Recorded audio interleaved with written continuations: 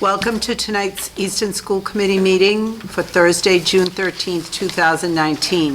The first item on the agenda are the minutes, the executive session minutes from May 28th, 2019. Does anyone have any comments or questions?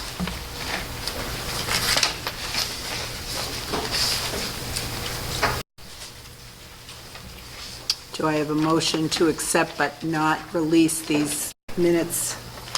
So moved. Do I have a second? Second. All those in favor? Thank you. The payments are going around. Next, we have approval of contracts. Dr. Cabral. Thank you. David Twombly, Director of Operations, is here to discuss the contracts to the committee. He has Rad Sports, Industrial Burner, and Greenwood Roofing to present. So the first contract is for Rad Sports. This is for the replacement of the synthetic turf at Moscato Stadium. As you probably remember, this money was appropriated by town meeting back in May. So the cost to replace the entire turf and the track is $688,684. We did get a second bid, which was from Sprint Turf, and that bid was $748,524. The construction on this project will start June 24th. Substantial completion is scheduled for August 16th, with a final completion date of August 23rd. And a motion to award the synthetic turf replacement at Moscato Stadium to Rad Sports would be in order. Anybody have any questions or comments? Can I take? Okay, go ahead, Michelle. Both bids, was that the same material? Yep, same exact thing. So basically, we went out to bid. We hired, as you remember, we hired Activitas. We had to create an RFP. We went out to bid. We only got 2 bids, which were Rad Sports and Sprint Turf. And so Rad Sports was the lowest bid. And that's the total cost. That's what we had a couple that had alternates for some socket netting that was going to be installed, and that brought it up to $688,684. Dr. Bennett, I know you had a question. Yes, Tyler Bennett, teacher Lane. So are you talking about we're doing a rubber crown infill?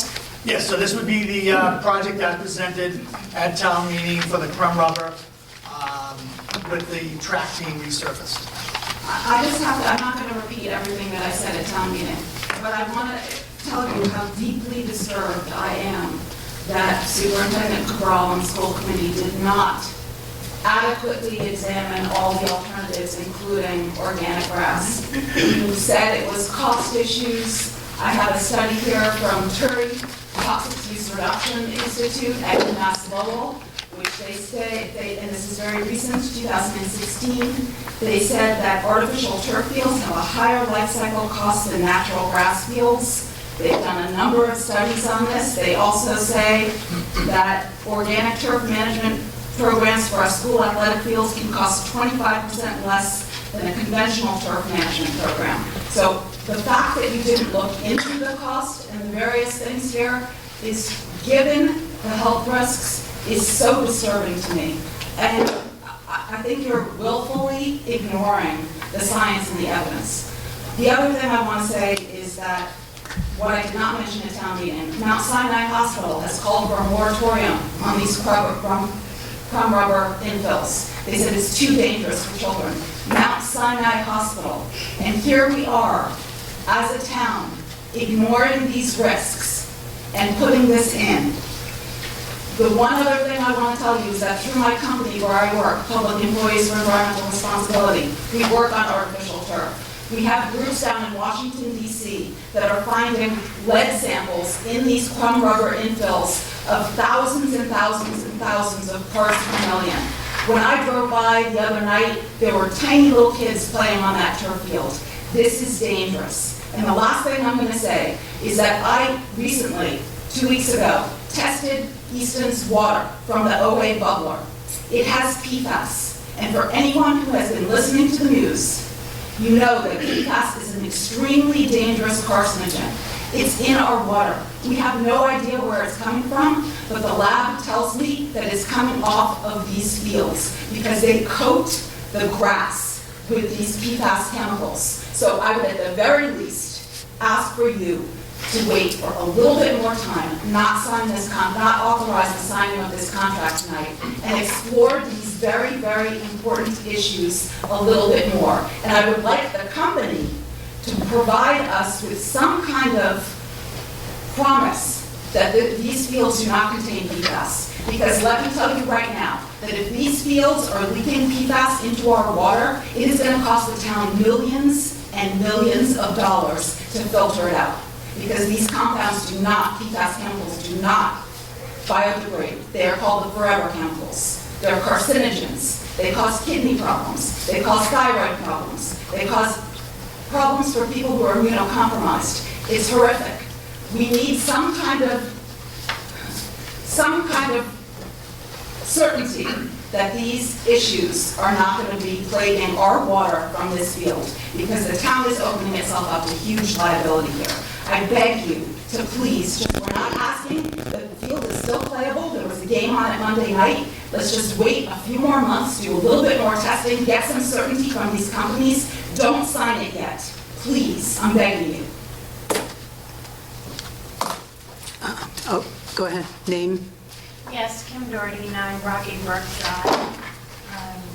I would second the request to get more information and make sure that we are making an educated decision on behalf of this town and everyone in it. I'm here as a mother, as a neighbor on Rocky Brook who does get the exposure from the field blown into our backyard.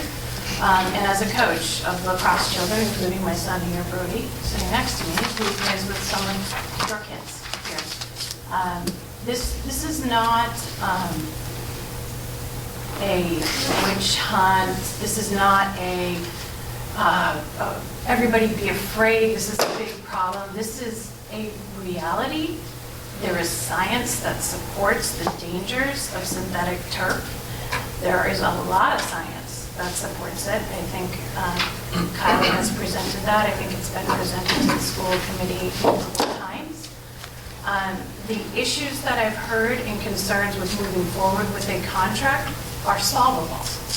The two things that I've heard have been what's going to be the cost differential from having a safe, non-synthetic turf. And number two, we don't want to bus our kids anywhere else.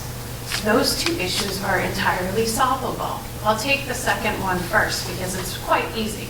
It hasn't been deemed unplayable. Our kids have been playing on these turfs. They're going to continue to play on these turfs.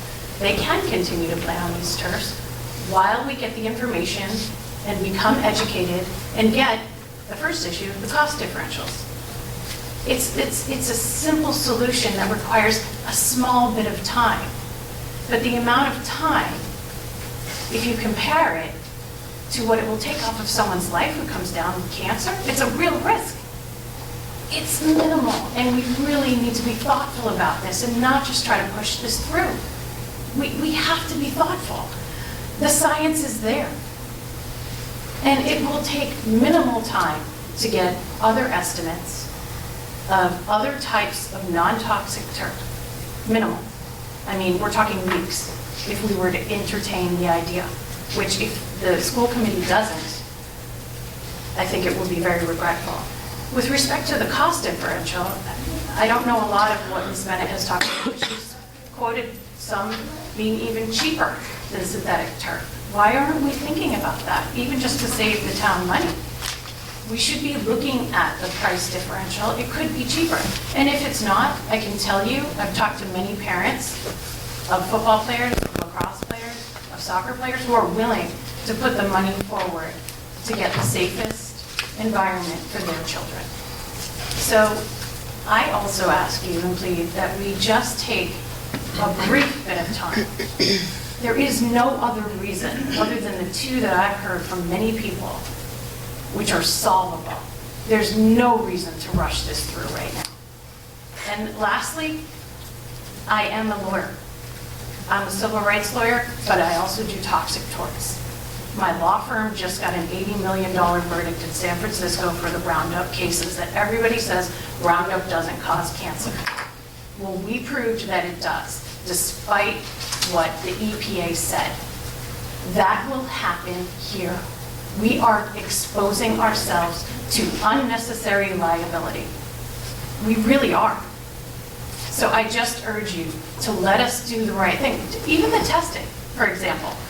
Even if you just did the testing of the turf to say the next stuff that's coming in is going to be safe, at least protects the town from future liability. But right now what the town is exposed to is multiple scientists coming forward to say this is a risk, multiple community members who say this is a problem, and later on, this town is on notice, and if the town does nothing, despite being on notice, it is going to be exposed to liability. Not to mention the poor people who come down with cancer.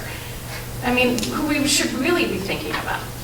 And the exposure that we should really be thinking about, that we are putting our kids and our neighbors, because it does blow. It blows across almost a couple of miles.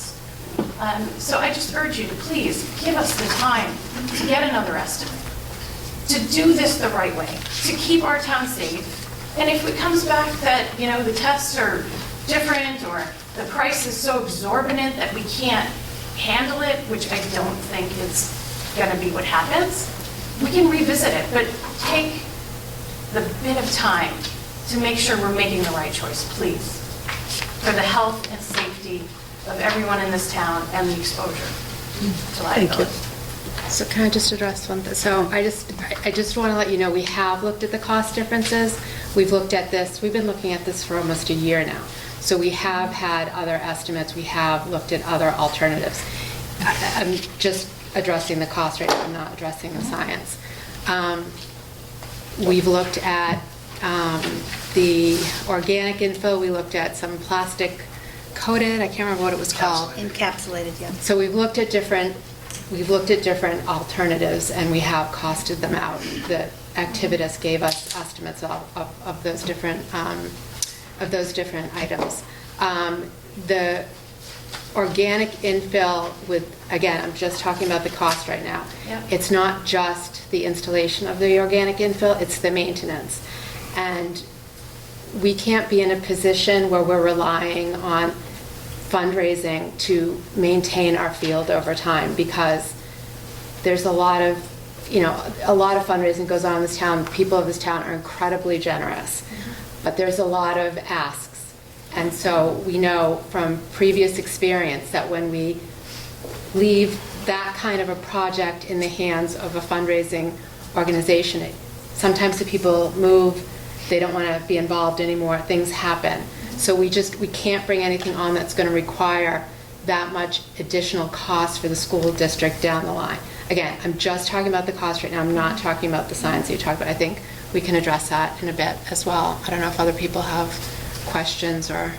Do you mind if I ask what the cost differential was? You know what, I should have brought everything with me. I know you do? Caroline Okay. has it. Encapsulated rubber would be $114,000 more. The encapsulated rubber has very, very little data in terms of, there's some real concerns about how long it lasts. So that's just the installation cost, but there is a sense that the encapsulation may not hold even for more than a few years, so that you would essentially face significant costs several years down the road also, but it's a relatively new product, so no one is quite sure about that. Thermoplastic elastomer, which is a plastic compound, which is some people are installing. That's an additional $229,000. That's what it would cost to do it here. That has a very low melting point, and when it melts, it creates a gum-like substance that sticks to cleats. And that's just these products are relatively new, so they're already identifying a number of problems with them. But, as I said, they're relatively new. Crumb rubber's been around for, 30, 40 years? I don't know. Bill? Do you know? So, yes, there are concerns. I understand that. Significant concerns about crumb rubber, but there's been a long time to sort of develop those concerns.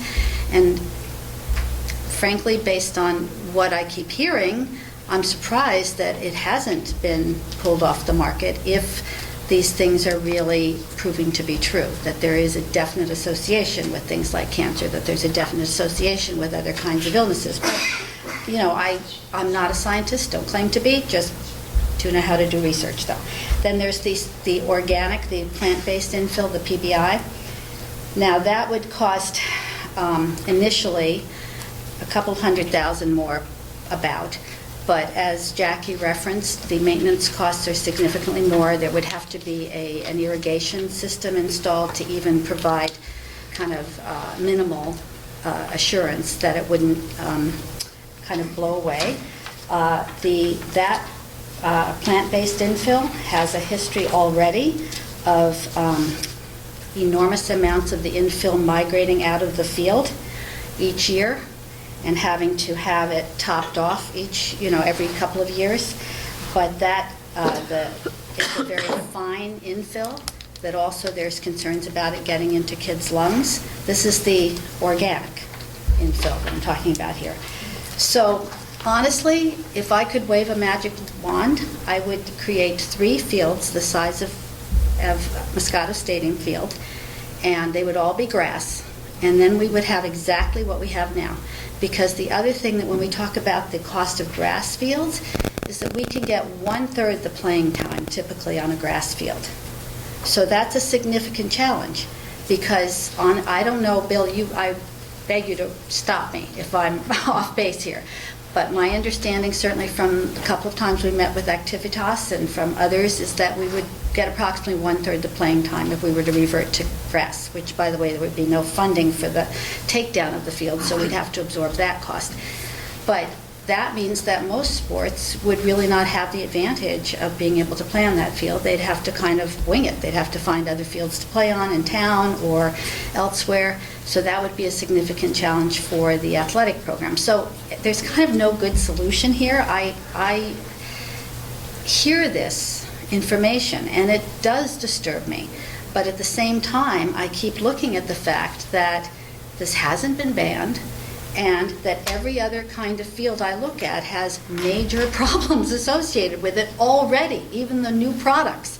So this is, believe me, the last thing I want to do is harm our children.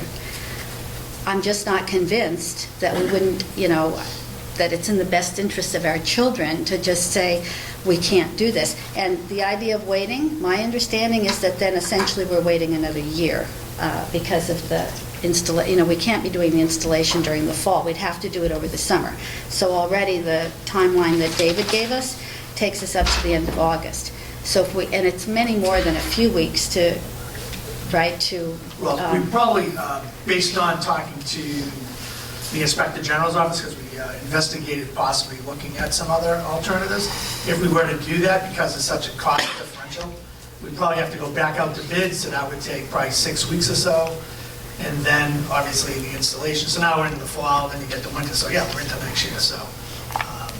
And I would imagine we would need a supplemental vote to cover the difference in funding, right? Well, there is no funding coming from the operating budget at all. Right, but So we can't- but town meeting had appropriated Right. funding from various sources. So if there were a need for increase in funding from the town's operating budget or CPA or any other identified source, that would require a vote by the Going town. back to town meeting. Yeah, which would be November for the special town meeting at the earliest.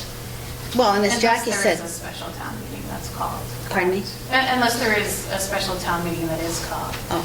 Can I just respond, Ms. O'Neill, to your comments regarding it not being banned?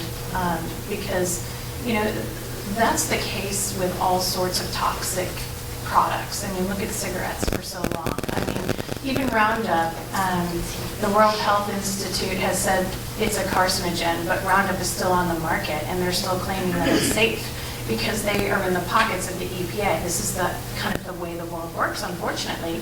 And it's still on the market. And people would say, well, why is it still on the market if it's causing non-Hodgkin's lymphoma? And the World Health Institute thinks that it's a carcinogen. Well, because they decide to pay enough money to stay on the market. And ultimately, that doesn't mean it's safe. I mean, we've had 3 juries in a row come back and say it's absolutely not safe and it causes cancer. And to the tune of 80 million, 2 billion, all sorts of amounts of money. So just for it to be not banned, from my perspective as a toxic tort lawyer and anyone who knows anything about science, that doesn't mean a thing, honestly. Unfortunately, we cannot rely upon the EPA or the FDA, for that matter, to tell us what is safe. It's an unfortunate situation that we're in, but we cannot rely on that. So, but a lot of people do. Until you're on a jury and you see all the facts and you see all the evidence, and then the juries usually come out and say, no, it isn't safe. And then it comes off the market, which is what's probably going to happen with Roundup. But that's only after so many people have died and been exposed to non-Hodgkin's lymphoma over decades. And again, that's been on the market since the 80s too. So, I mean, some of these arguments they make sense to someone who's not in the world that I live in and exposed to the science and exposed to litigation and lawsuits. They make absolute sense. But the reality is, when it comes down to being in a court of law and these things are raised, even if they are latent, like Roundup, it is latent exposure. This will be latent exposure, just like asbestos, latent exposure. Eventually it comes off the market. And that's sort of the life cycle of these toxic chemicals. In terms of the differential in the cost, to me, what we're talking about doesn't sound all that significant. And if we're going to talk about the initial outlay of cost, I think that's an easy fix. There are plenty of people who do that. And to Ms. Weissman's point about maintenance, each sport pays the town for the rental time. I think youth lacrosse paid $5,000 last year to the town, and that's supposed to go to maintenance of the fields. Football pays the town for renting.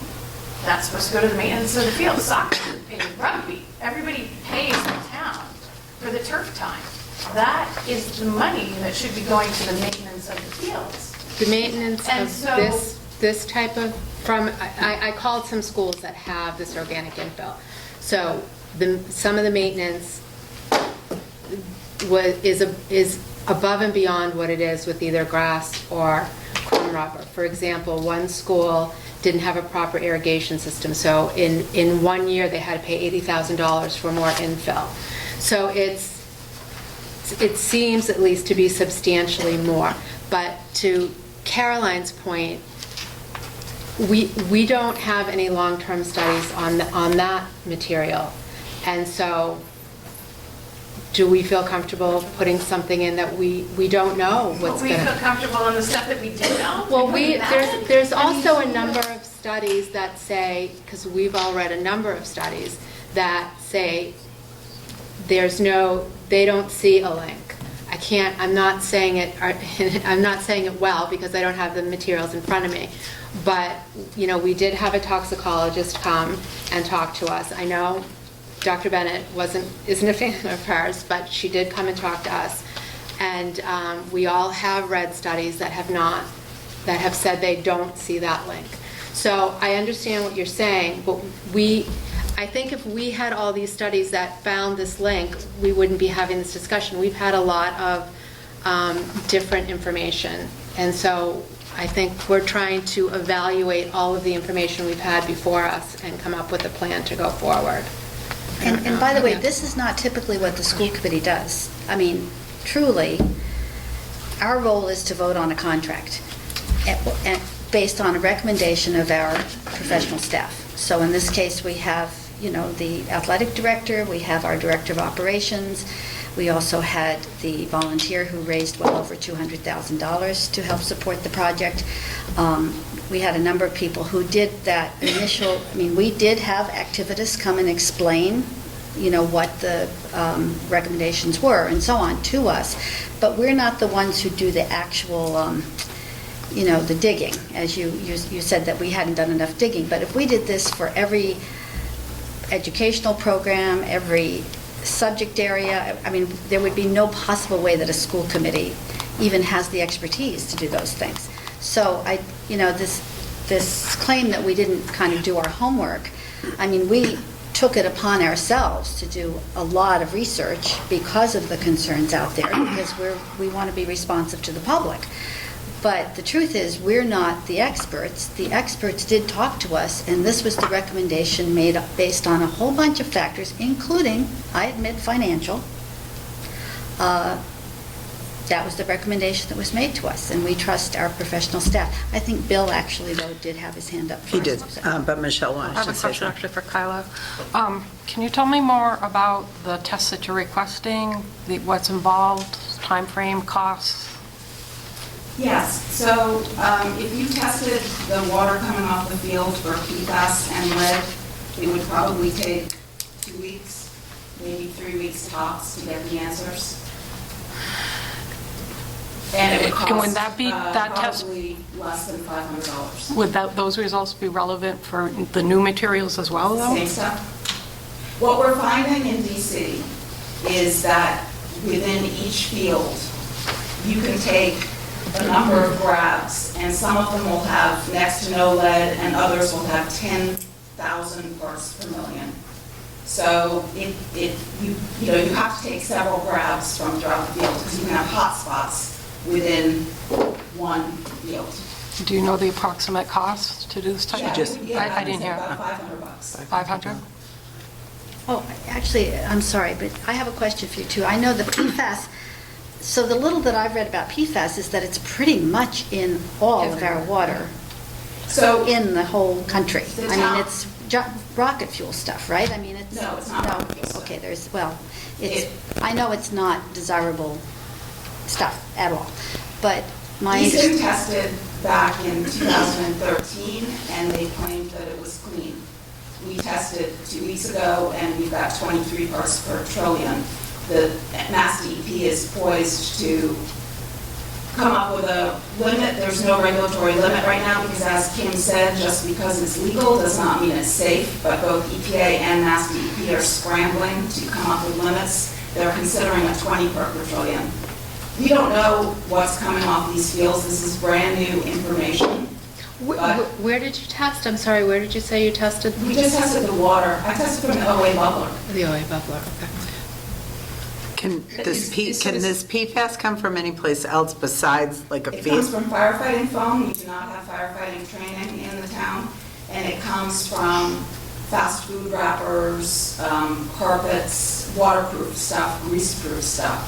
So it is possible that some of it's coming from the wastewater treatment plant. It's 65,000 gallons a day of everybody's stuff. They're washing out their takeout containers and their clothes or whatever. But so I don't know where it's coming from, but I think it's worth testing. And with regard to the cost, I'm talking about going to grass. The city of Springfield, which has 150,000 people, their fields are organic grass. They manage, and they have an awful lot more games than we do. And I just think it's worth, when you take into the lifetime cost of these things, including disposal, because, and correct me if I'm wrong, but I thought Mr. Murray said at town meeting that once this was in, the Friends was dissolving and everything was going to be the school. That means we as a town and you as a school committee are going to be burdened with the cost of disposing this 8 years down the line. If you've taken that cost into consideration, because there are no disposal costs for natural grass. And one of the other issues that's happening around the country right now is disposal is getting very expensive, because guess what? These things, where they're being disposed of, are Superfund sites because of the toxicity. You're saying, we don't have any link with cancer. There are 56 known carcinogens in this stuff. Known carcinogens. There are carbon nanotubes that act like asbestos. It's very, very difficult to prove. Look how long it took to take lead off the market in paint and gas. Look at Roundup, which this town still uses. Look at cigarettes. Just because it's legal doesn't mean it's safe. And if you're not going to take the time to test it, at the very least, you should put up a warning on the field, the same warning that the people who install it, OSHA, has a warning. No water bottles anywhere near the fields. No food anywhere near the fields. Shake out your clothes as soon as you get off the field. Take a shower the minute you get off the field. If OSHA has these things for the people who install them, why aren't we doing this for our children? it's mind-boggling to me. But you should test, please. Thank you. Mr. Matthews?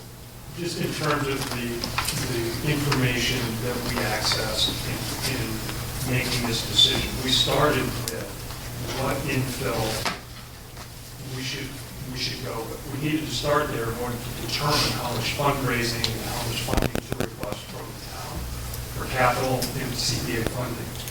So the discussion was pretty extensive. We worked with Activitas. I want to be clear, Activitas doesn't have any agenda in any of this relative to what infill we use. They don't care whether it's organic, non-organic, chrome rubber, whatever. And these guys are probably the most experienced people in this space, certainly in this region. So we lean very heavily on them, and we asked them to provide some information to us. And in a letter to us, here's the information that they provided. To date, approximately 100 scientific peer-reviewed published studies have been performed worldwide on the potential health risk of using chrome rubber in general, with some specifically applied to its use in synthetic turf.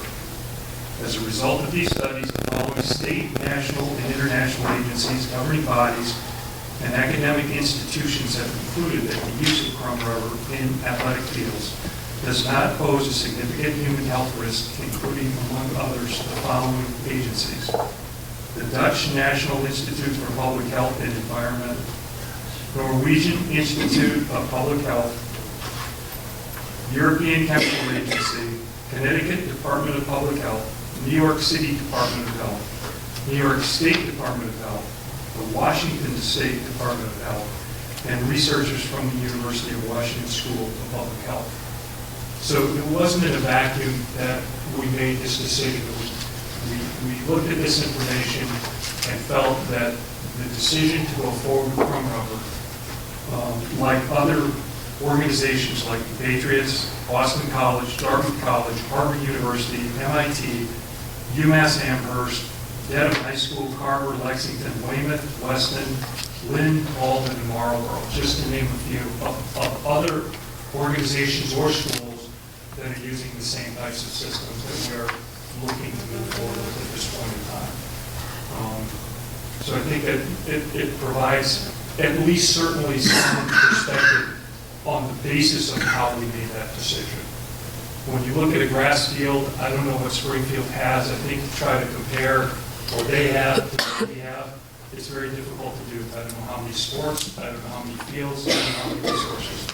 I do know that to a person, kids that play on the turf field that we have would much rather have the experience of playing on that field than playing on the grass fields that exist anywhere in this area. Very few of which are varsity fields anymore. In Hockomock alone, there's now one remaining grass field in Sharon, and I know that when they do their new school, they're going to be looking to put in a turf field for that. The reason for it is the quality of play that they have. I know kids aren't evaluating their own health risk, but the quality of play for a field hockey game on grass versus turf is a completely different story. We don't have the space or the resources to have these pristine, beautiful grass fields for everybody to play on. The turf provides an incredible playing experience for our kids, and we're able to practice on it basically 6 hours a day in the fall, and play all the varsity games on it, and have the marching band practice on it on Wednesday nights and on Saturday. We can't do that on a grass field. I think we have to look at other alternatives in order to do that, and we are bursting at the seams right now for our grass fields up at the high school and at Parkview. We have more teams playing up there than I have capacity for. So the idea of losing that capacity would be a huge blow to our ability to support the programs that we have at the current time. So I just appreciate the opportunity, Council. Thank you. Dr. Bennett? I know you have a full agenda, I don't want to beat a dead horse here, but I also read that letter from Activitas, and the studies that they cite in there are all, most of them are a decade old. The most recent one is from 2010. The science has come a long way since those studies, and they did not mention that Mount Sinai Hospital called for a moratorium. They did not mention that EPA took the safety approval off of these fields. They did not mention that Harvard School of Public Health feels that they're too risky. They didn't mention that Turi at UMass Lowell thinks that they're too risky. They didn't mention any of that, and their toxicologist has a bachelor's degree. I'm sorry, she is not qualified to sit here and tell this town that it's safe. And not only that, when I was at one of the other school meetings, somebody on the school committee, I believe, asked, I think it was Jay Martin, asked the gentleman from the consulting firm why other towns were going with grass. And he said, well, those towns are risk averse. And that's what it boils down to. Is Easton a town that should be risk averse? I would say yes. We're talking about the health of our children and all the adults in this town. We too should be risk averse. If the city of Springfield and all of these other towns can do natural grass, there must be a way that we can do it too. And all I'm saying is that we should have explored it more. Thank you. Did you have something, Chrissy, that you were going to say? No, you're all set. I did want to, Jen. Kim, just address, you had raised a little while ago the fees that the various groups who rent out use, and Bill can maybe speak to this more directly, but we happened to get at the end of the last committee meeting some of the revolving account numbers, and that's where those funds would be received and spent from. So those funds go to pay for things like the lights were recently replaced. That was a big expense. So there are ongoing projects and maintenance for the field, and that's part of the money goes to things like that. So it's not just sitting somewhere unused. It's being plowed right back into the facility to be used to keep things going and to replace things that break or that need to be upgraded, et cetera. So just wanted to point that out. Okay. Yeah. Hi, I'm Deputy Mayor Gelman, on Sunset. I never talk, but I've listened a lot, and I really want to say something. I listened to you guys somebody say that you rely on the material presented. So I think you have some highly educated people in this subject, not me, but I've listened, that are presenting you with some scary material. I heard somebody say that if we had grass fields, I heard the word inconvenienced. Somebody, I think they said that the athletic department would be inconvenienced. I'm not attempting to quote, but I heard the word inconvenienced, and I hate that word because you're talking about inconveniencing, so maybe less time, maybe reading, different schedules, whatever that inconvenience might be, and maybe it's worse than that versus the health of these kids. I have no sports kids. I have no skin in this game at all, but the health risk, the testing of the water and the bubblers. How about fundraising for grass? No one's talking about fundraising for grass. I don't know. I'm not educated. I don't have a lot of information, but I've listened a lot. And we're talking about quality of play versus health. So the quality of play is not going to be great. I don't know about anybody else's house. My kids don't say what they want as best. Like I know you said the kids don't determine it, but you're saying the kids would rather play on another field. Kids don't get to decide. They don't have any education to decide if these fields are dangerous. I don't know why anybody would want their kids playing on them. And I think there should be a sign that says that. So I don't know. I just listened. I don't have any information. I'm not educated to talk on it, but that's what I heard. We're happy to have any and all comments. I just want to let you know that we have been looking at this for a while, and we have read a lot of studies, and we have heard people come and speak. So it's not just tonight that we're hearing. We've been looking at this for a while, and we wouldn't have gotten this far if we thought there was a risk. And no one on the panel thinks there's any risk at all? Just like, I guess this is on record, like you said, the town's going to be accountable years from now. So out of the 7, nobody thinks there's a risk with this field from all the research. And I know you're not researchers, I heard that, I get it, that makes total sense. But nobody thinks there's a risk, just for the record, nobody thinks there's a risk. That's big, Of course, there's a risk playing on grass. Soil has all sorts of toxins in it. There are always risks. I don't think anyone on this Sure. No Wait, panel wait, would more or ever less. say there's no risk. I've only been to 2 meetings, and I've heard this discussed, so I say again, I don't have a lot of education on it. I might have to tonight actually have more education on it. But I think that those risks are far different than what I'm hearing. Uneducated, but what I'm hearing, people say the risks are about this field. This sounds like a big can of worms later. I grew up in this town, I moved back to this town, and I'm really disappointed in this town lately, for a lot of reasons, and now tonight this. Well, the other thing I would say about the liability issue, I don't think the local 7-Eleven that was selling cigarettes were being sued. I think the cigarette companies were sued. I think the company that makes Roundup is suing. My grandfather had mesothelioma and worked on the boat, the shipyard. They didn't know it. Okay, He came down with it. I'm glad you brought that up, because I've actually been doing a lot of reading about asbestos and some other toxins too, and pretty consistently what the articles say, as I would say consistently in the articles I've seen. Obviously, I have not seen anywhere near all that the internet has to offer, but it is prolonged and heavy exposure, really exclusively, that leads to these horrible diseases. And they talk about asbestos in that regard, they talk about lead in that regard, the articles that I've seen. So, it's just, we're just facing these risks all the time. When we drive on the highway and we're breathing in the fumes from other vehicles, some of which don't have their correct, what do they call those, emission standards, we're always taking risks. So I just think we have to kind of figure out a balancing act.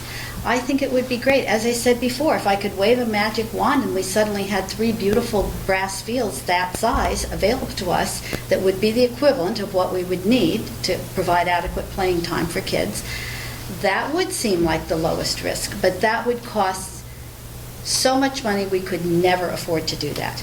So, and it's not an inconvenience thing, it's a question of Yeah, I think it was, you balance. used the word inconvenience, and now you just said it again, that we're gonna take the fact that we can't get those kinds of fields or enough of those fields, so we'll just put in this cancer-causing or. But we can't tell one-third of our speculation. athletes that they don't have space. 1/3 of the athletes? Yes, two-thirds of the athletes, right, so our understanding. I hate to beat a dead horse, but there's a whole lot of music kids involved, and that's not the point. But the music department's involved because we couldn't. And this is a health risk. If they told me that my kids couldn't practice in the auditorium because breathing that air was bad, I mean, we're telling these kids, I've heard some educated people say something, I'm done because I didn't attend the talk at all, but I've heard educated people say some really scary things, and I've heard you guys say that if you are going on what's presented and you've done it for a whole long time, that's great, and here he is, and we're ready to vote and bid and put this nasty stuff in, put up the warning.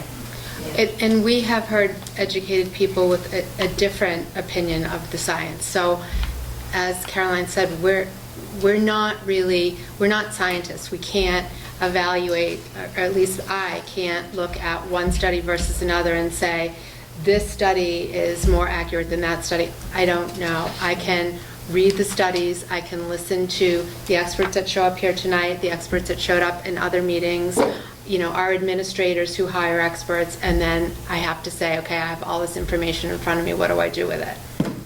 Well, we're not wrong. As you said, we're going to vote on it.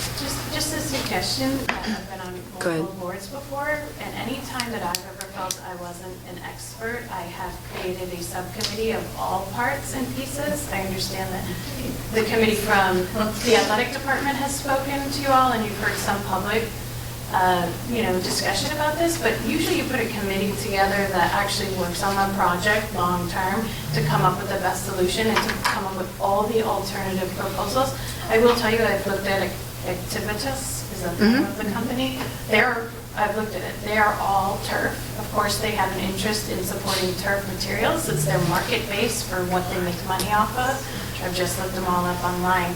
So what I would suggest is 12 months is not too long. If that's what you all are saying, we need to get through this process and do it again. 12 months is not too long to truly understand what is it going to cost if it's going to be grass, which, by the way, can be irrigated so that it's easier to play on and it's not muddy all the time and you have much more time. My son keeps telling me to say that the turf is not easier to play lacrosse on at the very least, that they prefer grass fields, but what are you trying to say? So he's saying that the kids love to play on grass. They wouldn't be disappointed to play on grass. They play on all sorts of, we practice on grass, which is good. And so if we were to get true estimates of the cost and the maintenance, I understand that. You all are looking in the future. We agree with that as people who are going to be a part of this town. But let's get true estimates of what does it look like for grass? What is the true inconvenience for grass? And how much is it going to be to maintain that? I wouldn't ask for a year, but if you all are saying it's going to take a year to get through the town and all of that, I just urge you to take this 12 months. It goes by so fast. There's no reason to not take the time to put a committee together where it's unbiased truly or biased in whichever directions they are that can come together as a think tank to come up with the best plan and alternatives for everyone to consider. And I don't mean to disrespect what you all have looked at and what you've learned and what you've done, but there are varying opinions and there are varying scientific levels of scientific research and reliability of science.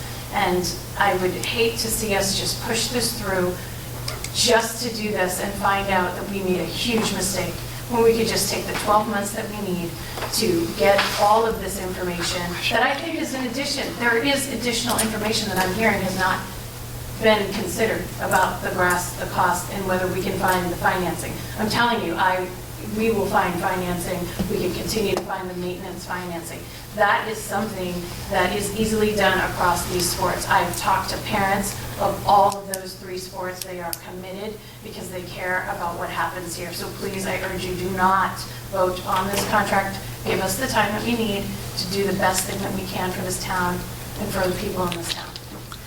I think what Jackie was saying earlier too, we have been on this for over a year. David, who was on that committee that you've had? Fred Murray, I think, was on it. So he was Bill the- Casey, David Field from the DPW, Were there any Bill, parents? myself. I don't think there's any parents though. Any no parents, just Were there parents? Scientists, no scientists, no I just parents, wondered who was lawyers. on. It was Bill, you, David Field. David Field, Bill Casey from DPW. DPW. Fred. Okay. That sounds like the town. That sounds like everyone who's in favor. No, I didn't know, I was just verifying. I knew that they've been working on this for a year, and I think somebody else said too, is that you're asking us, we're not scientists, we're not, Right. we are elected people that came onto the school committee to make decisions for the school and to talk, we have to vote on a turf, and our name goes, well, my name goes on this now. But, Nancy, but there was kind of 2 layers of this process. Go ahead. Really. So there was the committee that I just mentioned. Yep. Who went through the process of interviewing several landscape designers, such as Activitas, Gale Associates, etc.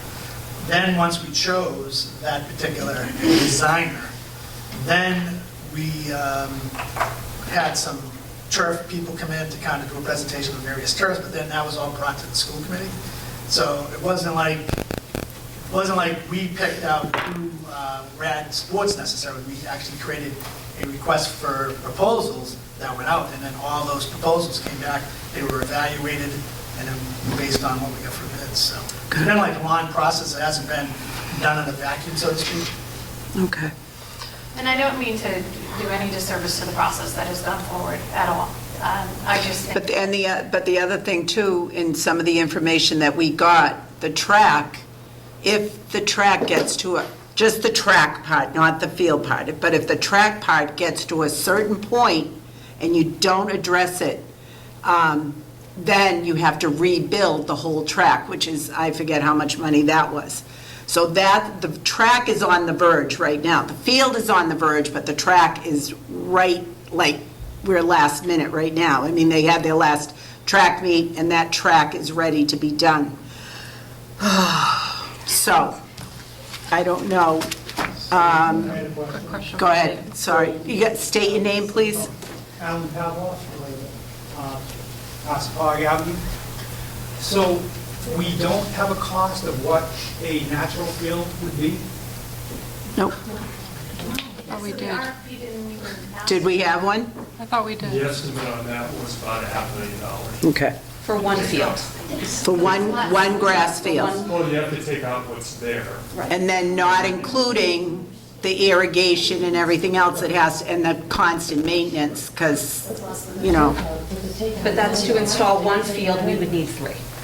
That's to take out the turf, but that's what the cost of the actual turf field versus the artificial turf field. The artificial turf, including the track, is about $668, and the track portion of that is $135. So cost-wise, the initial installation would be fairly close. Really close now to the maintenance of a natural grass field with much higher. because I think people are thinking grass field, and it's going to be like Fenway Park. We're not going to get Fenway Park. And if your kids played 20, 30, 20 years ago, whenever the school was built, that grass field was a mud pit, and it was awful. And I know they tried to keep it up and irrigate it, and I don't know what to say about the grass field, but 500, it would be about the same then, with the track. Yeah. I think, not to interrupt, but one of the... Excuse me, David? One of the factors that were involved when looking at the grass field, when we kind of got down to using the crumb rubber, it's based on usage. So based on the number of usages here in Easton, based on not only the Oliver Ames High School usage, because we have a lot of sports here, I mean, they get girls and boys soccer, et cetera, but you also got to look at youth sports. When you look at all the hours of usage, a grass field will not take the usage that a synthetic field will take. So that's what kind of led us towards the synthetic field also, was based on usage. And the other thing is, we're actually going through this very similar situation where I live. And, one of the things obviously was the usage part of it, but you also got to look, I think it's every 4 or 5 years, if you go towards a grass field, I think every 4 or 5 years you have to stay off that field for 1 whole year. That means all your home games are on the road, because every 4 or 5 years you have to replenish that field. Otherwise, like Nancy was mentioning, you'll be back to a mud hole. So it's pretty much, that's why we went to it. Okay. And was, and maybe I could direct the question to you. So there's, my understanding with grass is that it can be used, is the usage about 1/3 of the time that a turf field can be used natural grass? I don't remember what the amount of usage, or Bill could probably go over how many hours that they have practices and games. But again, it's not just the high school sports, it's also the youth sports that have it. So based on the usage, it would never last like a synthetic field. A synthetic field will last much longer than a grass field. Right, but my understanding is a turf field can be used more in a day, right? So that a grass field might only get X number of hours a day of good usage, a turf field gets more. So if we needed to find more practice or game space, and there is none in the school complex, that would involve installing fields elsewhere, right? As Caroline has mentioned, the fantasy of having 3 high-quality fields, and then that would entail transportation costs to and from those locations, assuming that they're not in the school complex. Yeah, it's not necessarily hours in a day, it's based on hours over the year. So it's not like, I mean, you can use a grass field 5 hours a day, you can use a synthetic field 5 hours a day, but over time, the synthetic field is going to last a lot longer, whereas a grass field is going to break down. It will deteriorate quickly. Then, like I said, I think it's either every 4 or 5 years, if you want to maintain it properly, you have to stay off the field, redo it, and then during that year's time, while you're redoing it, all your sports would go on the road for that particular time. So obviously, there's a cost to the district, because now you're transporting those students to those contests. Yeah, renting. Yeah. And then the youth sports are losing revenue because they're not having the snack shack, they're also playing on the road, so it's I mean, I hate to get into the funding, but funding does play a part in this whole decision. I understand that the high school is playing there, but is there any consideration for the youth teams not playing on these high school fields? Did you hear that? Can you say that again, please? So I know the high school will need to play on those fields, but has there been any consideration to the youth programs not playing on those fields? And that would certainly be an option. And I have to say, like, there are lots of fields that are open when you go down there that are not being played on, the grass fields throughout the week, you know, and so. Bill? I would like someone to show me where those fields are. Well, I'm just saying, so every time we've had someone on the wall field, we've always had the ability to go to the soccer field behind every single Tuesday, Thursday night. When Oh, that's it. But after school, they're all being After used. school, Yeah. yeah, all the youth stuff is after school. No, but I mean, during the high school kids are all over all those fields every day. Between the high school. Soccer, Right. go ahead. Between the high school and middle school fields in fall, we do not have ones. I don't have enough fields to handle the teams that are already out. And that's when the youth kids come on after that, so. Yeah. I understand what you're saying. Yes, the youth is not there before that time, so I Right. don't think the youth is an issue. Michelle? I have a question for Dave. So if we took this 2 weeks to do this test, The water test. The water test, am I hearing you correctly that it's going to kick everything back a year? Or, I'd have to talk to the vendor, Rad Sports and to Activitas, but obviously these dates, which I think I mentioned to you, they'd all get pushed at least 2 weeks up. So if you look at the end date, August 16th, substantial completion, now you're out to August 30th, final completion. I mean, this is all weather contingent, and there's no issues and all that kind of stuff, so, you know, we go into September. Bill, once the field is completed, so August 16th, and then you said something about the 23rd. Are the players, they get right on it and start playing right away? Yes? Once they release the field. Once they release the field, which would be like August 23rd. Okay. Forgive me, but why not leave the year then? Well, I just want to talk about this water test for a second. Go ahead. Well, I did have another question for Bill. There was a little confusion about how many other fields or turf fields that our teams play on. I think you said there was one community that did not have a turf field, and all of the other ones that our kids play away games on are turf fields. Is that correct? There's very few grass fields left in the South Shore area. There's a handful, but in the league, we have a 12-school league, the Hockomock League. Stoughton currently doesn't really have a field because they're having a new school and they're putting in a turf field. Oh, they're putting in. Sharon would be the one remaining school that still has grass fields. Okay, so effectively then, I mean, obviously kids also practice on this field, but any away games, they would still be playing on turf fields. That's correct. Those same fields, yes. And I'm sorry, not the youth league. That may be true for the high school, but the youth league, at least for lacrosse, we play almost every single game, U9, U11, U13, on grass. So when we're talking about these kids being exposed at a younger age and throughout their entire 5 to whatever age they are, 13, 14, when they get in high school, that is not true. That is not true for that level of exposure for those years. so the number of parents that you've talked to that have these concerns, I mean, I respect that, but obviously you're not required to use the turf field. I mean, our high school And we students don't. obviously We do. really don't, only for games is the only time that it's used. But why are you using it for games if there are all those, I mean, if all the parents are concerned in this way, why are you using it at all? I mean, I'm just. You only use, it's all about exposure, and this is what I think Dr. Bennett has been talking about. It's the amount of exposure that you put yourself at risk to. If you're talking about exposure over time, 4 games a year is not as problematic as every game, every practice, as once you get to the high school level. So 4 games a year, I know from the science, is not going to expose my kids to that much risk. Okay, so that's 4 hours a year.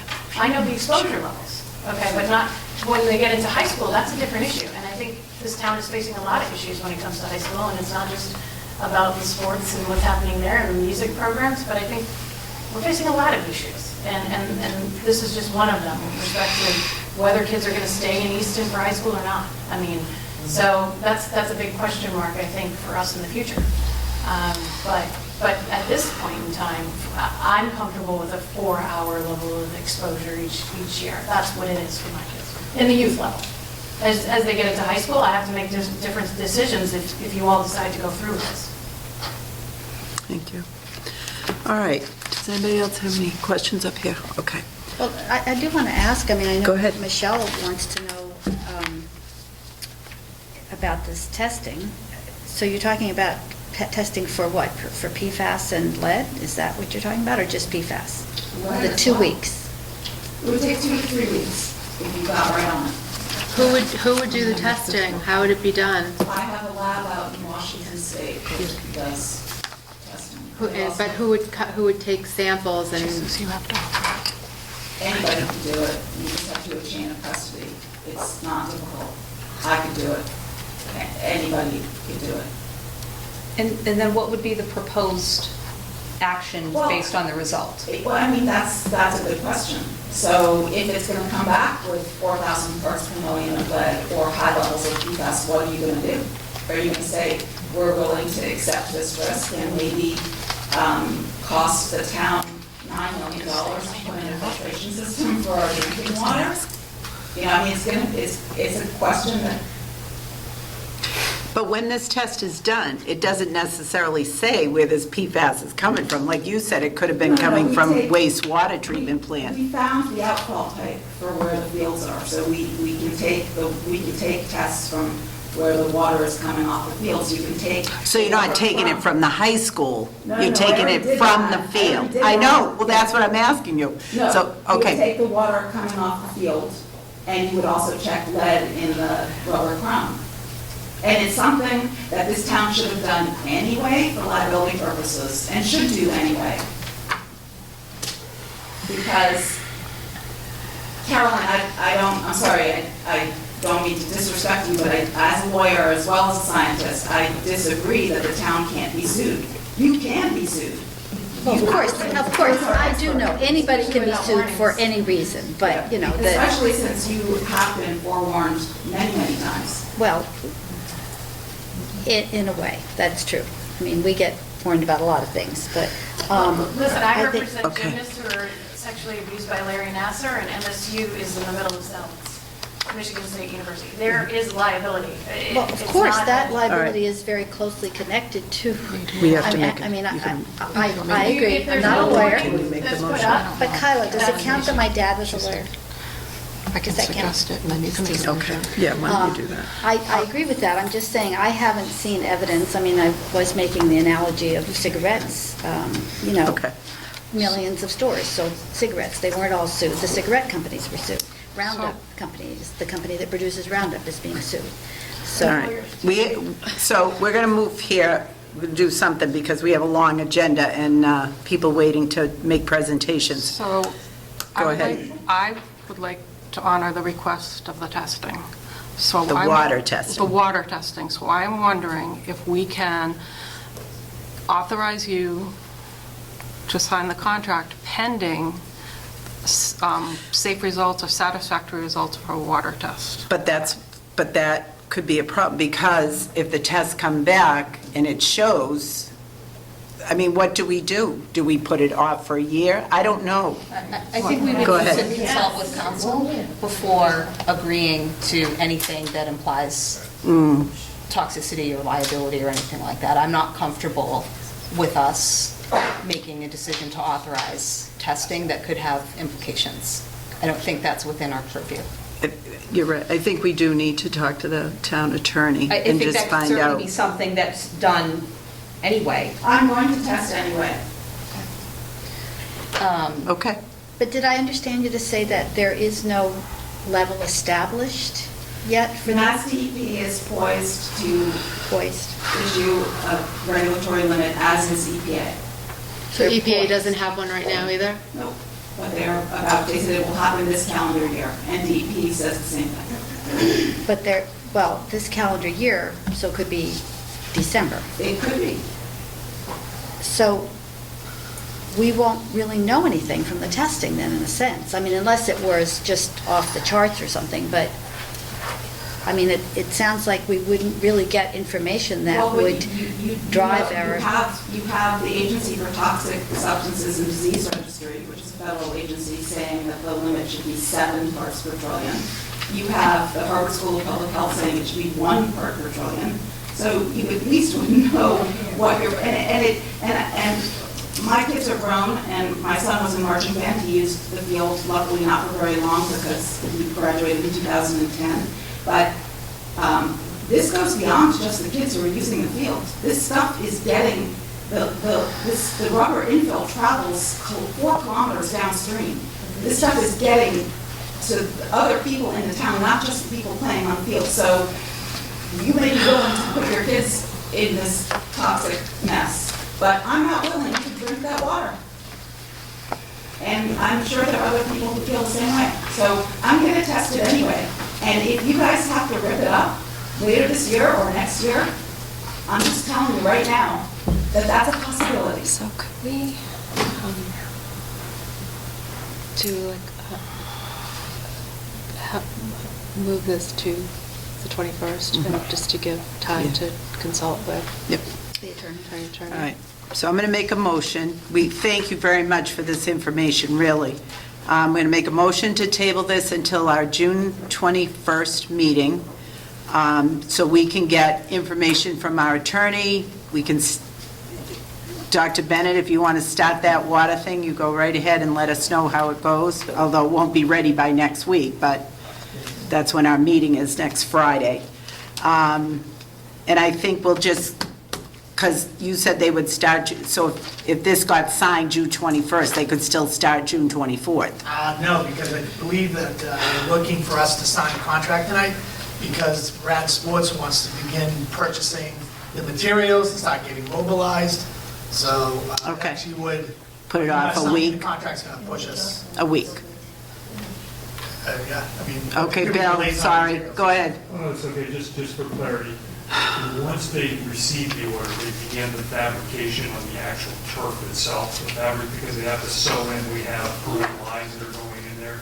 So in order to move forward on that, there's a turnaround time on it. So whatever delay there is doesn't affect it by that, at least that amount. There's another piece of it is that the contractors schedule work, and they say, okay, we believe we're going to be coming in at this point in time. So I don't know how it affects that. So sometimes they might have a situation where they say, okay, we have to put you on the side and go to this other work. And like, well, I can't say for sure, I'm not saying Right. it's absolute, but there are things that we don't know relative to that.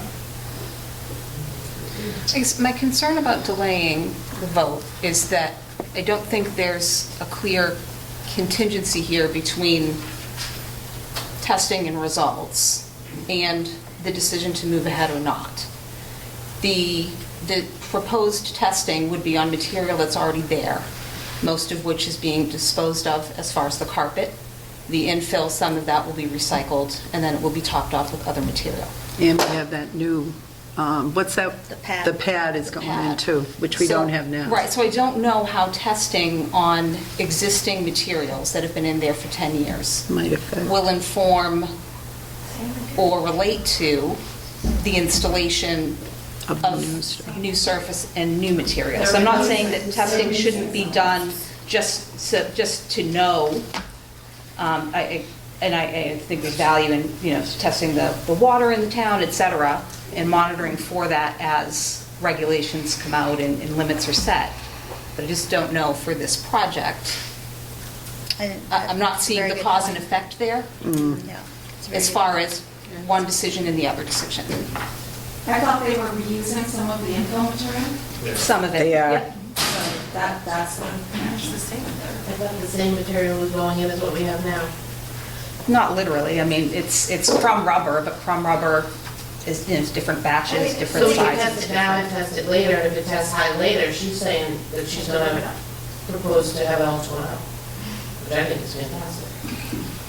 Which is why I think here would help to just let us get in a position. I almost feel as though if you do this test, like, I think you have to almost establish parameters, because where's that water running off of? Is it running off of the synthetic field that's there? Is it coming off the grass field? Is it coming off the wastewater treatment plant? So if you get a positive on this PFAS, I never even heard of it, to be quite honest, right?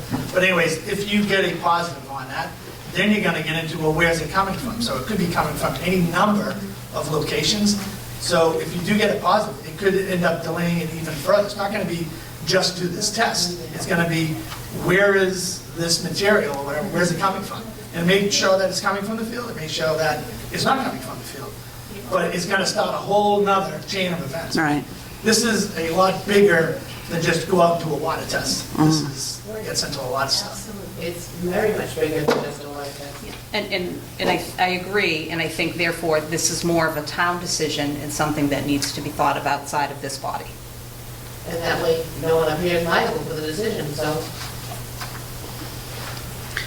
What do you mean a town decision? Like, what would you? I mean, it's school property, but the town is ultimately responsible for, wastewater treatment, what gets used on the fields. You know what I mean? We have that overlap between Well, the school town- and I mean, town in the- terms of public works, et cetera. I mean, just the don't think town that- voted for the funding of the field. Right. So. Right, no, but I Yeah. think in terms of talking about PFAS and lead in the Oh, I see water, what you're saying.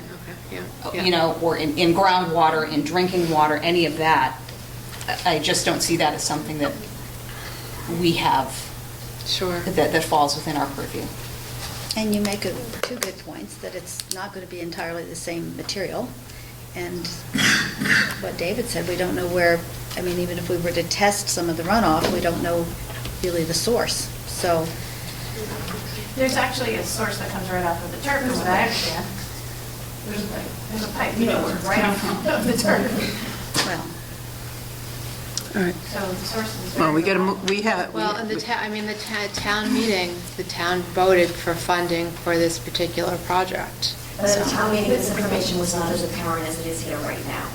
oh, I And at the think, town I meeting, did not there was a see vote anything for right now. I was organic there. that got reversed when everybody left. So I Yeah. don't think the town meeting is Yeah. really a good example. Well, and It was midnight. Yeah, and people were tired. And it's like I was us glad making a people there. decision This is on the this. first I've heard of this, and I'm horrified. I think it needs to be addressed. This is ridiculous. no, it was definitely, this information was definitely available at town meeting. It was not as, this was not assessed the way it needs to be. Because people called to vote before we could speak. Okay. Well, It was No, there was a lot of information before the vote was called that was before the prior vote. I mean, there was, but, the town moderator said she was only looking for new information at that Right. point, so. So, do we What do you want to wanna make a do? motion to accept it, and then depending on the water thing, or what? Well, we can't, because Why Jen's not? right, we don't have any, we We don't don't even have have that authority. parameters. I mean, we don't have established parameters, so, even if the water, I mean, let's say it comes back at, 19.9, I mean, if Harvard School of Public Health, my understanding is Harvard University actually has a turf field, an artificial turf field, but their School of Public Health is establishing a 1 parts per trillion PFAS standard. I mean, it's, you can say there's no safe level of any of these chemicals, and these chemicals are everywhere. So it's kind of Can a, I understand the harm in waiting? Help me understand the harm in waiting. Because we won't have, the kids will not have a field to play on. That's a fallacy. I mean, No, because the field is degrading and the track is The track is- degrading as we speak. right, and it's being played on. right. Until June But they 24th. will continue to do testing on the field, and at some point, if it's not safe, it'll be closed. The It track, hasn't if been we deemed don't, unplayable. if we don't resurface the track before the outer layer wears, Pink pen. the cost of replacing the track becomes that much more, because you can't just resurface it, you have to dig the, am I You have saying to this do right? the whole You dig track. the whole thing up and do it again. So the cost of repairing the track would be, What are we weighing? Exponentially What costs higher. are we weighing here? What costs are we weighing? We want to point to everybody next meeting. I'm sorry, I didn't hear. I just have to urge you to think about the costs that you're weighing, whether you're talking about a field that has not been deemed unplayable yet, and being unplayable possibly for a couple of months, even if that even happens, it may not, it may continue to be played on. You're weighing that against finding out significant test results that could show that we are making a terrible decision right now, that we are going to regret and have to pay a lot of money for if we end up having to rip this stuff up. And I think about what you're weighing here. Bill? I feel like I'm in the twilight zone. This question may have been raised, but I might have missed it. I do understand the risk of the PFAS in water, and I understand the desire to test it. What I don't understand is how we automatically draw the conclusion that it's coming from the turf field. That's what we, We test the I field think too. that, I'm not saying that I'm advocating one way or the other. I'm just simply saying, please understand that delaying it to have the water test, and there's PFAS in the water, doesn't give us any answers about the turf field. One way, no, it doesn't give us any answers about the turf field, one way or the other, because there's no way for us to know at that point in time whether they're coming from the turf field or not. There would have to be a significant additional research done to determine what the source of that would be. We know what the levels, if I can address that, we know what the levels of PFAS are in our blended water. We have 6 wells, the water is blended. Coming out of the OA bubbler, that's from a mixture of all 6 wells, it was 23 parts per trillion. If we take the water that's coming off the field out of that outfall pipe, and it's 1,000 parts per trillion, or 100 parts per trillion, then we have a really good idea that it's coming off the field and not someplace else, because there's a pipe. That's just logic. That's not even, that's just logic. And I have one more question before we move on. We've had this field, this is going on year 11 or year 12? We just finished? 10 full years. We just finished 10 full years. Is there any data on, and we're, say like just the Hockomock League, and I'm not asking you, Bill, but I'm looking at you, but data about kids and like how many kids have gotten sick playing on these fields over the past 10 years? Do we have any data on that yet? Anybody? We have data on other turf fields, and I don't Like remember what kind of specific- data? So soccer. No, but I mean, who were what- goalies who That was were- completely discredited. That was observational study by Bill? that soccer coach, and that pops up on Google first, and then you have to dig down to find the massive study that was done by the local Department of Health that found the expected levels of those types of cancer were the same or lower from the kids that played on the turf field than in the same general area for kids that didn't play on the turf field. And that study pops up all the time, and it has been discredited. It was not. It was not. I'm not even a study, that Bill? claim pops up. Oh, okay, Sorry. okay. No, Bill was going to say what you I'd said. be happy to continue to. No, and I think we do. After this We meeting do. on toxic And none of us want to get the kids, nobody wants kids anywhere to get sick or anybody to get sick. I mean, townspeople use that track and everything else. Nobody wants anybody to get sick. However, we don't want to end up with a field that's unusable because we didn't move quick enough. But I get what you're all saying with these tests and the PFAS and everything else, but I think we, as a school committee, have to make a decision based on timelines, cost, and what we see right now in the studies that we have right now. There is no definitive study that says kids are going to get sick. Asbestos, Roundup, nicotine, all that stuff took a long time. And yeah, maybe 20 years from now, 30 years from now, they're going to say, oh yeah, we played on the OA field and got sick. I don't want anybody to get sick, and none of these ladies want anybody to get sick. But I think that at this point, we have to make a decision one way or another because we have a lot going on here. So I am going to make a motion to accept the RAD Sports synthetic turf replacement at Moscato Stadium for approval. All those in favor? What? You gotta have a Well, I second. need a second. No second? We're not Second. voting? Second. Jackie seconded. All those in favor? And all those opposed? Okay, thank you.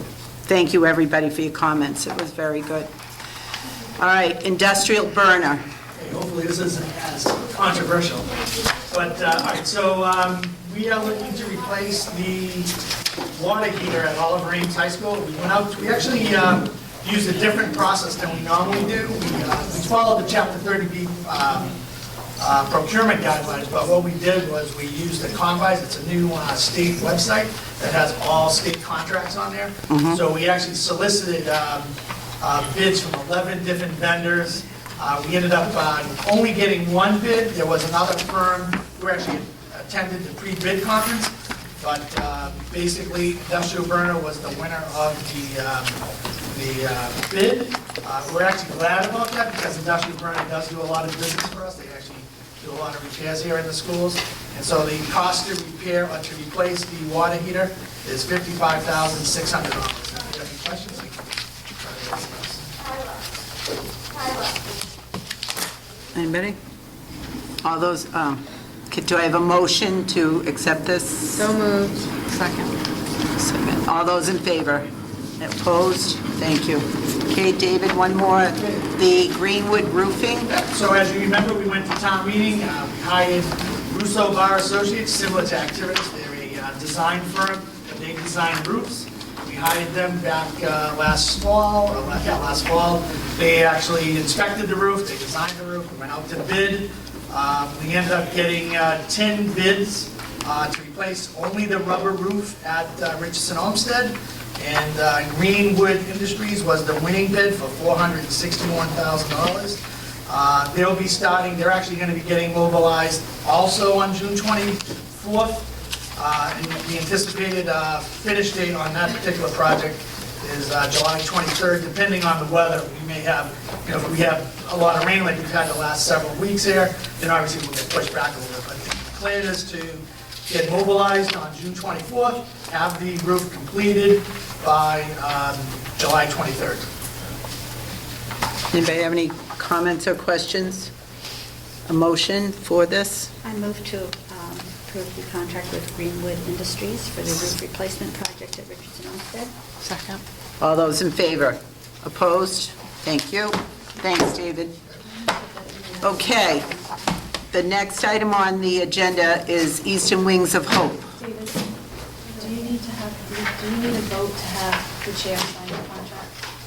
I think once they approve the contract, you can make the motion to have the chair sign it, but I think just by voting to approve the contract, that basically automatically has the chair sign the contract. So it doesn't, I think you're all set.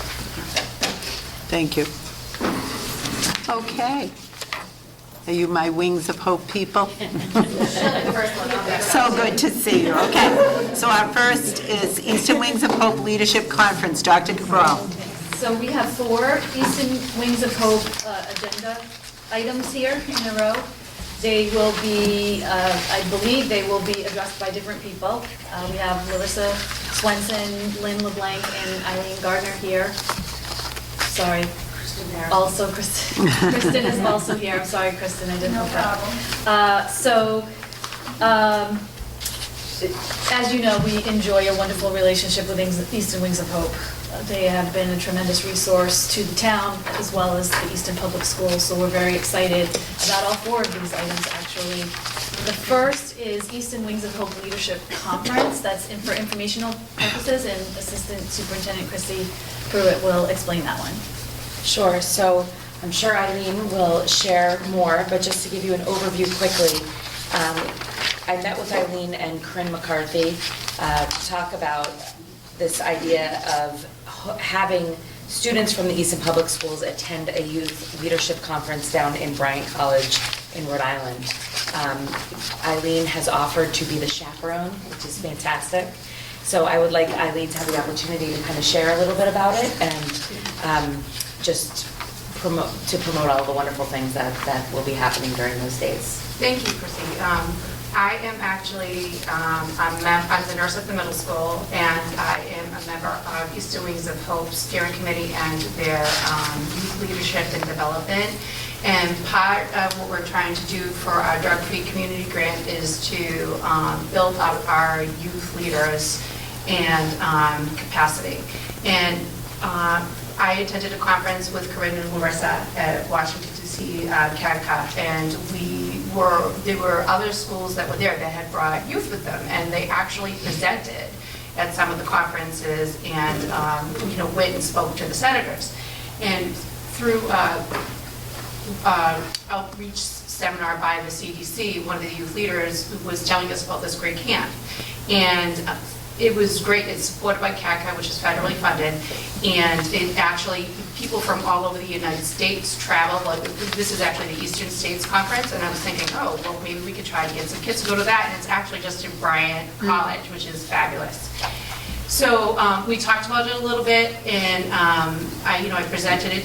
We did a whole presentation for Christy from Wings of Hope to let them know what Corinne and I learned. And this is something that we were thinking about doing, and we actually had some grant money to use for it. And so things kind of, we went to West, and we went to Chrissy, and we actually have reached out to, Wings of Hope actually said that they would sponsor us to send six students. And what they're going to, we've selected students, and we're waiting to hear back. We have 3 right now. Actually, one of them is actually in the audience.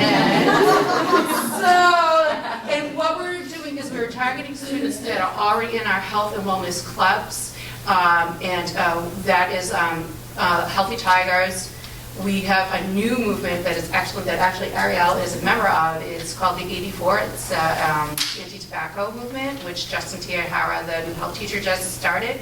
And they have already been to the State House. And, they got a tour by Senator Tilley. So it's really given our youth an opportunity to learn and speak out about substance abuse to their peers. And we were also contacted the students from SAD. And so I'm waiting to, we invited the 2 co-presidents from SAD. I'm waiting to hear from them. Of course, because of short notice, but I already have 3 students that we can bring. That's great. And Easton Wings of Hope has, we will pay for the students to attend the conference and also to transportation. So Easton Wings of Hope, we will get the kids to and from the conference at Bryant, just in case that that's an issue for somebody. Great. That's wonderful. Yeah, that is wonderful. Very Corinne good. McCarthy, by the way, is the chair of the Phys Ed Health and Wellness Department. Yes. Just, I'm not sure if you picked up on the name Corinne. Okay, great, that's wonderful. So we need to vote. We don't, no, No, we don't know, yeah. it's not us. It's just, they're just letting us know. Do we have to vote because it's kids? What's that? It is Well, yeah, on we the have to agenda. vote. That's what's going on. Oh, that's the next item, sorry. It is. Next item, vote to approve out-of-state trip sponsored by Easton Wings of Hope. Do I have any discussion on that? Okay, do I have a motion? Second. All those in favor? All right, congratulations on that. Next is to approve a donation from Easton Wings of Hope.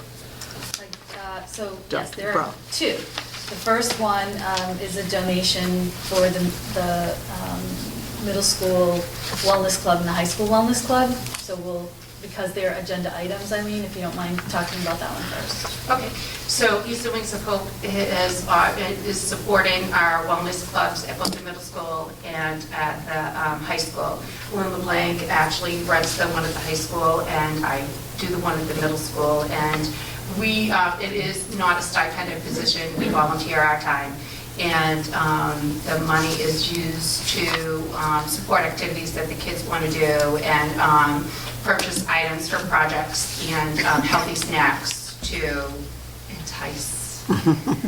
But we do a lot of fun things. Yeah, we do a lot of Quite fun. tasty. Yes, yeah. So we do a lot of, substance. It is great because we do add a little bit of substance abuse prevention at every group, and but we also cover a variety of health topics. So. And at both of our clubs, it's one of those things, kids can come at any time. If they miss the fall, they can still come in the winter, they can still come in the summer, so it's very inclusive. And we also actively recruit, so. It's wonderful. Okay, so we'll start with this one. All right, so I'm going to make a motion to accept a donation of $1,000 for the Easton Middle School and $1,000 for the Oliver Ames Healthy Tigers Club. I'm sorry, Easton Middle School Wellness Club, and $1,000 for the Oliver Ames Healthy Tigers Club. I'm going to make a motion. Second. All those in favor? Thank you very much. That is wonderful. Oh, my goodness. And then your next donation? Larissa, will That'll you be me. doing Okay. I'm looking at Kristen, and she's like pointing to somebody else. Chrissy lets me speak for her. Okay. So just to reintroduce myself, I'm Larissa Swenson. I am the Substance Abuse Prevention Program Manager for the Easton Wings of Hope Coalition. So before you tonight, and I believe Lynn, the lovely Lynn Souza, has sent out copies of the memorandum of understanding and also some specifications regarding the 13 Halo safe sensors that we are aiming to donate and to have installed in 13 bathrooms at Oliver Ames High School. To start off, before I took this position as coordinator for the Easton Wings of Hope Coalition, I used to be the program coordinator for the Greater Boston Tobacco-Free Community Partnership. It is a DPH-funded position through the Massachusetts Tobacco Association and Prevention Program. I have to say, vaping is becoming an epidemic here around the Commonwealth and throughout the nation. As the daughter of a woman who has worked for a high school in Rhode Island since 1994, my mother has gone from knocking on the bathroom doors of kids to put out their butts to collecting vape pens and e-cigarettes, and she calls me every day and tells me, I collected this, I collected that, what's that? My 61-year-old mother, I have to educate her now on all these things. Sure. So to talk about the sensors a little bit, and first of all, actually, I should probably ask, does anybody have any questions so far on the memorandum of understanding that was passed out to them throughout the last week? I did, not specifically with the memorandum of understanding, but just something with the devices in general. Do you want to wait? Do you want me to wait on that? You can, you can ask the question, because I have it pretty... Okay, so I was just wondering, do you have experience with these devices in other schools? How have they worked? What's the... I will say I have called Plymouth Public Schools. I've also called Georgetown Middle High School. They did not install the Halo smart sensors. They installed what's called the FlySense sensors, which are from Soder Technologies. After speaking to both companies, I can actually tell you the Soder Technologies sensors do not detect as many chemicals as the Halo sensors. The Halo sensors actually detect so many more different sensors and sensory issues. They actually end up detecting sound, so it can detect if bullying's happening in the bathrooms. Yeah, I was reading about that. It can detect the sound of possibly gunshots as well. It can detect the sense of actually THC, so the particulate matter that's in THC smoke and the particulate matter that's in nicotine smoke, or the emissions coming from an e-cigarette, the vapor, the aerosolized vapor that's coming from an e-cigarette, it can actually differentiate between those two. It can also pick up on if there's an ammonia spill or if there's a change in humidity or temperature. So these sensors, the Halo Smart sensors, do 10 times more.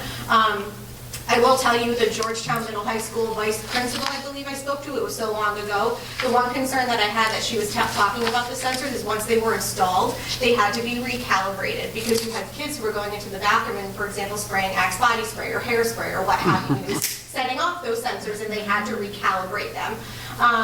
I was talking to the individual, his name is Drew Casara, and if anybody wants any information or to talk to him, I'd be more than happy to pass along his contact information. He talked to me at length about the Halo Smart sensors, and he said that you would not have to calibrate these sensors, and he was actually getting a lot of complaints from people who had originally purchased the FlySense sensors for their schools or for their establishments. So based on what Drew was telling me and the fact I did hear a little bit of that from the vice principal of Georgetown Middle High School, I was a bit concerned, but this one also, like I said, does detect THC vapors, so that was really a plus as well. And it would go, for example, any notifications can be set up to go, for example, to Principal Westfall's phone. It can be set up to go to any administrator's phone if there's any issues that they see happening in the bathroom. They would be able to, the contract or the invoice that's included would also include not just the 13 smart sensors, it would also include 2 hours of configuration and setup work with all applicable parties, the IT department and Wes, when installing these sensors. So I think Halo, IP Video Corporation and the Halo people, they've had it all figured out, and I was really impressed with what they had to say and what their background on their product. I hope that answers your question. Okay. Yeah, go ahead. So when you say it sets it off, is it just the notification, or does it make some sort of sound, or? I believe it could be set up to make sound. I'm not sure if you want it to be set up to make sound. There would be a notification though sent to whether it could be a cell phone or an email. Okay, so it's like a silent notification to a. Okay, that transmission, do you know if there's a monthly fee for that? There is no, I know there's no annual fee, and I was not told that there was a monthly fee. I do not believe there is a monthly fee, no. Okay. Yep. And the difference between the FlySense sensors and the Halo sensors, which I also liked, is with the FlySense sensors, there was a $150 annual fee to update the system and update the firmware and the software. With IP Video Corporation and the Halo sensors, there was no annual fee. Is there, I know there in the memorandum of understanding, we talk about the possibility of maintenance costs. Do you have any sense of if those costs could be substantial, not substantial, if there are I couldn't tell you. routinely problems, not routinely problems? I could not give you an answer on that. Their one-year limited warranty does cover that if there's a particular, for example, a sensor that seems to be malfunctioning, IP Video Corporation would be contacted.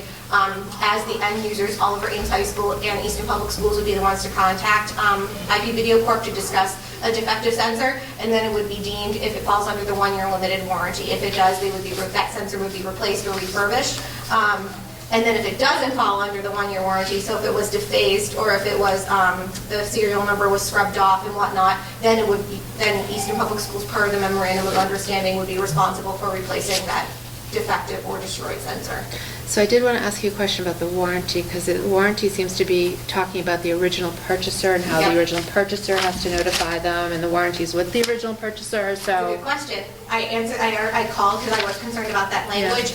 So Drew Casara, who is the rep from IP Video Corporation, did inform me that if something were to happen and they needed to be contacted regarding that limited one-year warranty, because Oliver Ames High School is the end user, because they're going to be the final ones receiving and installing those sensors, that they could talk to Wes very easily. They wouldn't necessarily have to talk to somebody like me or a representative from Easton Wings of Hope. So you were sent the red line contract in advance so that you would have time to look at it? Yeah. So it's my understanding that that's a contract with Easton Wings of Hope? Yes, so it's a memorandum of understanding that that you guys would understand what we would be responsible for, and then ultimately, if this was accepted, what Easton Public Schools and Oliver Ames High School would be responsible for regarding the sensors. So if you have any questions about any of the recommendations made by legal counsel, you could ask them. I believe this is time sensitive, though. It is. So we are extremely lucky to receive a legislative earmark from Senator Timmelty for $30,000 for fiscal year 2019. So we have decided to explore this option with you, and however, because it is a state grant, we have to have it spent by end of fiscal year 19, which is June 30th. Okay. So it's possible if you had if you wanted to make any of those red line suggestions or not, that's up to you. You could vote contingent upon acceptance of that in the MOU. So this was the contract with Wings of Hope, and then the council added in all the red. Is that right? Okay.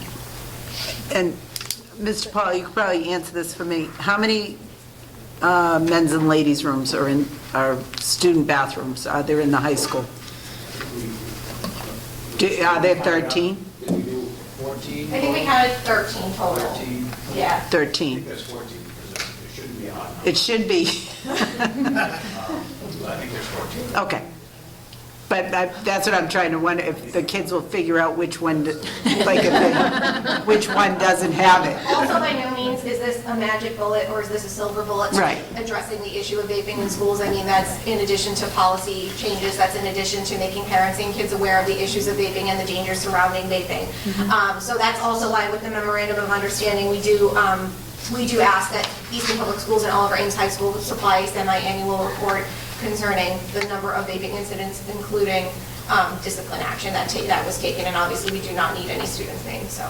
And this amount that you're donating, these devices, they go up in the wall or wherever, and then they're good for as long as they last. Yep. Like, you don't have to keep paying them this much every year. No, not $11,953 every year. No. I was going to say that. Do you know what the lifespan is on these devices? There is one spot on the contract, I just want to draw your attention to it if you didn't see it, where there's if you choose to adopt that recommendation, there is a spot for you to put a dollar amount for like a cap For the on maintenance or something. There was no recommendation on a dollar figure. Do you have any idea what that should be? Do you have a recommendation? I don't. Director of Facilities is here. I don't know that if he has that in his budget. No, I don't. I mean, we don't have that in our budget, obviously, but I did talk to John Souza, and I emailed in to Steve Legendre from the DPW, who's the town electrician. They don't seem like they're very complicated to install, so I don't think there's any real big upfront costs that we couldn't handle. But as far as maintenance costs, I mean, who knows? I mean, I know it was $11,000, I think, for 13 of them, so I think they're about 900. 12,000. or something. If I may too, also speaking to the representative from IP Video Corporation, an electrician might not necessarily be needed, it's mostly IT based as well. So, I mean, you would obviously have to gauge that upon installation. May I ask what the recommendations were made based from the MOU or on the MOU? Say that again? The recommendations, the red lines, or the changes that were recommended? Oh, you haven't seen it? I have not, no. Oh, Do you want there's one, right, oh, here's one coming down. Oh, sorry. Coming down.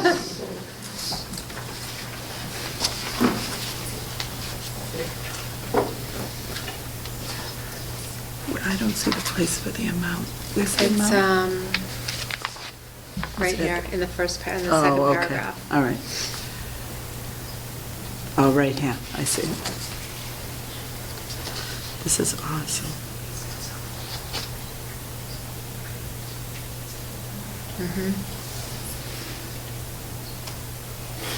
I mean, I think all the changes they made. Yeah, are makes appropriate. sense, yeah. Oh, we do need an amount then, because, There is an amount in there. no, Oh. this one here. Oh, yeah. So what do you, this agreement, 30 days.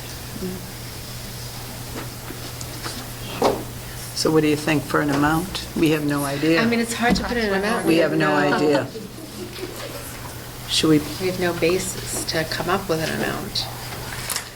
Do we need to, can we put in the termination clause, period? Just if, I thought there was one. so I think the second paragraph is the contingent. Yeah. Anytime during the term of the agreement, the 30 days written in the event that the carrier That E, exceeds. isn't that the termination thing? Well, this is that they can't own this anymore once they give it to us. That's what he says. I think the suggestion is to put a period after, during this term, yeah, the agreement with 30 days written notice to Easton Wings of Hope, period. Instead of in the event that the care and maintenance of the HALO sentence exceeds. Sure, we could do that. Yeah. Okay, Does that make sense? sure. Or just take out the in the event and then leave in the event of termination, Easton Public Schools. Right, yes. Yeah. I'm not sure they heard you, I'm sorry. Okay. All right, go ahead, Jen. So can I just talk about procedurally for 1 second? Yeah. So they have not had an opportunity to discuss this at all, so I don't speak to them. Okay. Outside of school committee, so, and we can't have conversation about anything outside of school committee. Right. So I just sent them the contract for them to review before they got here. Okay. And there's been no conversation. So they could have looked at it tonight and said, we don't want any changes. They could have looked at it tonight and said, we want 3 changes, or they could say, we want all of the changes, we don't know. And so then at that point, then it goes for consideration of Easton Wings of Hope. So that's why there can't be a conversation before school committee, just so you know Right. the procedure on that. It wasn't until tonight I understood that it was time sensitive, so I certainly don't want us to get in the way of that, but you do need to consider the recommended So we changes. could vote on the recommendations on the memorandum of understanding, and then it would go back to Eastern Wings of Hope to vote on the changes Could that vote were on it made? contingent upon the Their- changes, whatever changes Sure. being made. It's not necessarily a package deal, you can talk about them, and then they would have an opportunity to, of course, I'm sure you probably want to meet with your board or Right, this would have to be passed before the steering committee, and your steering committee, excuse me. knowing me, I'll get in the office bright and early tomorrow morning, scan this right in and send that right off.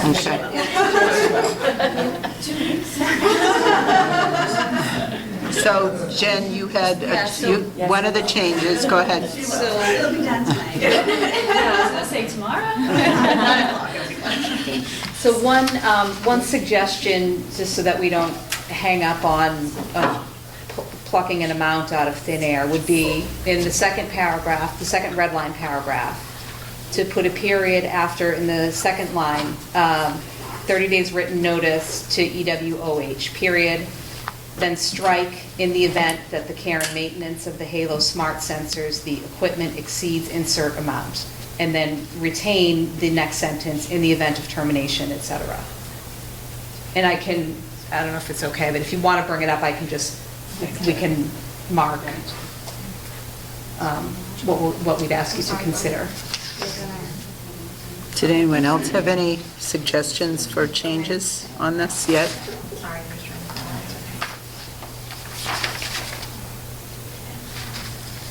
I think all the other suggestions are reasonable and clarifying. Right.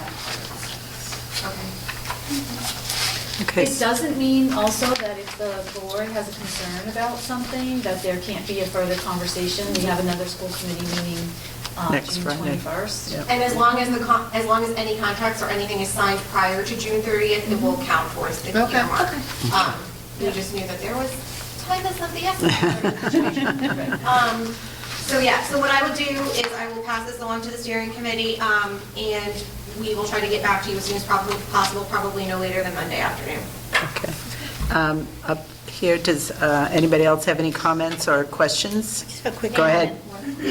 Go ahead. I did want to draw your special attention to the storage of information. I mean, those were really important to our attorney, and I hope you understand that because of this enhanced tool, apparently it has the capacity to store information, like you mentioned, the conversations, things like that. So- Actually, audio is not recorded on any of these devices, so that it's not an invasion of privacy. So how is the bullying and the, I mean, you mentioned that it could... It detects elevated noise, but it would not record any okay, it doesn't actually record. conversation. Good, good. Kind of like a sound sensor when you're talking.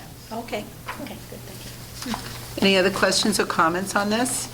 Do I have a motion? Hold on. So, Oh, wait, go. a representative from Easton Wings of Hope would need to show up at probably the 21st, the school committee meeting on June 21st, correct? I think if it's all set as is, We could just sign it and get it to they you. just can't discuss it in between the meetings, so it'll have to be either now or on the 21st. Okay. And if if your board sends things to Dr. Cabral, then you could let us... I can just let you know. Let us what's know, happened. We just and then on don't- Friday, we could sign it away. Okay. All right. I still need a motion to accept this wonderful donation of 13 Halo smart sensors, of about $12,000 from Easton Wings of Hope. So moved. Second? All those in favor? All Thank you those very against? much. Thank you so Thank much. you very Thank you. much. Thank you. Thank you. Okay, the next item is the vote to approve Whitson's contract extension. Okay, Whitson's is our food service provider, and Marilyn Gordon is here to address that contract with you. So the food service contract, it has to abide by federal laws because the money that we get for the free and reduced lunches is federal money. And we're only allowed to have a one-year contract with 2 one-year extensions. You're not allowed to just sign up for a 3-year contract. So the way we always do this is sign a 1-year contract with 2 one-year extensions. So we're heading into, this will be the second 1-year extension, and then we'll have to rebid next year. So it's a 3% increase. We really like Whitson's, they've been doing a great job. Any questions? Was that increase anticipated in the budget? It all comes out of the Meal account? Meal. Okay. Thank you. Any other questions or comments? All right, do I have a motion to vote to approve? So, Second. all those in favor? Opposed? Thank you. Thanks, Marilyn. All right, next, vote to accept school council presentations. Dr. Cabral? Thank you. We have Easton Middle School and Oliver Ames tonight, so Mr. Paul and Ms. Carroll will present for their respective schools. Easton Middle School is listed first on the agenda.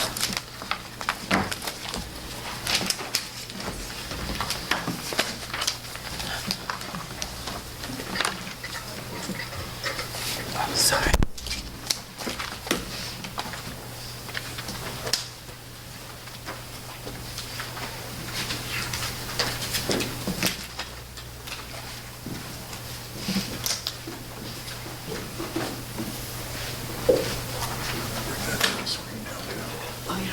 It goes right on here. No, it does. Yep. It already did. Yep, I just touched this. Yep. So it did the lines, right?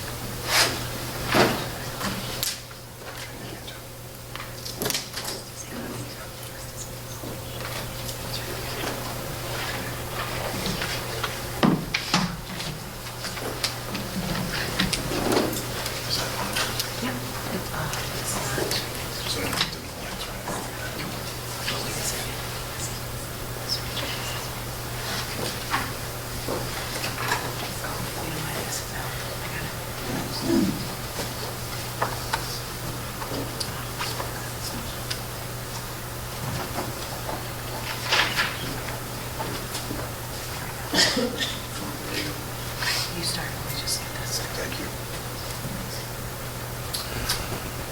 Thank you, Dr. Cabral and school committee and Assistant Superintendent Chrissy Pruitt. First, I just want to thank a few people, members of our school council who worked so hard to put together this plan that you may have in front of you and that we'll go through tonight. I'd like to recognize the parents that we had that were members of the school council, and that is Cindy Boyce, Jen Daly, and Christy Wheeler, and our faculty members from the middle school that were members, and that's Suzanne Lynn, Maura Richards, and Lindsay Whalen. So big shout out and thank you to the school council. As you know, we, from these different presentations, we've had that never-ending school schedule goal that had sort of moved with us for the better part of, felt like a decade, but it was really only about, I guess, 5 years. We've had the opportunity to really move on from two of our goals, and so this year what we're presenting is 4 school goals, 2 of which are continued, and 2 of which are new, and I'll bring you through those right now. First, school goal number 1 is by June 2020, Easton Middle School Adolescent Wellness Survey will show a reduction in both at-risk behaviors and student anxiety. Additionally, or overall, the survey will reflect improved emotional and physical well-being through increased opportunities for proactive intervention that addresses the social emotional wellness of our students. This is coming from the 2017 Wellness Survey. The data behind this goal, and this is one of the goals that is continuing really into year 2 right now, the data behind that goal, as you can see, there were some concerning numbers for us. Certainly the 16.9% of students that sort of identified as having feelings of depression, the 6.8% of self-harm, suicidal thoughts, any percentage is something that is concerning.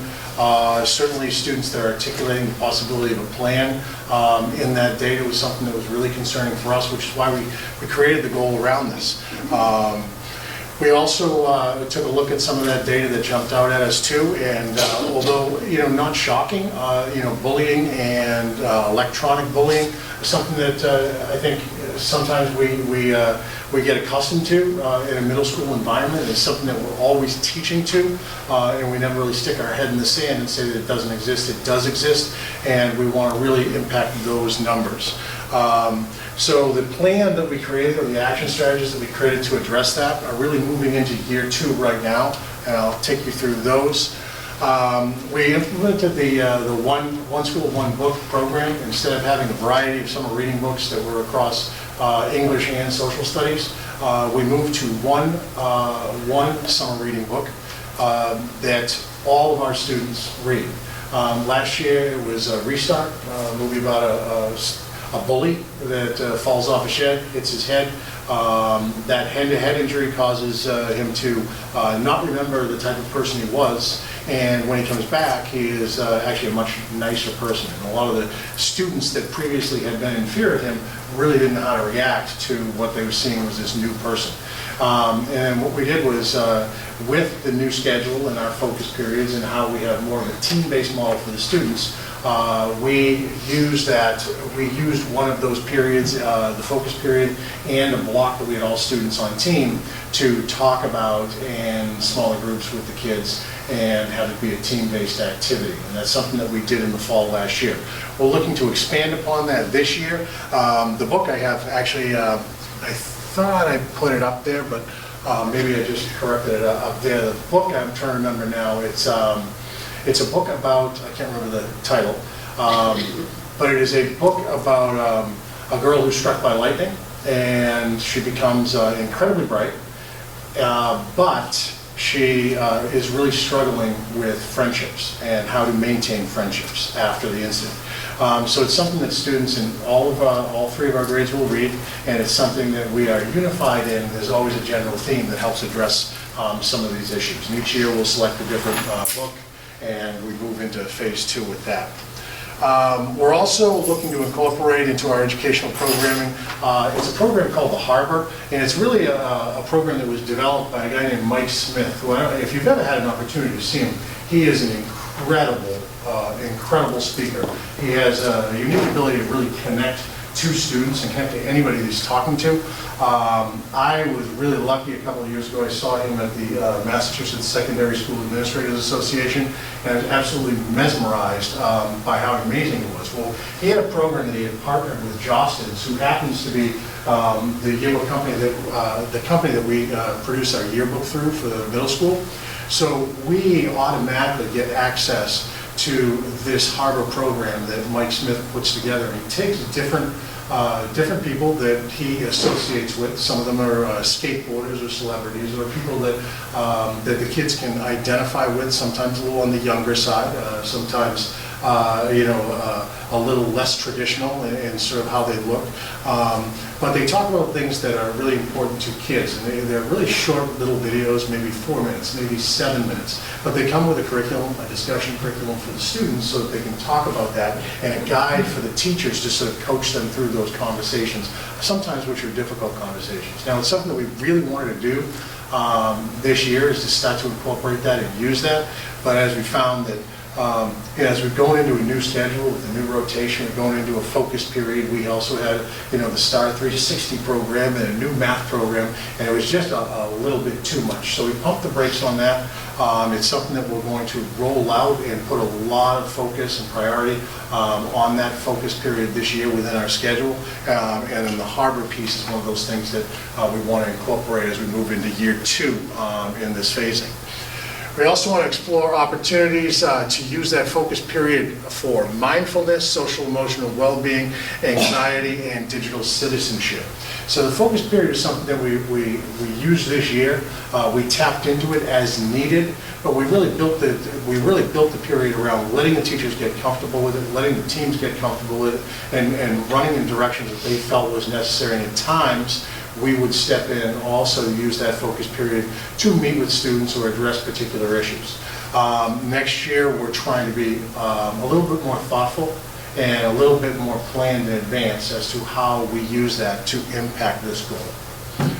And last, we want to utilize district partnerships. Like, for instance, we had a recent training with Wings of Hope and the Easton YMCA, and we talked about positive norms. And we even have, through our Positive Norms campaign, if you walk into the middle school, you can see like Eileen Gardner, who is here with us tonight, what she does with some of our wellness kids and kids in the wellness club, and they take some of those stats that, when you look at them, can be really difficult. But you flip it around, and you say things like, 95% of Easton Middle School students have never touched a vape. So it just changes the mentality for the students. And it's a really powerful program that we went to, and I think that Positive Norms campaign is going to be something that's really important for us, because when you flip it around and you look at it differently, it's letting the kids know how many kids don't do these things, not how many kids are doing it. So it's something that we're looking to expand upon this year, and we certainly think it'll have an impact on this goal.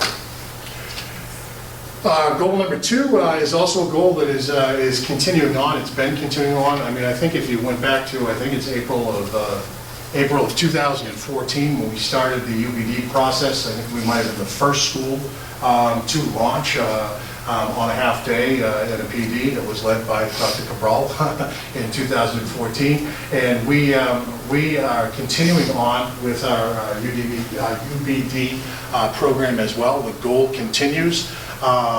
The data, I guess the data that is behind that is really just different days and dates that we have met and developed. And this is, these are, I'm not going to go through all of these because they go back to 2014. But we continue to have a priority on that. We continue to adjust to the curriculum work that is going on. There are some things that make it less than uniform. Obviously, social studies is undergoing a major change for us, which sort of takes everything that we have done and puts it to the side and moves grade levels and things like that. So we're slowly adjusting that. But as you saw from the goal that we have, I would like to think, in a nutshell, that by the end of this coming school year, we'll be, aside from social studies, I think we should be complete with all our units in all 3 stages, and we should have an opportunity the following year to have implemented all those units and provided feedback on them as well. So altogether, I'm hoping that by the end of next year, we wrap up the units, but then there's still that trial year where you want to make sure you implement and provide feedback and make changes. And in the end, they may be somewhat of a living document moving forward. The action steps, for those, I don't have to go through all these. It's been a very similar goal for the last few years. And our goal number 3 is one of the new goals that we have. And it's EMS will promote high academic expectations for all students by targeting our lowest performing students for growth on MCAS. Group is identified through the MCAS accountability data. They are defined as students consistently enrolled in EMS for a minimum of 2 years. The lowest performing classification applies to students whose scores were among the lowest based on a combined ELA and math scaled score. By 2022, progress will be made in these areas of achievement. In achievement, growth of math and ELA, as well as a reduction in absenteeism or chronic absenteeism as it's seen by the state, helping to meet the state accountability target of 75. So if anybody has been here for any of my MCAS presentations and stuff like that, there's a consistent theme within our numbers, and sometimes our neediest students, students that are students on disabilities, those are the students that are struggling the most. They're struggling the most to make gains, and that is a consistent theme that has come up with, I think, each of those MCAS presentations. So we went back now as we launched these new goals, and that's something we really want to make an impact on. It's not that we haven't been trying, but what we've been doing has been failing. So we want to really take a look at it in much more depth and see if we can impact those students, our neediest students, in a more positive way. The data, and I just stayed with the most recent data behind this. I could have given you 8 or 9 years worth of this, but in the end, it's all a pretty consistent message. If you take a look at the students that are partially meeting expectations in ELA from our special ed population, you'll see 56% of those students are partially meeting the expectations, 29% not meeting expectations. Those are pretty high numbers, especially when you compare it to all students. In math, it's 65% of our students are partially meeting expectations and 25% not. And in science, 51% partially meeting expectations and 25% not. So they're really high numbers for us, and it's something that we definitely want to address. We have a number of action steps that we have in place to address that, some of which are things that we naturally would do anyway. We go through our MCAS data in the summer, we take a look at that, we organize it, we do a SWOT analysis on it, we do a presentation at school committee. All those things will sort of continue. We already have data meetings, but we're going to incorporate into the data meetings these new STAR assessment benchmark testing that we have and progress monitoring. The teachers are not familiar with or have not done individual progress monitoring for students that are struggling yet, but it is something that we are going to phase in next year. We want to increase opportunities for vertical conversations among special education staff to improve the transition between buildings. And that's something that, that's a theme that goes back, many, many years. There's always difficulty as a student moves from 5th grade to 6th grade, the 5th grade program doesn't look exactly like the 6th grade program, so that when the IEP moves, it's difficult, and there are some transition difficulties there. And we started having some of those conversations this year, but we want to be really formal with it and start to sort of iron some of those things out. And a lot of it has to do with education of the teachers, education of the learning specialists, education of the parents, allowing 6th grade teachers and 5th grade teachers to maybe cross for a day or two to experience what these other programs are, because when they sit and have these conversations about what's best for a student, if you've never seen a co-taught class, how can you make that recommendation in a team meeting? So it's really important for us to allow some of that crossover. We also want to use the data to really drive decisions about sub-separate classes, and that's something that, again, if you've ever heard me talk, it's something that I'm sort of passionate about. At the middle school level, you're at a crossroads.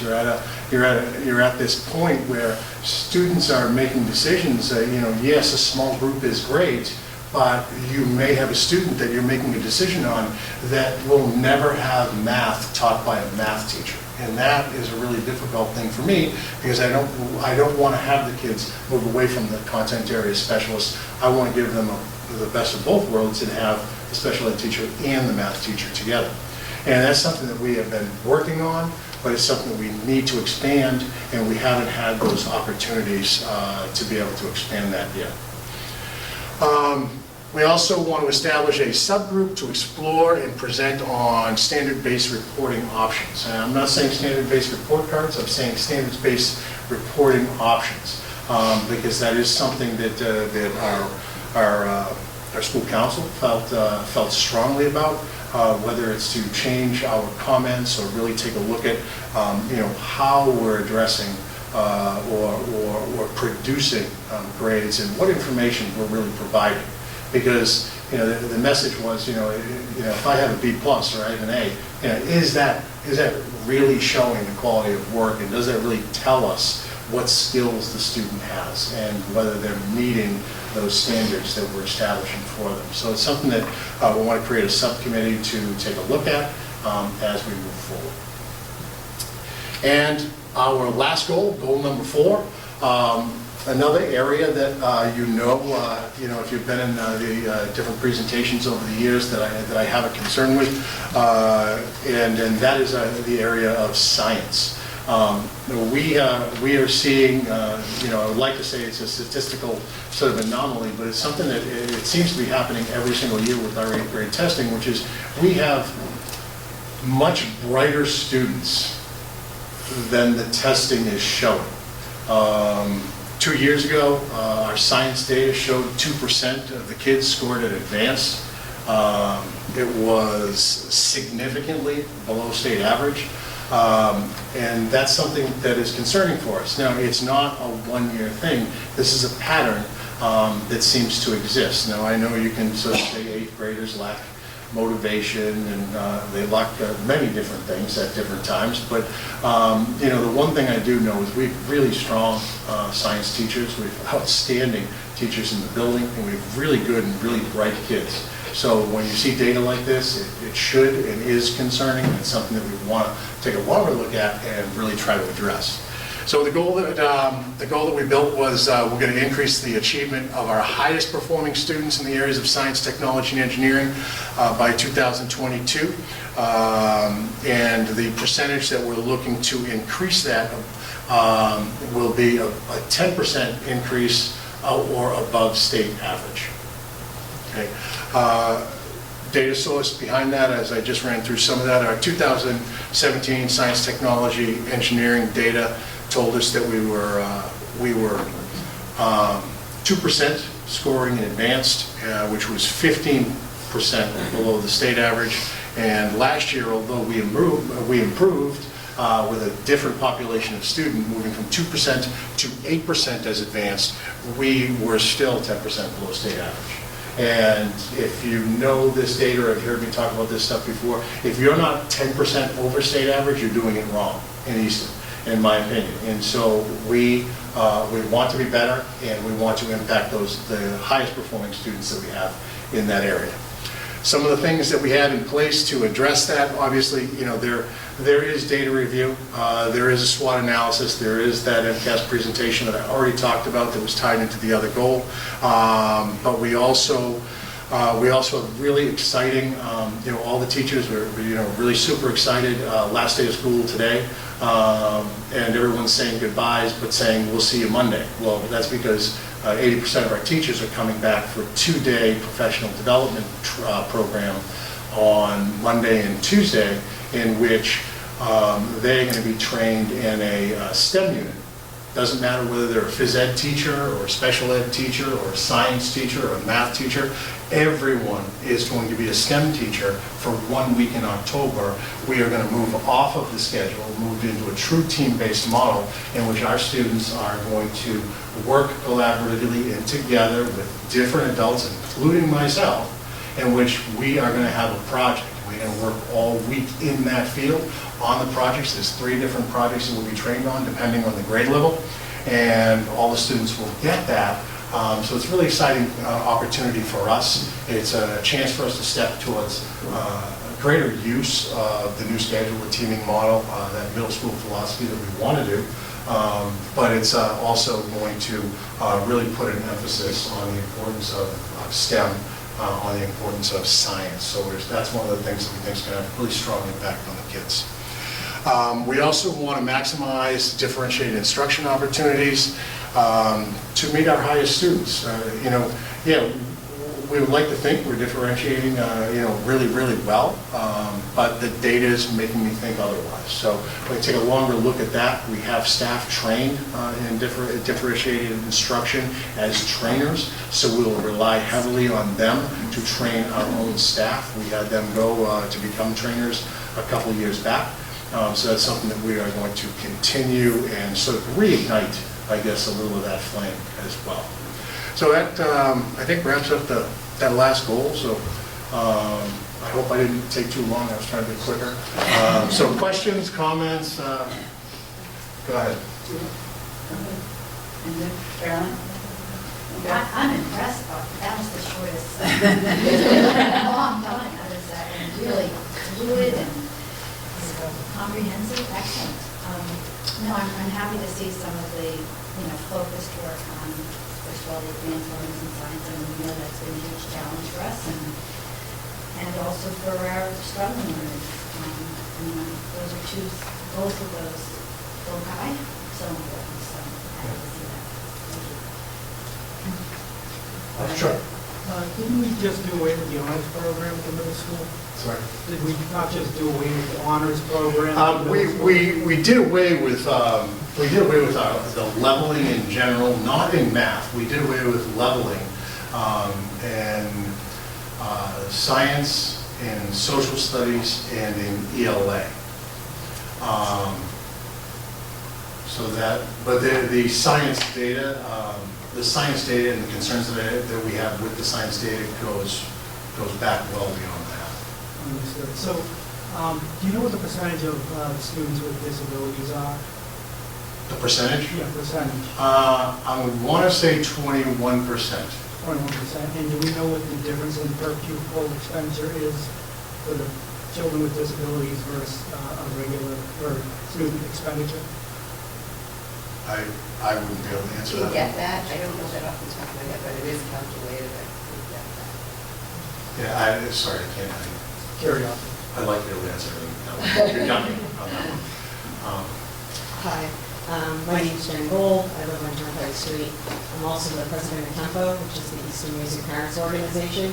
So a lot of my questions will be revolved around some approaches that Tempo is looking to take to help connect music to some of the goals that the schools are presenting over the next few weeks. So one of the questions I have is, your first goal is around mental health, which is fantastic. I think it's definitely an angle that all of our schools should be addressing. So I'm curious what type of professional development workshops have you offered or will be offering around specifically mental health, and how we're assisting our educators in bringing, providing better service to our students on a day-to-day basis.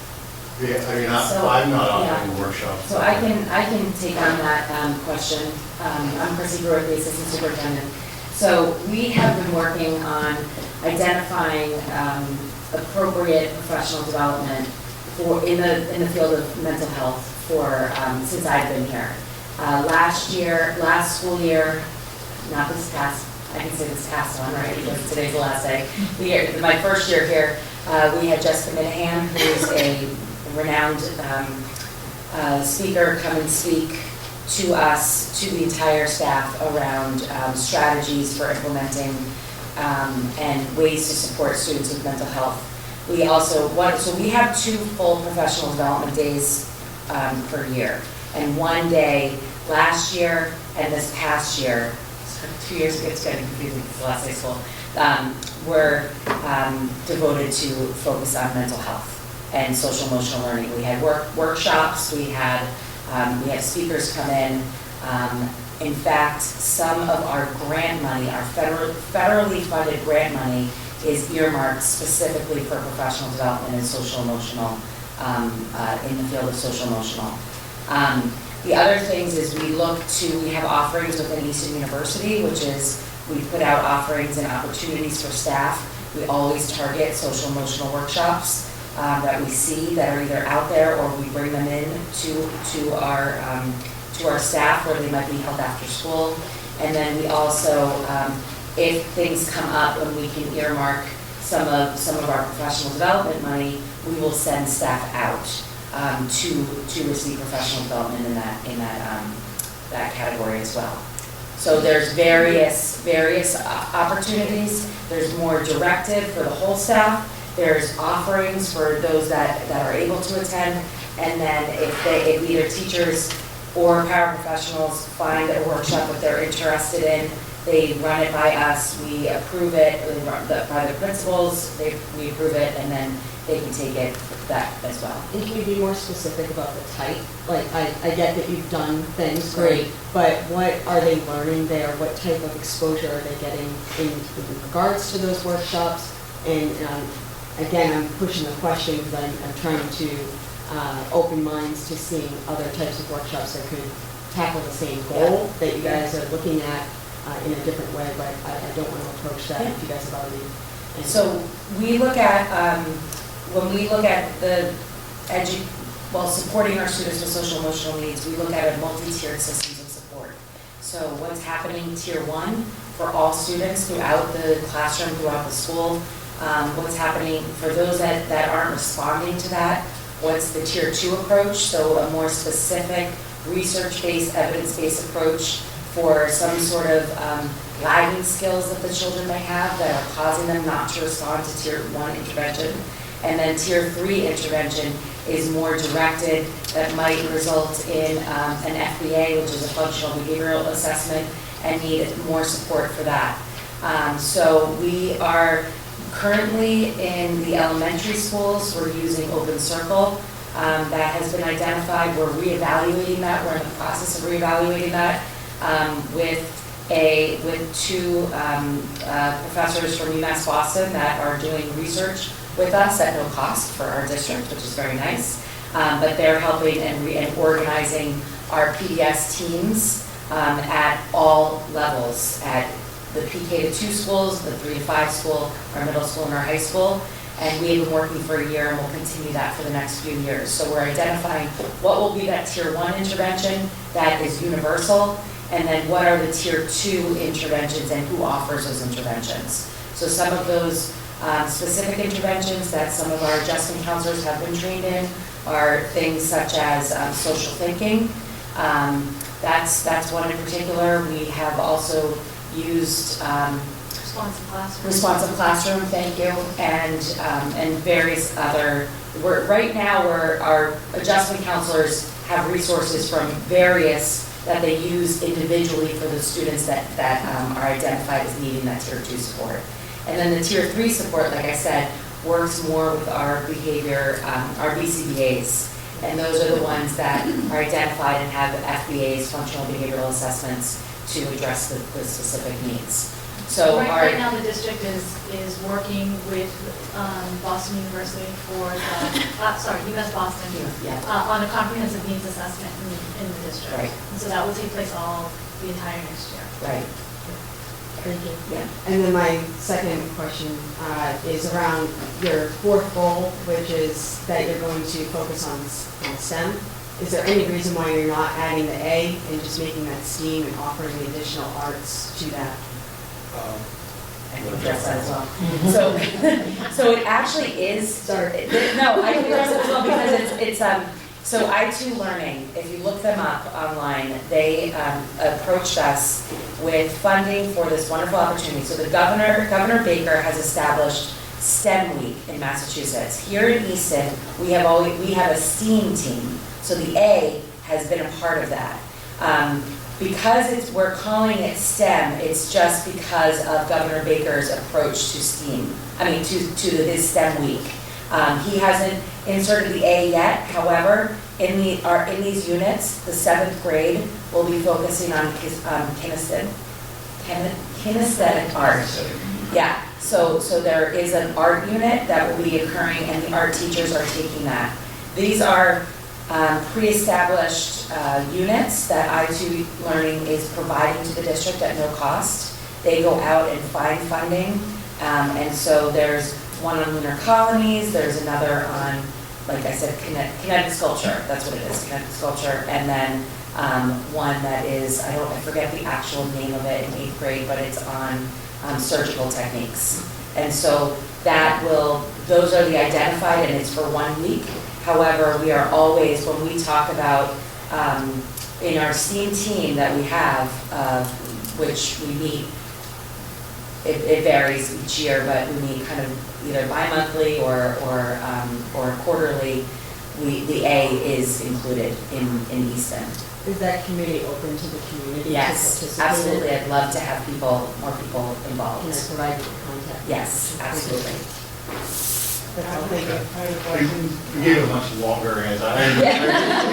We do, for us, it is STEAM, but what I was talking about within the school improvement plan is a program that we are being provided the materials and the training, all for free from a different company, and that STEM week program, it's their program, their training, and when we participate in that, we're joining a number of other middle schools across the state that are also participating in STEM week.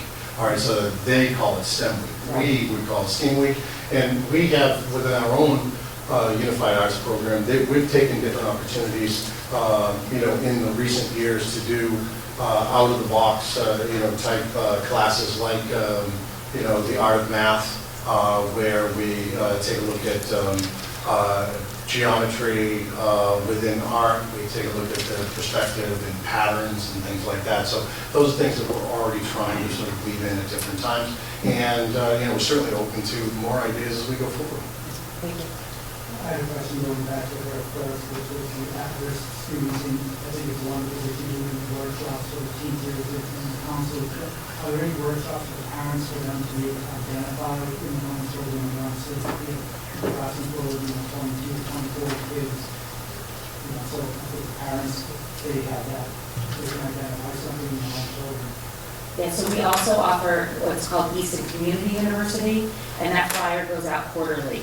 So keep your eye out for that, and if you don't see it, feel free to call and ask, or send me an email, cpruitt@easton.k12.ma.us, and we can definitely let you know what offerings we have. But yes, it's definitely, this is something, in October, we're bringing a movie that will also be offered for the community to the high school called Angst, A-N-G-S-T. And that is going to address, and it will have it for the parents in the evening as well. Yeah. Sorry, I have to keep running forward. That's okay. I'll try to talk louder too. Can you give me some insight on the absenteeism of, like, how many kids are absent on a regular basis? And do you feel that that's impacting your statistics as well? Absolutely. The state defines chronically absent as any student that misses 10% of the school year. So you're talking about 18 school days if a student that is in attendance the entire year. Whether I agree or disagree is irrelevant. That is the standard that we're being judged by. It hurt us significantly in the data last year, the first year that they used that data. You know, because we're talking about an increase in, you know, social emotional issues from students, particularly middle school students, I think we're also seeing an increase in hospitalization and things like that. Doesn't make any difference whether the student, you know, is out because they're, you know, hospitalized.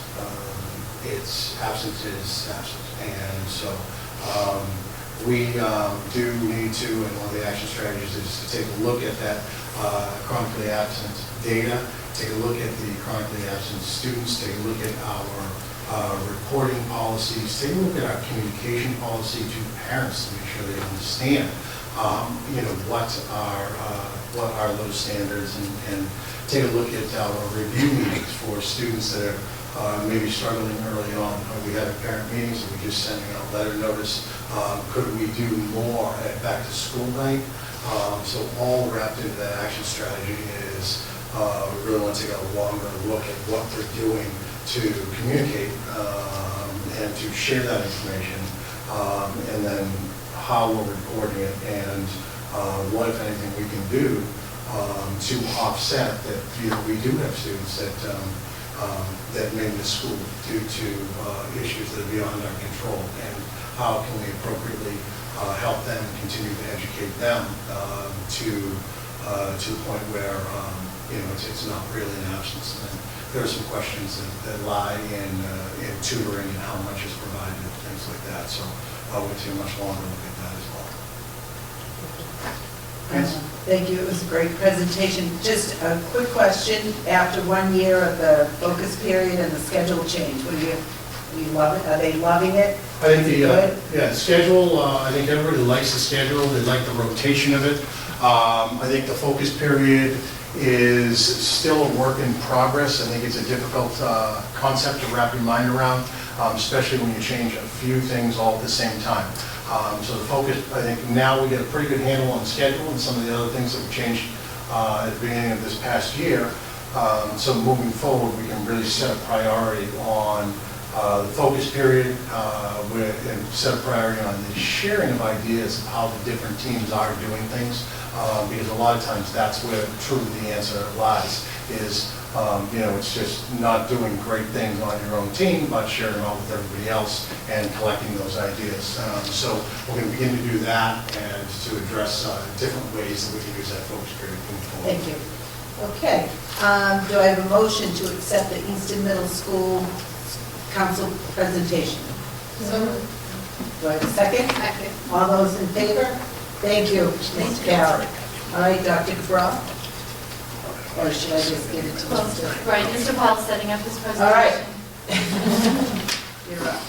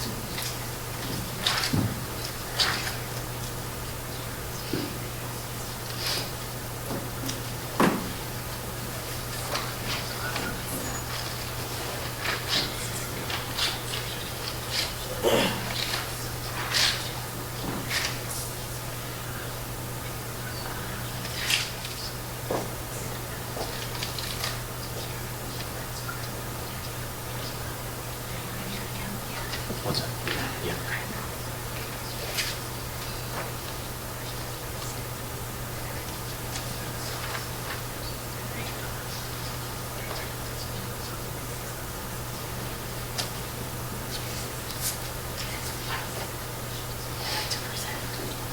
What's that?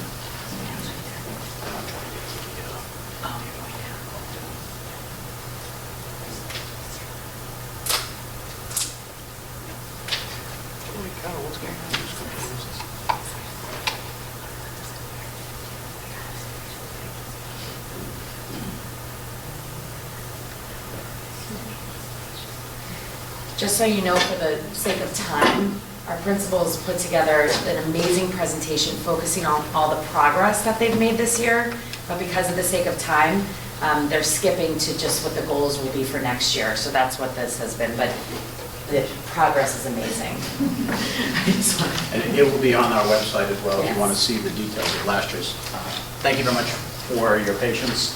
It's been a good evening of discussion, and I hope that I can share with you some of the ideals and strategies that we have in place for our improvement plan for next year. I'd like to thank the school council, my co-chair, Kathy Quealy, who's actually going to be presenting tonight as well, one of our goals. So I'm going to get right to it, for the benefit of our time. So the format for the slides that I have here are just trying to make sure that we see that they're aligned. So we have a school that's aligned to a district goal regarding student achievement. This is a strategic goal for the district in terms of all of our students will demonstrate optimal growth through equitable access to programs and opportunities that meet their individual needs. So that's where we start. The data source where we start to look at why did this particular goal come up. Well, let me just go to the goal, and it's going to actually cover 3 slides here. It's college and career connections. So there's a great deal of conversation. In fact, I spent 3 full days with the Department of Education going over college and career readiness of students and workshops on how our students are ready for life after high school, life after college. So that got us thinking at the high school of what do we need to be doing to make sure that some of the information that I know for sure is happening at homes with regard to what students are thinking about majoring in college or what colleges might they be looking at. We were challenged by the state to start looking at, not everybody's having those conversations perhaps, and not everybody, not all students are aware of the connection between what they're doing in high school and where life may take them for college or after college. So the goal really is to increase opportunities for students to explore career interests and develop career awareness. So that's really what we're trying to do, is make sure our students have the opportunity to become more knowledgeable about career opportunities.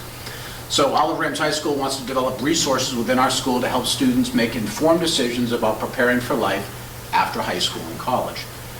And the reason for this is there's just that growing need for our students to be connected to that knowledge base. And the fact that I think for years we just assumed that guidance was taking care of it, parents were having those conversations, and there's a growing body of knowledge in education that those conversations aren't happening right away. So sometimes students are going off to college unprepared for what majors or what college careers, which careers could end up after college based on their interest levels. So what we're doing, and we've started this, is we're identifying career clusters, i.e. things like health, business, computer science. Those are clusters of career opportunities that exist. And then we're taking our program of studies, which is all of the courses that we have, and we're asking our department heads to work at identifying with all these career clusters. I just shared with them recently a Google Sheets form with all these career clusters, and what they're doing, they're taking all the electives in their departments and going to those career clusters where let's say it's physical therapist within a medical area. What courses within science department would be beneficial for a student who's thinking about perhaps going into physical therapy? They may want to take anatomy, physiology, chemistry, AP biology, and that will at least help parents and students make some connections to courses. Organize the program of studies so that it includes college and career connection reference. So our parents will actually have a portion of the program of studies that has that information in it. This is the same goal, it's just slide 2 of 3, so that you can see more of the action steps. Establish a career fair. Last year we had a health fair. It was one of the things I was going to report out on. We decided to do every other year a health fair for our students, understanding some of the information that's out there about current health for teens. Then we're going to, this year, at the time where the elementary school does their report card, I think is a meeting in November, and we do the parent conferences in the night.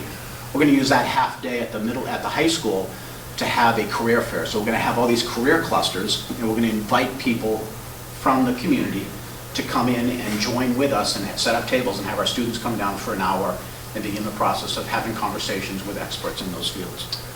We're also we've just signed a contract to partner with Mass Hire, Greater Brockton Youth Works. This is a forum in Brockton that supports students in their growth and looking at job counseling, resume support. They offer a STEM career fair at Bridgewater State. They have a career day conference. They have internship programs tied to, and their internship program will tie to our internship course, which Sue Sweeney runs through our business department. So this is another one of our action steps that we'll use with our partnership with Mass Hire. And then we're also looking to develop a child development class in the Family Consumer Science Department as part of growing our program of studies, course offerings. But the reason for that is there's a long-term goal for the high school to develop a child care center within the Easton Public Schools that employees would be able to use in the district, perhaps in the town, we're not sure, but we would love to have our students who take courses at the high school be able to walk over to or at, if it ends up being here, be able to provide support to the teachers in that program. So they wouldn't be the teachers for the daycare program, but they would be resources and they would be getting certificates of accomplishment with regard to their training in child care. So this is something that we're just, again, looking to enhance our opportunities for students. So this is the first of our goals, and there's 3 slides to that. The second goal, I'll go right down here, it's 1 of 3 again, but it's at Oliver Adams High School, we look to see a decrease in student substance use as indicated on the Youth Health Survey by using positive norms approach to prevention. So I think Mr. Carroll, Luke was mentioning the concept of celebrating the good, and that so often when somebody does something bad, their first response is, well, everybody does it. That's not true. Maybe everybody in your circle of friends does whatever the unfortunate decision was, but it doesn't necessarily speak to the number of students who do some really great things. So I'm actually going to be leaving next week to go to a conference in which we're going to be trained with Easton Wings of Hope, and we're going to be looking at this whole concept of celebrating the good that's going on in the Easton Public Schools, specifically at the high school, with our students' behaviors, and finding ways to recalibrate and set up some norms about what we think are the values for our students, and then finding ways to get that word out. So we just basically saw that our students' information about what was going on was distorted. If you look at when you look at the data source here, perception and reality, this is interesting, from our Youth Health Survey showed that perception for the past 30 days when they took the survey among OA students was that 90% were using vaping. So 90% of the students reported that that's what they assumed was taking place, when the 30-day use based on that was much smaller. And it goes down with each one. Perception for 30 days for marijuana was 82%. Actuality, the kids reported, it was 20%. So I think sometimes students' perceptions of what's going on, which I think we all remember when we were in high school, we had perceptions of things that were going on that were somewhat distorted. This positive norms approach is helping us recalibrate our students' thinkings about the good that's going on and the good opportunities that they have to make healthy decisions. So we're going to partner with Easton Wings of Hope, attending that 4-day workshop on positive community norms. We're going to develop a set of core values and developing programs to help our students with threats to, again, their social and emotional well-being, which we already have a lot in place with a lot of good support. We're going to continue to look at ways of increasing that. And then we're going to promote those positive attributes of our students in the programs and let our students know that that these are the standards for healthy living. So it's really trying to take a different approach to helping our students who are making good decisions celebrate that and show the rest of our students that this is good. There's a lot of people who are doing this, making really good decisions, and I think it's going to have. If you follow me on Twitter, I like to promote the great things that we're doing in our schools. So this kind of, when I saw this as an opportunity for us to engage in, I thought this kind of is part of who I am. So I'm looking forward to this opportunity. The next is something that across the district, we've been working with UBD for a number of years. I think we really wanted to take a look at making sure that our curriculum was, again, well aligned. So as we have so many courses at the high school, and each one of them was tackling in the UBD work some level of performance in getting closer to the end of UBD work, we decided to scale back a little bit and focus more of our attention on our core courses. So Luke talked about the history department is rewriting and rearranging their social studies curriculum based on the new standards. The common planning time that we have in the school day and the PD days department meetings, we'll work toward completing the UB Day formats for our core courses. So all of our core English, all of our core math, all of our core science courses, we'll try to get, instead of working on a lot of different courses, just focus on those core to get them done. Once they're done, there'll be a continual revision process in place for those, but then we'll focus more time and get the elective courses that I mentioned before on the career clusters, get those going along as well. They have started, we just want to get the core courses completed as one of our goals for this coming year, and it will actually continue on. And then, this is where I'm going to turn it over for Kathy, because I have to say that when this, and she'll explain where this kind of came from, but when I looked for 2 people in the building to take on this next initiative, one of the people I thought it was Kathy, one of my assistant principals, and Joanne Kaufman. So I'm going to ask that Kathy lead you through this goal. And Kathy is the co-chair of our school council, so all yours. Very good. Thank you, Mr. Paul. And thank you, everybody, for your patience. I know it's very late, so I'll get through pretty quickly here. So I'm going to talk about this goal number 4 here. And I'm just going to do the goal first, and then I'll go back to the data, okay? So OA will provide a way to empower students to use their voice on what needs to be done with programming or training to eliminate racial and religious intolerance. So why do we come up with this goal? With the 2 incidents that occurred within our school this year, racial and religious intolerance, and the vast majority of our student body expressing outrage, and I would add teachers as well, that these incidents are not reflective of a school's culture, and there needs to be empowerment for our students to find solutions to ignore this intolerance. So the action steps, we're joining the ADL, the Anti-Defamation League. We're partnering with them for a peer leading training program.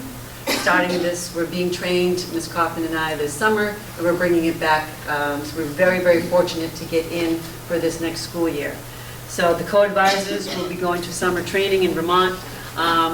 We will be trained to identify 25 to 30 students to be our peer trainers, and we will participate in the ADL Participation Evaluation Study by taking a survey in November, February, May, and November. I do believe that was an agreement we made to be able to participate in this study. So here we have Mr. Paul, Ms. Kaufman, and I, and we're starting out right away, so this summer being trained. So we're moving on here to the next action steps. So the students and advisors will engage in 18 hours of anti-bias education and for the facilitator skill building training. There'll be weekly meetings for the peer leaders and the program advisors. There's participation in the ADA New England Annual Youth Conference, which is in Boston. So we will choose some students to go into Boston, and obviously they'll be meeting up with many other schools and their youth in the Boston area as well for the conference. So that's quite an opportunity. There's 3 hours of PD for the faculty or staff that they'll be providing. 2-hour presentation for the parents and caregivers in the community, and 6 hours of on-site technical assistance. So we're very excited about that. And I just wanted to add too, that I found some wording that really, I think, like, what are we going to be training? I was so curious, what is it specifically, what these kids going to be able to do? So I just wanted to share this one more thing here. So during the training sessions, the students will be engaging in curriculum-based activities on issues of bias and diversity, such as, because it's very all-encompassing, bullying, cyberbullying, and all the manifestations of all the isms, including racism, sexism, heterosexism, anti-Semitism, religious bigotry, and to be able to lead in conflict management. So it's magic. It's everything we've been hoping for. So, okay. Thank you, Kathy. I think that's the end of the presentation, so I'll entertain any questions you have. I know it's getting late, so. Quick one, I'm most excited about this school goal. It's really going to be very impactful. I just wonder, how are you going to define what a successful first year looks like? Well, I think the creation, I'll go back to the outrage that our students experienced when we had these incidents that took place in our school. That there was a consensus among the student leaders that I talked with saying this is really doesn't define us as to who we are. It's giving, some people I think may have a poor perception of our school based on the fact that in today's day and age, we do need to notify people of incidents like this that take place. So I think by bringing those student leaders and starting the process of identifying student leaders within our school to say, you can help us show the community that we are conscious of who we are as a community, that we're accepting of everybody, and that the student body, it's not student council, it's not National Honor Society, it's a separate group of 25 million people who are committed to human rights and dignity, and will look for ways to promote, like we talked about with the positive community norms, that positive cultural component to who we are, finding ways to promote that, what's going on. So at the end of the year, I think having a successful group of students who are empowered and feeling good about what they've accomplished, and having other students coming in looking to, as they become upperclassmen, to take on that level of leadership, that will be one of the indicators. I can't say that will eliminate those incidents that occasionally happen from ignorance, Yeah. but my hope is that it will increase everyone's understanding that we can't sit idly by and when somebody makes a statement, say, you're just being ignorant. It's going to empower our students to find a voice to say, how should I respond to that? And teach other students in smaller groups on how to respond to those types of things. So I do think it will have an impact. Beyond that, very practical is going to be the surveys. So we are, the peer ADL program is a program that's happening in many, many districts across the Commonwealth quite successfully. The difference about what we are doing is that we are in a cohort of schools that has asked to be part of a study with Boston University. It's a self-efficacy study for the program. And so I've read the survey questions. The entire student body will be surveyed 4 times next year. And the questions are not only about students' belief systems in a lot of the areas that Ms. Quilly discussed, but also what they're perceiving from their peers. And so that is going to bring us a lot of information that our youth assessment survey, for example, right now, and other matrices that we use do not currently capture. And so we're hoping to not only, of course, get a baseline for where we are as a district, but also to see improvement in that survey. It will go on for a second year where we incorporate some middle school students as well.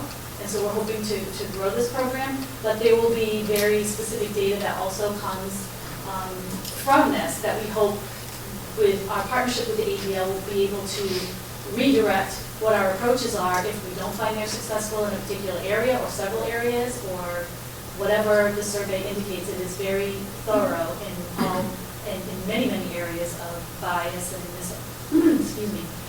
misunderstanding, ignorance, and obviously created by researchers who have put a great deal of time into it. So we have Superintendent Advisory Committee. This is at the district level, of course, but we've been discussing many of these issues, and one of the recommendations was to come up with a baseline assessment.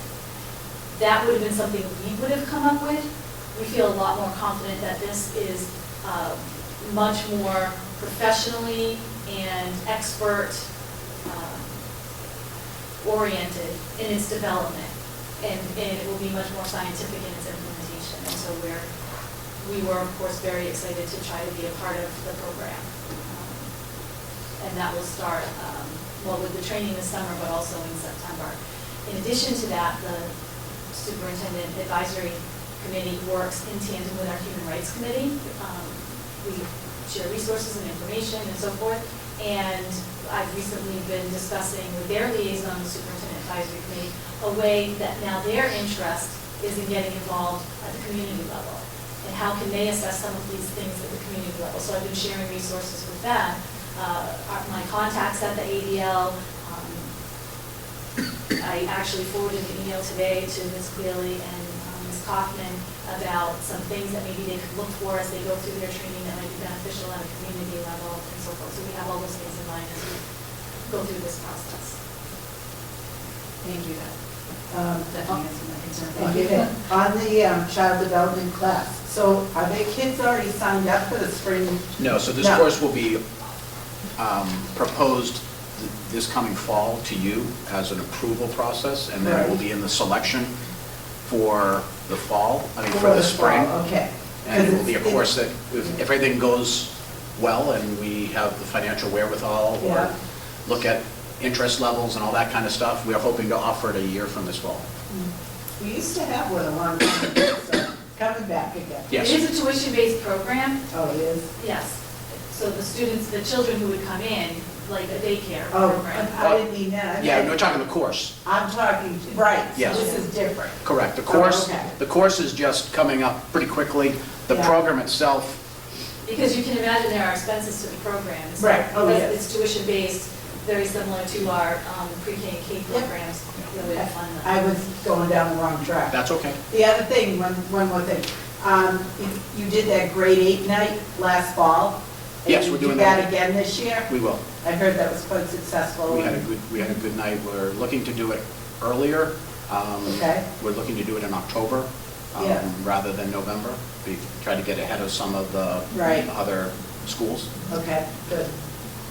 Thank you. Anybody else have any questions? Okay, go ahead. Hi. So just a couple questions.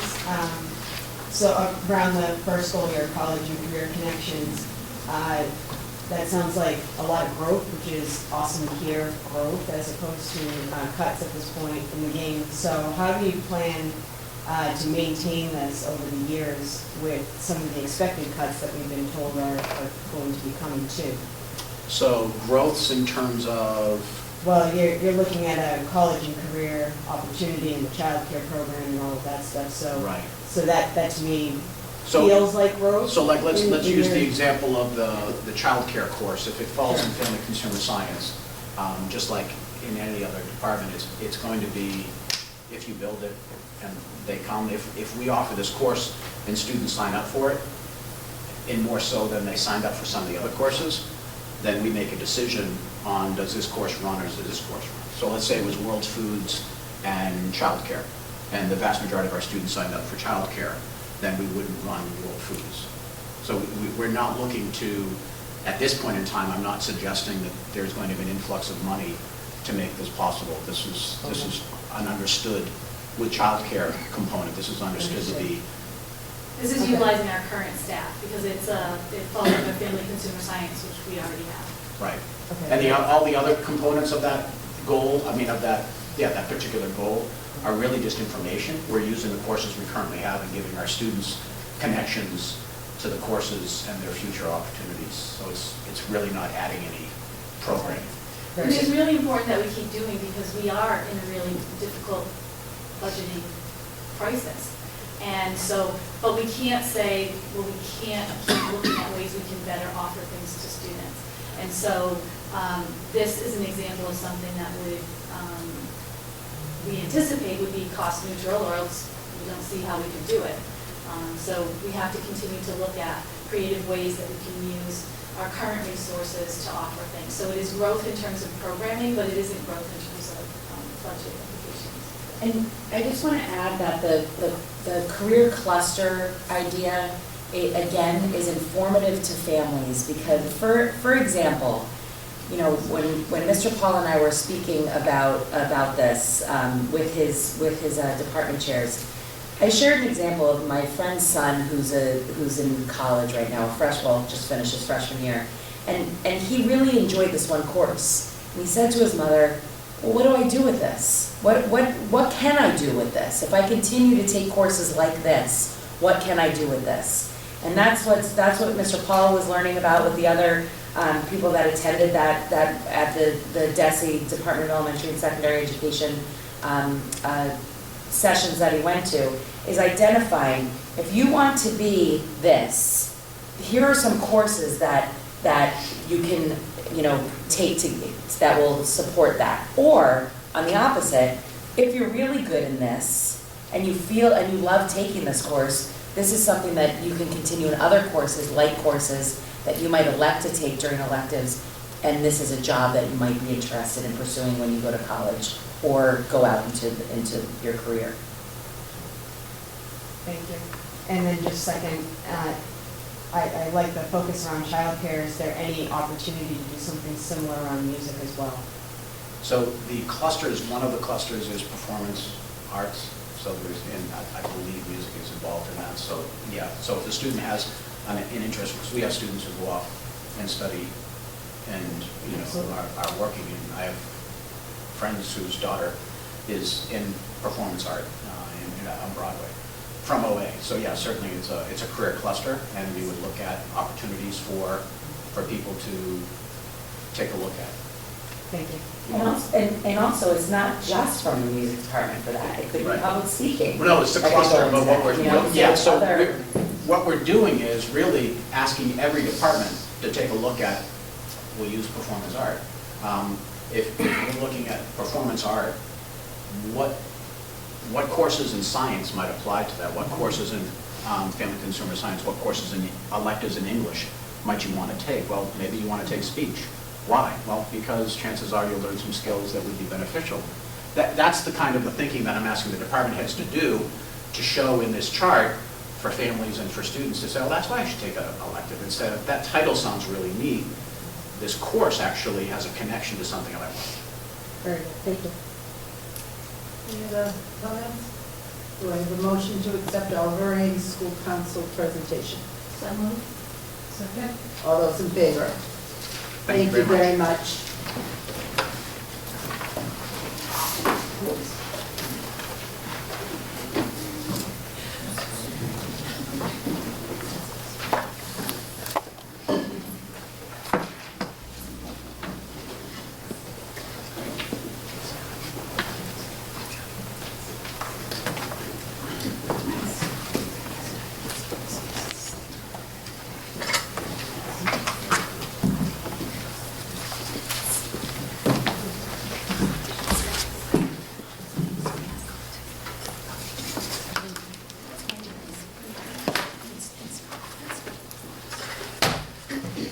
Next on our agenda are personnel changes.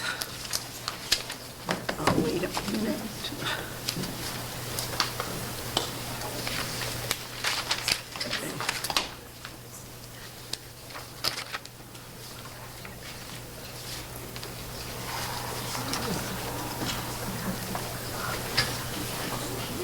Sorry. That's okay, no problem.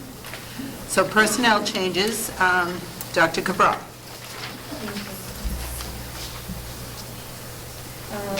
So we have two changes, retirements for the Easton Public Schools. First is Maureen Walensky. She's a paraprofessional at Easton Middle School. She's been with the district for 15 years. She began her career with Easton in September of 2004, and she's been in the position of para at the FL Olmsted School when it was so named, and currently the middle school. She plans to retire on June 13th. I don't know if you had the opportunity to work with Maureen.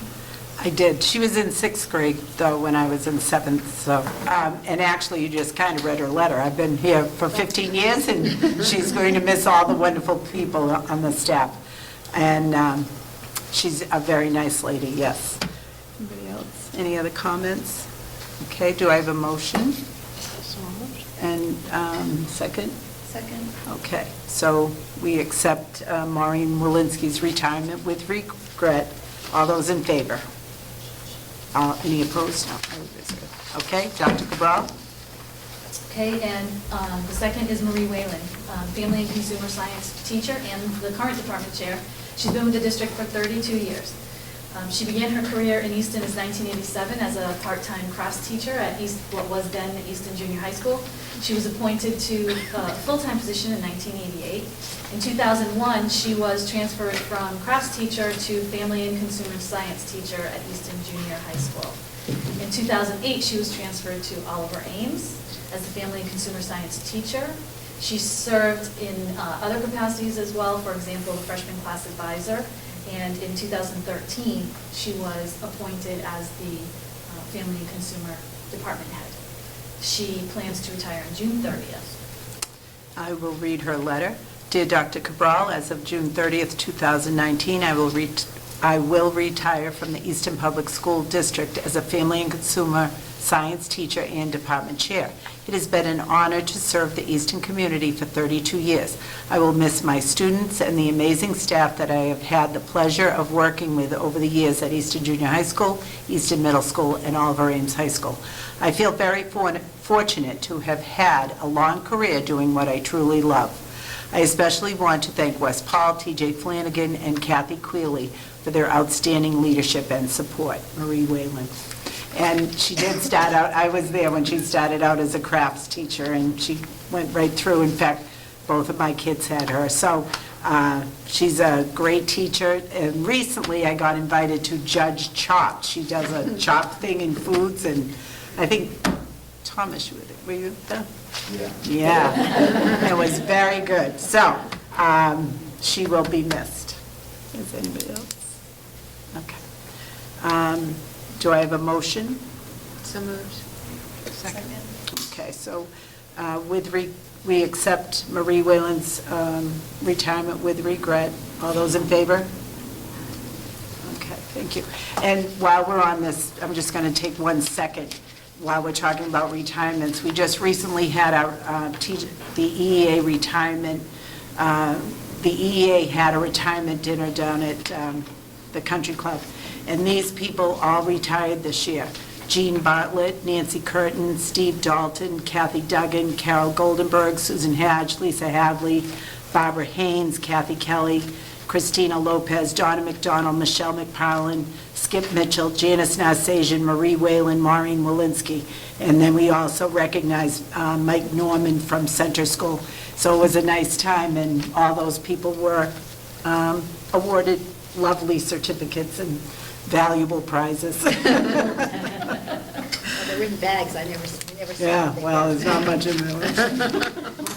Okay, next up is, I believe this is the NEAS thing that we were talking about. Right, so the NEASC is the New England Association of Schools and Colleges. That's our accreditation source for our high school. They do a full visit to a school where they make recommendations and suggestions and any corrections that they recommend. They do that every 10 years. We're in mid-cycle right now, and so as things are completed that were recommendations, they are forwarded by the NEASC committee that's at the high school to NEASC for review, and they continually accept things as the cycle goes through until we finally we're up for accreditation again. In fact, one of the sentences in this letter is, the school is scheduled to host its decennial, which I have never seen that word before, decennial accreditation visit in the calendar year 2025. To me, that seems like a light year away, but I know it'll be here sooner than we think. So, okay. Seems like they were just here. And they'll be back again. Thank you. Okay, next, discussion of the superintendent's evaluation.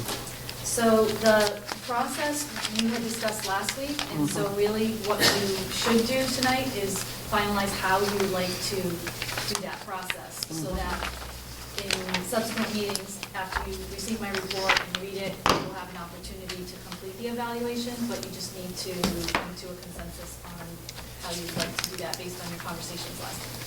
Okay. What do you, any input? Well, Caroline? Well, my understanding was that we were going to, each of us fill out the form, but we do need to settle on a couple of areas to focus on, and then send it to you. And Jane had offered to offer her tremendous advisory talents to work with you to. But I think if it comes to me and I look at, and then I think I could use Jane if I felt that it wasn't a compilation that could be put together nicely. Do you know what I mean? Well, that's fine. No, I love working with Jane because she always has great ideas. Okay. So it's entirely up to you how much you want to. All right, so. So are we picking the indicators and elements, or did you do that? You're going to. You chose the indicators and elements at the beginning of the year. Okay. She's going to send us. We're going to get another copy of your evaluation. It's a report. I mean the No, report. it's a report based on the The indicators. evidence? Right. Okay. Okay.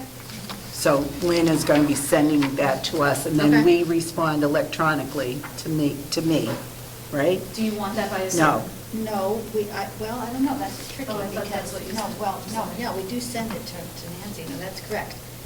But we have the issue of whether we do it electronically or literally drop it off in your mailbox because of we don't want it to become a public record until you have put the compilation together. Right, because it's not a single, it's 5 of Right. us. So I think we actually need to fill it out and. Print it out and give it to me. That's what we did last time. That's what we did last time. Yeah, I think the Does reason that was sound right? because of the. That's what we did the first year of that school committee, Right. with Fred as chair. We filled it out physically and left it in his mailbox. I mean, it may not be necessary as long as nobody's responding. There's no, it's just that it would be by email. Well, last year we did that Google We document. sent it to Google Right. Doc Right. to Lynn. But we're not doing that this year. You don't Right. want to do that again. Okay. Because it was, I believe you felt it was more complicated and you wanted to get back to a simplistic system. Right. But so then, is Nancy going to have to input all that into a document, or how does she come up with the final? If we give her like a physical written thing, then does she then have to go in and type all this in, or? Well, we can probably then send her just the comments. I mean, the ratings are just, just do an average. I have confidence that our math teacher here I can take an average can of handle 5. No, But it's not just that, it's comments I'm too. thinking But about, yeah. but if you have, the 5 comments on one particular item, Yeah. I mean, 3 of them could be very much the same, and one would be over here and one would be over here. So my duty would probably be just take what, like we do here, majority, you know what I mean? So you just take that and put it into the report. Okay. And then I'll share that with all of you, and then we'll do Sure. that. All right. Okay, and when do we want to have this done by? Is there a date that you want the information? That's what I'm asking. Anybody? When is it, Well, we have to there's a get the specific report. date this So- has to be done by, is that correct? Well, sorry, I was going to say, ideally, it is by the end of the year, but they're really, I mean, honestly, the school committee has almost never had it on time or anywhere near on time. So, I mean, there's no one's going to come and, Mhm. arrest us if we don't have it done July 1st. Yeah, So- well, it's not going to be done July 1st. Because we've been just inundated with so many other Mhm. things. Okay. The reality is that we would have needed to Right. start a couple of months ago if we were Mhm. going to. So if you could send us that tomorrow, Lynn, if that's possible. Well, but- What? Just- Oh, I'm sorry, I thought it was the one that we had. No. No, I thought What we it's- have is what we narrowed down the indicators to. No, but then you gave us something else to, oh, now you got to put your evidence with it. Okay, so yeah, whenever. Okay, don't worry about it. Yeah, I don't think, I mean, you've got so many end of the year things, I just don't think we should feel, Okay, put more pressure on Alicia to Right. get that all Okay. done right away. And then I think we shouldn't put too much pressure on ourselves to Right. do it instantly. Right. I think Okay. there's really no penalty for being 2 weeks late. Right. We can reserve it on executive session for the next couple of meetings if you want. Sure. And we can determine at that time Okay. if you're ready. Sure. Okay. Sounds good. That's a question. We have a question. Hi, What's your name? Linda Lee Havla, Massapog Ave. What are the standards that you're using for your evaluation? The DESI. Department of Elementary and Secondary Education. I know, I'm well versed in the standards. I want to know which ones. Oh, I know did- they're were sitting down chosen? Somewhere. I don't, do you have them with you? I don't have it with me. I don't It have is that one with me. public record. Because a year, well, So last only year. some were chosen, it's not, not all of them, just a few. They have so what they're looking at right now is the Department of Education recommendations for how these are completed. And they recommend that they choose the indicators that they want to see developed over the course of the year. And they did that, I'm not sure what month that was in, but they did that. It was like September. They did that at the beginning of September. the year. And then Dr. Brawl came up with a plan, the plan, And now she's putting her, like as any teacher, putting the evidence together, and then we'll look at that and then comment on that. Thank you. These evaluations, it's like pages and pages, it's great, you know. That's one thing I don't miss. All right. Public comment.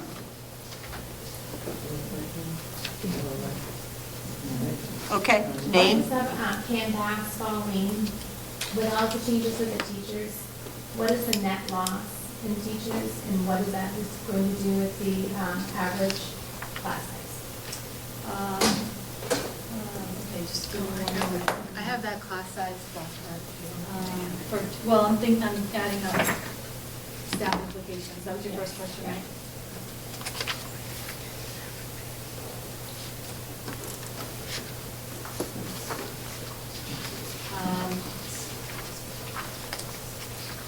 Six staff positions, 2 library positions. I believe that's correct. It's on the website under budget. I believe that's correct off the top of my head. And for class sizes, each of them is different. So what we did was, first and foremost, we look at in the retirement positions. Some of them we decided not to replace because we looked at class sizes first and implications. And when I say we, I'm talking about the entire leadership team. So at each school where we discuss these, we received input. There were some retirements that we have to replace because the implication on class size or health, for example, is only a teacher in one building. So, but based on that, the leadership team determined that they were the most reasonable reductions that we could make based on what we were required to make due to what we were given for our budget. And what's the impact of the class size, the average class size? Thank you. No, so with the first grade position being cut, our class size will be, hold on,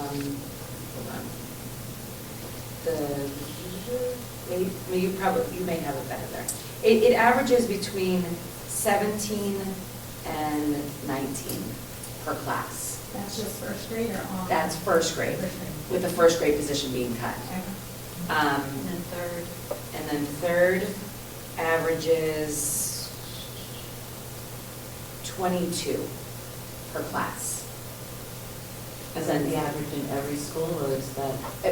Well, the third Just grade is there. just one school, What so. school is that? Our own. Oh, well, yeah. Yeah. I meant the first grade, sorry. The first grade, so the first grade, and again, this may change because of move-ins, kids that move into the district, or move out. So in Parkview. I have it here. Yeah, it's 18.8, 17, and 18.7. Yeah. Was there a Grade loss six. of sixth grade teacher? Yes. I'm sorry? And that Grade was six. grade 6 was cut.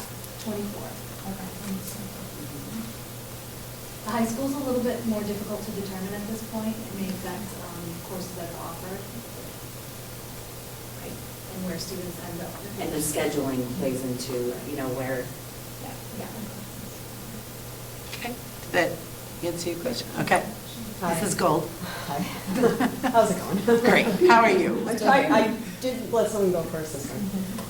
So one of the big things that we heard during all of Connor's presentations over the last couple months was how a lot of that information was given to us over the years, and that all of a sudden, bam, we're hit with all of these music cuts.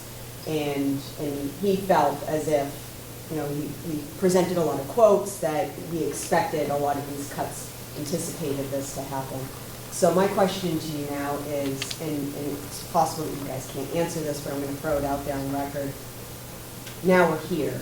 So as I said at the town meeting, we have our attention. So what are we going to do next, and how long are we waiting before we start making some changes, start talking about what a three-year plan would look like, and what are we going to do next, and who needs to get involved in order to make sure that we don't keep having cuts, orchestra teacher just gave notice yesterday. So what else are we doing to make sure that we can keep our teachers intact that we have, as well as making sure that we can strengthen our programs in general, not just music, but obviously that's near and dear to my heart. So what are we doing, and what is that 3-year plan, and when does that plan start discussion? Additionally, in regards to, so mom hat, now I'm going to put my tempo hat on. So as far as a tempo and the music connection, how can tempo participate in that 3-year plan and making sure that we can support the music programming through a 3-year plan until the school is ready to start taking on that responsibility again. I understand there's a whole project around new school and all of that, but not for nothing, that doesn't change things on November 1st if that gets voted November 1st. That's not ideal. You're not going to build a building overnight. So that also takes time, and we need to understand from a town and a community perspective, how much time does that take before we start seeing results, and what do we need to do in the meantime with that? So, big loaded question. It's fine. We do this all the time. Okay. Believe me. So we have been working on this plan for several years because we were aware. Personally, I was aware 6 years ago when I came to the district. So we have been working on this for the full 6 years, and we are continuing to work on it going forward. So there are really only 2 things that, as a district, we can do when it comes to funding, and that is make cuts or generate revenue. And so we obviously tried to exhaust all of our revenue opportunities before any cuts were made. And so that's what has been happening over the last 6 years. Those aren't as noticeable maybe to people in the community. That's always what comes first when there are budget problems somewhere, and then the cuts follow, because nobody wants cuts. None of us gets into this business to make cuts to anything. We're always trying to think of ways to augment programs, like the childcare, for example, and create opportunities for our students. So we have been working on several revenue projects for the last several years. Again, on the presentation that has been presented to the public, it is also on our district website. It lists them. But for example, we've been working on bringing special education programs to the district. That not only saves us money by educating our own children, which of course is best for the kids too, but we now have some revenue sources. Because when we have an under-enrolled cohort, we are able to tuition kids in from other districts. So what that means is, say, Mansfield or even a Whitman, somebody that seems like they're further away, we know as educators that when we're placing our students out of district, they sometimes go as far as Boston or Connecticut. So other districts would be very interested in sending their students to our programs because they're cheaper to transport and they're cheaper than some of these districts. And so we've created these programs, and now we're starting to tuition the students into those programs. We also have random classrooms in the district, not at our 3 pre-K to 2s because they're completely chock-a-block full.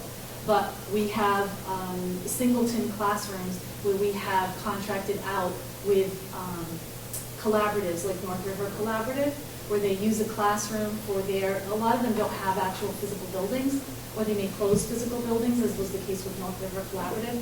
And so they tuition in with us to use our classroom space.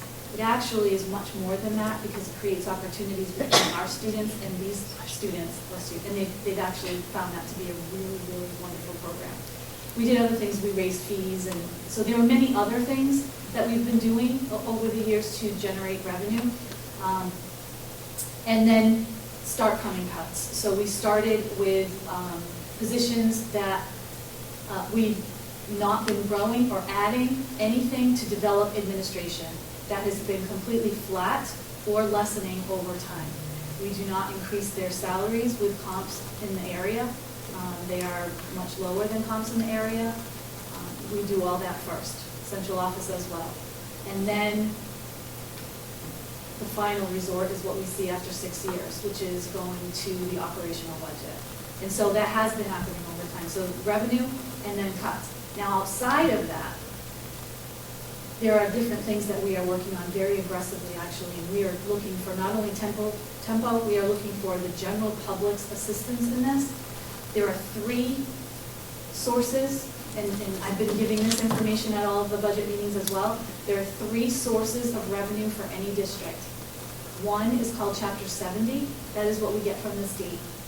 The second is what we get from the town, from taxes and new growth. And the third is what's called entitlement grants. And that's it. So, well, there are also competitive grants, but we don't have a lot of people that write grants, and we compete for many of them, but as you're going to learn with entitlement grants, we aren't eligible for a lot of them.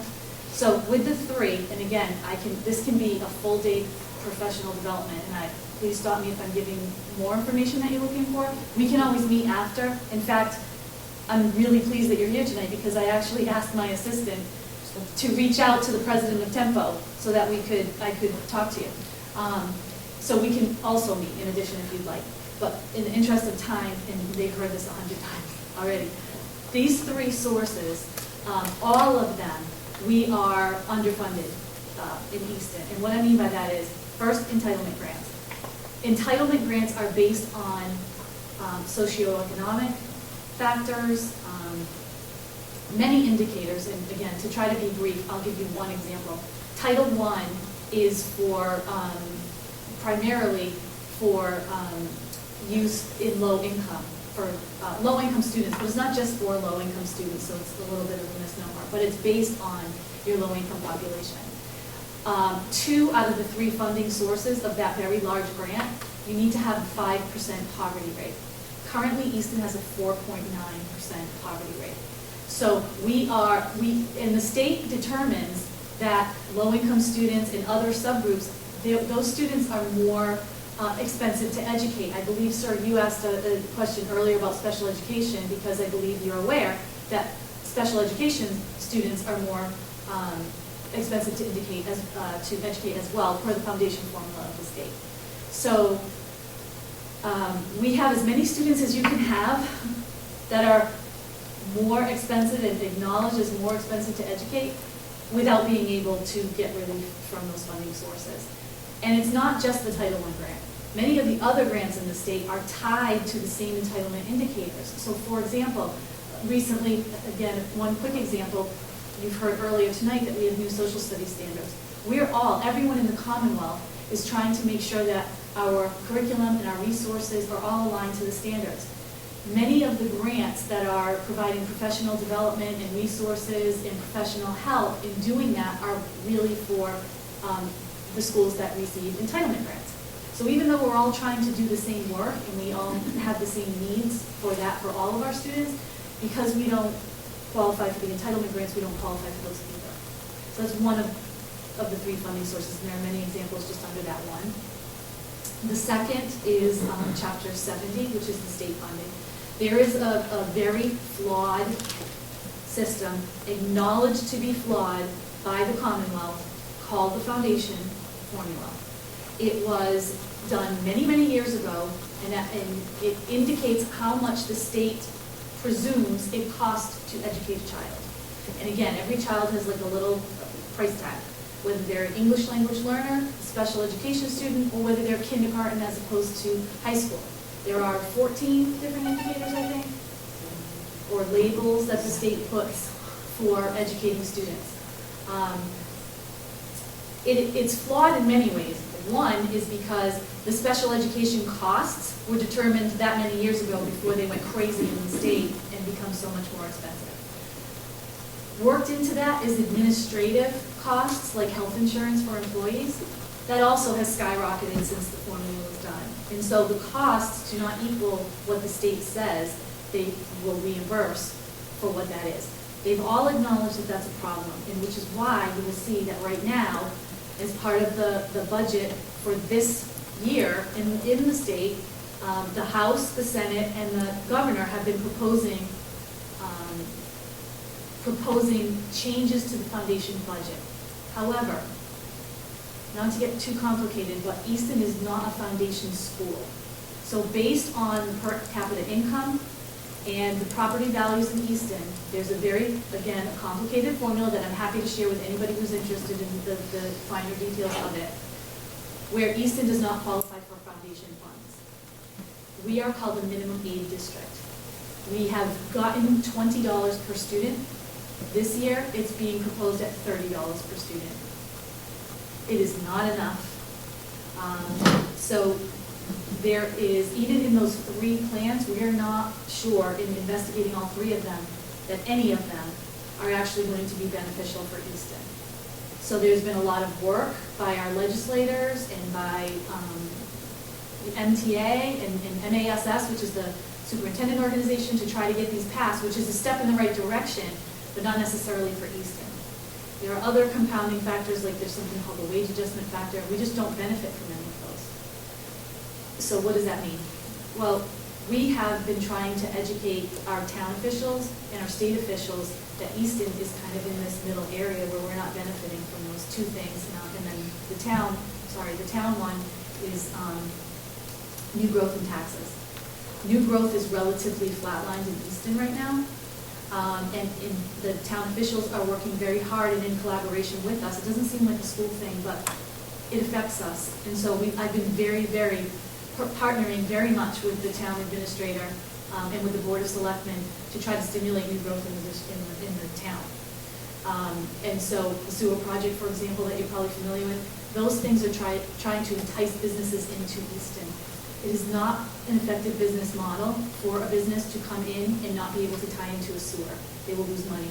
And so a lot of great opportunities have passed by Easton. And so it might sound counterintuitive to put $20+ million into something in order to make money, but that's exactly the longer term things that we're working on. I understand it's longer term, but we have to think both, short term and long term. The revenue is short term, and then some of these things are long term. The school building project. If we do get that passed in the fall and we stay on our timeline, there's a 2022 to 2023 opening date.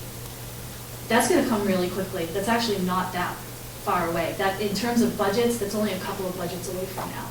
We are looking at that as our lifeline at this point, because that will take $86 million of repairs off of the schools that we have hanging over us right now, that we definitely can't afford.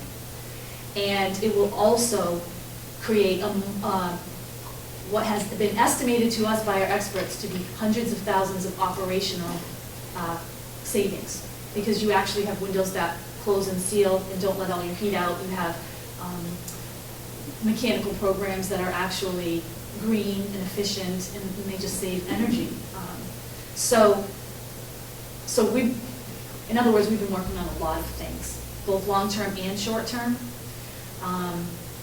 We've been to the State House. I've met with both of our senators, Timilty and Brady. I've met several times with these people, several times with Claire Cronin. Chrissy and I actually kind of forced ourselves into a meeting with the Commissioner of Education, Jeff Riley, who's very, very welcoming and understanding. We got a great reception from him. We went up to Malden and sat with him and his executive team, including the financial person, explained our concerns about what's happening in Easton as well as the entitlement grants. He did tell us at that meeting that he was going to talk to his financial director about looking at how those grants are allocated. Will that be for next year? Will that be for the following? We don't know. But these are all the areas we're looking to try to increase what we get externally and what we are able to generate internally. Something like the child care program, we're just hoping for that to be self-sustainable. But there is an opportunity that a program like that develops into something that is a revenue source, because you're tuitioning students in that cover the cost and then some for the actual program costs, because the teacher is cost neutral, hopefully, and it's just part of the family and consumer science. So I am seeing a little bit of glazing, so I probably should stop there, but. No, that's good, thank you, that was really helpful. So to follow up on that, yes. And I'll try not to make her talk too much that you're fine. falling asleep up there. We're not falling asleep. So with that said, do you already have a pretty good sense as to what next year is going to look like, given that you had mentioned you've been working on this for 6 years, and you already anticipate, you must be anticipating some of this Yes, already. and actually, my director of I'm sorry, did I, not that? No, Okay, actually, our director of finance is here. We do anticipate that it is going to be more challenging than this budget was. No, and you said that, I'm just wondering what degree that challenge is looking like already. Well, that depends because, again, what our needs are is one thing. What we get from the state is something else. So just as again, one quick example, so I just try to give one thing just to illustrate, but I have way more if you ever want it. She does. So I'm sorry. If I'm giving you too much information. No, keep going. Okay, so just as an example, the town can only offer us what the state offers them and what's available in the town through taxes and new growth. So as an example, this year, we started conversation with the town, and they really wanted us to only have a growth of 2.75%. When we took all of our non-negotiable contractual rollovers, where we don't even have decisions like labor contracts, those are negotiated binding contracts, legal, because we have legal services for the district, transportation, and special education. Just that was an increase of 3.2%. So before we even considered what do we need in the district, what do we want to grow, what ideas do we have, what do we want to do, we already had to go from 3.2% to 2.75. And the way that works with contracts is you can't say, I'm sorry, we don't have the money this year, we got to make cuts to that. They're legally binding contracts. So what would happen is that extra percentage would all need to come from the operational budget elsewhere. Programs, services, everything except the contracts. And that does this kind of thing. It decimates budgets. We ultimately did not get 2.75. Ultimately, the town had a deficit as a town when all the departments came in, and we ultimately had to go down to 2.5. So just rolling over was 3.2, and we had to cut to 2.5. What are you Keep in mind- anticipating the rollover for next year is going to be? I was just going to, thank you, I was just going to say, keep in mind, see, you're following. Haven't fallen asleep yet, keep going. Keep in mind that next year, whatever people make is going to be more than they made this year. Right. So right off the bat, that's going to be a bigger expense, but we have no idea what the state's going to be able to provide. Sorry, Marilyn, did you want to add something? Kind of know what it is, but it also all depends on, we have had replacing teachers and where they all fit in with on the schedule, but. The salary scale. I mean, I could throw a number out there, I probably have a pretty good idea of what just the salaries will be without anything else, and we have to, I haven't heard it yet, so but I think. I have an idea in my head. We haven't heard it yet, so. I haven't heard it yet either. It's worse than this Oh, year, yeah, though? yeah. Okay. It's worse, that's why we say she advises me, and we talk about this, although we haven't had that conversation yet. What does that timeline look like? So when you guys We usually start the discussing- budget around November, December. That's where we started it this past year for this one. So we usually start that around November, December. Because right now, we still don't know what everybody's even making for this year, for the year coming up. Because we still have hirings going on, we still have people retiring, we had 2 tonight, right? We don't anticipate these. They all we're at the level where those all make a difference.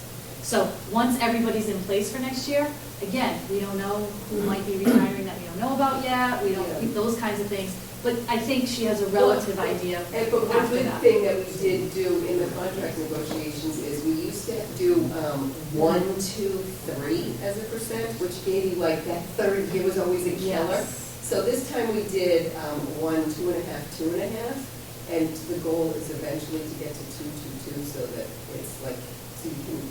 We don't foresee a year in the next several years where we would be able to absorb a 3% increase anywhere. And so where are you in that 3-year contract? Did you just do a 3-year? Yeah, So this was the 1%, so next year's 2.5%. So you do already know Yeah. that it's going to be Yes, 2.5 we on do top? know. We have that, Okay. all. Correct. All the contracts are all, Going up by 2.5%? right, but everything's all negotiated now, so we know exactly what. Right. And if you're interested, the budget subcommittee, which I don't know if you know about, the budget subcommittee is comprised of a couple members of the board of selectmen, school committee, finance committee, town administrator, superintendent, business manager, town accountant. And we meet, and we start meeting usually August-ish, September, and we start talking about the overall budget for the town and where we think things are going to be. And the town administrator usually has he has a forecast for the next couple of years, and so we start talking about that early, even though we don't really have a lot of information in yet. Those are open to the public. They're also on ECAT. They're all posted. So, yeah, so. And you can go back and look at any prior ones as well, because they're on ECAT. And Marilyn actually created a very useful, I think it's very useful visual of when things happen in the town and schools in terms of budget development in a year cycle. And so if you want to reach out to Lynn to ask for that, we can send that to you, or if we are able to meet, I can give you a copy. Is that on our website? I was just going to say, I think it was on the website. I'll check to see if it's still up there. It's a good thing to have on there. If it's not, It you can add that. definitely was at one time.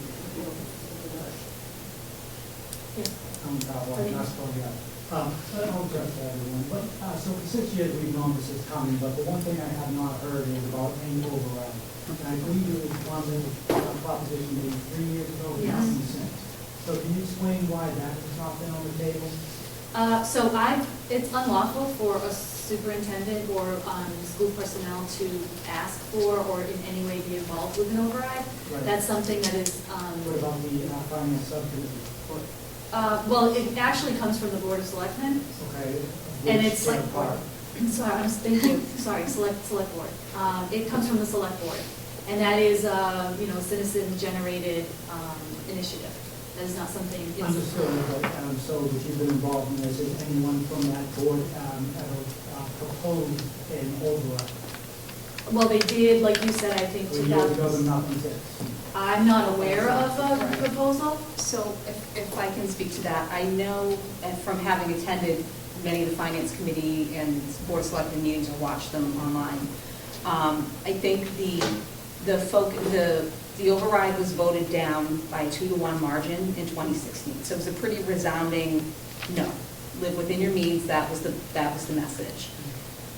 There was, I know the Board of Selectmen had some turnover, and there was some issues with the town administrators. So there was a lot of other work that they needed to address in the immediate period after that. And then at around, I think, when things quieted down a little bit, that's when we got notified that we were selected for the school building project. So I think if I recall correctly, I know that people asked at the Board of Selectmen meetings in early May, and both to the Finance Committee, and both committees spoke to their concern about putting too much of an ask in front of the voters all at once. Because the school project is an override as well. It's a debt exclusion override. And it's pretty substantial. It will be a substantial ask. So, it seems like the consensus has been that that's the main focus right now. Let's get over that. And then I think, people did ask at those meetings, well, what about an operational override? And Dottie Fulgeneri had some commentary on that I don't want to speak for her, but I think it's realistically something that I think that conversation will evolve after the building project is voted on. I'm also aware that there is a $4 million reserve in this town, which they are going to touch all of a sudden after 3, 4, 5 years of touching. That's a fiscal management that was voted on. We don't make by that the decision, town. right. But just, I can only talk about my knowledge. And by the way, when you say 6 years, I just want to clarify, I'm only talking about my experience here, 6 years. From my understanding, there's been a conversation longer than that, but I'm just talking about my own. That makes it worse, not better. I'm just telling you facts. Yeah. So basically, you all had an override in 2007? Yeah, 2006, right? Your last operational override was around 2006, 2007. That, I don't want to speak to the reason for that. I wasn't here. That's just a fact. It was extremely fortuitous for this town because all of us experienced a crash, a huge recession, the hugest recession since the Great Depression in 2008. And so that was very lucky because it was not for that purpose. What happened is instead of that money going toward advancing programs and different needs in the town, a lot of that was put into the reserve. And what has happened is, in the slide I keep referring to when I say I knew about this for 6 years, the former town administrator as well as the current one has keep using the same information year after year to say they knew how much was in that. And every year, so earlier I said we had 3.2% need just for our contracts in the towns. So there's a 3.2, 2.5, 3.2, 2.5, and you go back and forth, and finally you can't come to anything in the middle. What has been happening in the town is that the town has used that money to make the difference. Okay, so sometimes you hear people say, well, the school department found money or whatever. It wasn't any money that was found anywhere. It was the town saying, let's use the money that we still have to augment the budget for this year. Now, this is money that isn't getting replenished, right? Or free cash can go into it, but it's not like an override. So, again, that's predictable for like our financial friends who can say, you're doing an average of X amount of dollars every year, that's only going to last this many more years. And so the town, Dottie Fulgenetti, again, I'm not going to speak for her because I could never do it as eloquently, but she has communicated what has the town been doing since that time to try to create the new growth and to stimulate funds and so forth to try to get the town going. But what happened was that just became depleted to the point where 2 years ago, the Finance Committee and the Select Board set a guideline for themselves as the financial advisors for all of you in the town that any free cash that came, 50% of that would go into that stabilization fund. And they said that would happen. And last year was the first year where they said that extra money will not come, and they held to their word. Because they have to build up those coffers. $4 million sounds like a tremendous amount of money, but for Easton, actually bond ratings and all those things are based on how much is in there. If you think about, how much collateral you have if you want to buy a house. Like PMI. I have kids that age looking now, and they're like, that's not fair. I'm like, well, this is what happens. You have to pay 20% or else you pay PMI. And so in order to save on all of the projects that are happening, which would be many more millions of dollars, they have to have a certain amount of money. And so they're trying to build that up to that point. They aren't at their goal yet. And so that's why they explained that when they're asked for the money, that would deplete those resources again. From a school district perspective, that would actually that would be 1 year helpful to us, but that actually would hurt us next year. Because people, which is what we're most in need of right now, are not one-time funds. So if we were able to get $200,000, for example, from a stabilization fund, yes, that would make a difference this year, there's no question about it. However, we would then have to lay the people off the following year, pay unemployment, and it would cost us $300,000 or more. So we actually would start behind where we even are this year, and so we have to look ahead and try not to make decisions that are, when we already know next year is going to be worse already, to make decisions that are actually going to make us lower than that. Does that make sense? Yeah, I'll proceed with this question. So the school committee voted unanimously to approve this budget, which had over $400,000 in school budget cuts. Is that correct? I don't have the exact figure with me, but there were a lot of cuts, yes. Yes. And so procedurally, if you had voted against that, what would then happen? The board of selectmen would still have been able to push their agenda through? Well, the select board, town meeting ultimately makes the Right. final decision. So technically, if that's the case, why would you vote unanimously for that, and instead of being protest against that, so that you would at least looking at sort of the fighting for the students? Well, because there's a requirement that we go to town meeting with a balanced budget. Well, that's As fine, a but total they- town. But it's not your job to balance the budget, it's their job to balance the budget, whether you vote for it or against it. Well, I think that's part of the work that Jackie was talking about. We don't just offer them something in complete isolation. This is what we talk about. We have department chair meetings where we all work as departments, but also at that budget subcommittee meeting, we all talk about and try to hammer things away. And believe me, it was a lot of defense of the programs. We had to go back and cut 4 times because we held firm to where we were first, held firm to where we were second, third, and fourth, but we are required, we are mandated to present a balanced budget to the taxpayers based on what we receive. And when I say we, I'm talking about all the town departments. If you were at a DPW meeting or police or fire or other department meetings, you would be hearing the same lamentations about lack of funding. This is not, we're not fighting amongst ourselves as departments in the town because we're all taking from the same coffer. It's a revenue issue, both at state and town. You have to be complicit with the school budget, that's where it doesn't make a difference because they're complicit through anyway. Who can push it? Select. I don't know if you mean by push it. You voted unanimously for the Yes. budget cuts. Now, if you hadn't, I think what I was told was the select board would put them through anyway.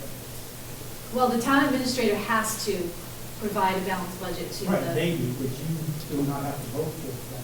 You do not have to vote But in for a it. 43, so I know what you're saying, 400,000, I mean, there probably were more than $400,000 worth of cuts, but in a $43 million budget, 400,000, I No, mean, I understand that. what do you do? I understand You have to that. say. What I'm trying to understand And is we that- also want Maybe to I'm have missing your point. control over where those cuts are, so Right. that there's less impact on the students As as little as possible. possible. Obviously, all cuts have impact on students, but if So you we voted for the don't. budget because Sorry. of the way, it was the best case scenario you could have.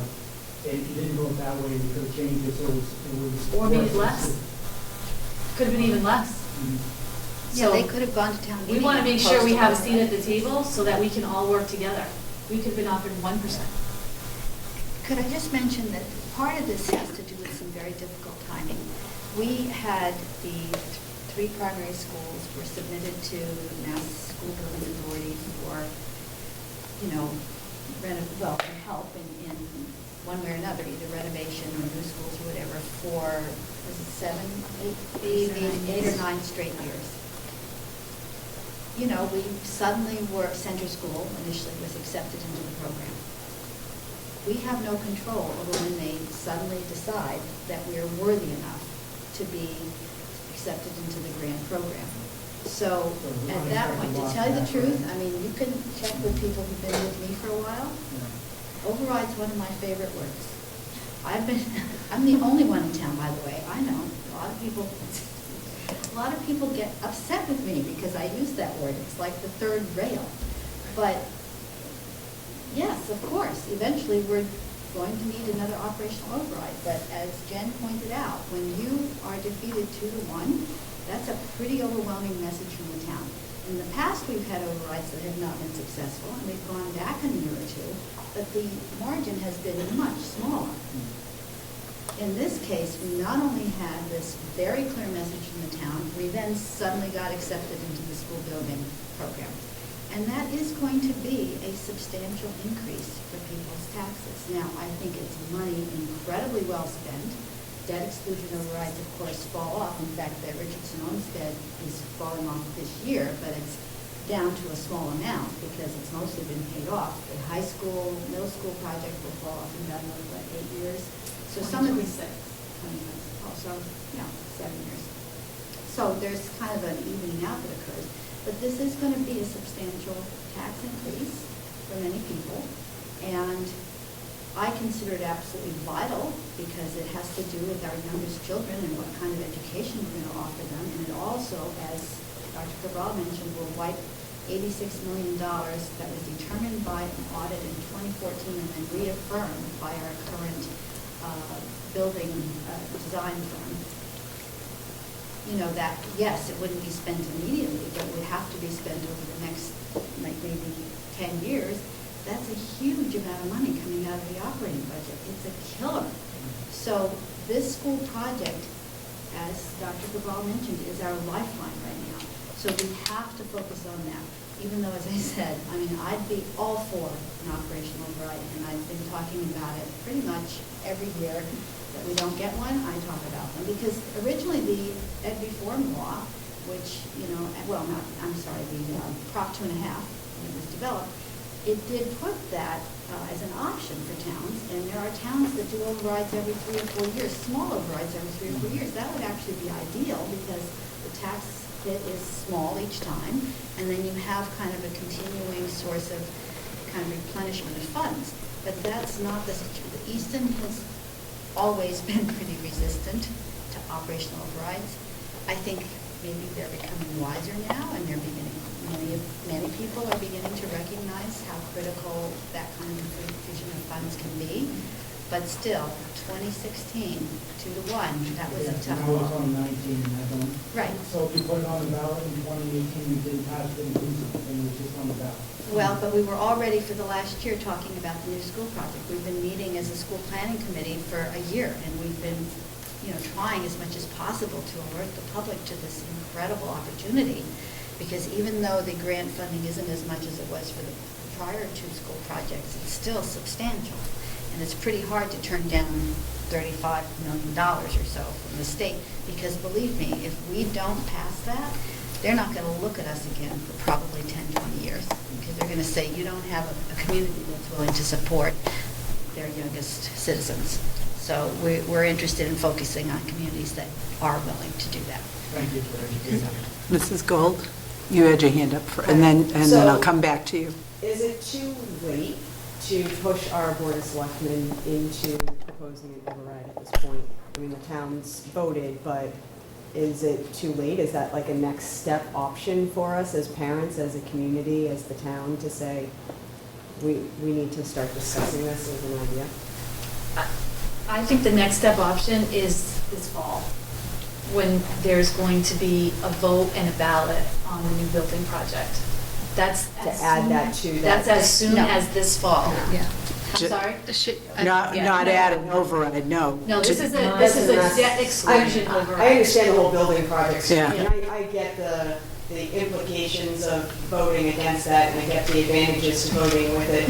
What I'm concerned with is that's not an immediate fix. That's a long-term idea. Mm-hmm. You know, it's a now we need to vote so that we can discuss that from a long-term perspective. But I'm really looking at what do we need to be fighting for and pushing our elected officials to help us with now so that we can start talking about the next 3 years. It's the school building project. We cannot divert energy away from that override. It's all it takes to kill an override, as we saw with the last time, is you get a concerned group of vocal citizens, and there are many people in this town who are very sensitive to any income issues. And they vote, and they're mobilized. And the last time, one of the things that affected the operational override was a request for an operational audit. So this operational audit was proposed, it was voted on at a special town meeting, and then people said, after months of work had been put into getting everybody to sort through the needs of the proposed operational override, then a lot of voters stepped away, kind of said, oh, well, we need to see what the results of this operational audit are. Those results weren't available until many months after the vote. So that's one example of how sensitive and tricky getting an override in is. Another thing I want to point out is that there's also anybody in the Five Corners Sewer District is looking at a betterment in their sewer of $25,000 to $30,000, $40,000 or more. Plus installation. Plus connection costs, so there's already a group of citizens in the town who are under a pretty significant financial burden. So my concern would be if we started, if there was a lot of attention put towards an operational override now, that energy is very much needed for the school building override. Let's harness people's energy and interest, focus on getting that done. That vote will be in the fall. And then, or at the same time, certainly talk to the Board of Selectmen, talk to the Finance Committee about concerns. They're certainly aware of the budget situation. But I think, again, the public push and support really, really needs to be for this right now. Obviously, we don't know if there was an operational override, how much that would be, but it's not going to be more than $86 million. And so I think the concern that some people are expressing is if the operational override, if an operational override causes anyone to not vote for the school project, any money that is gotten from that override will be going to facilities repairs and then some. And it will sort of be a moot point. Thank you. Right. Cindy Pavlov, Maspog Ave. I just wanted to mention that West Bridgewater just voted to move reserve funds to their schools to help fund their schools for this year. Just saying, I spoke at the Board of Selectmen meeting, as you know. And I just, you know, if at any time in the last like 10 years you asked me to vote for an operational override, I would have.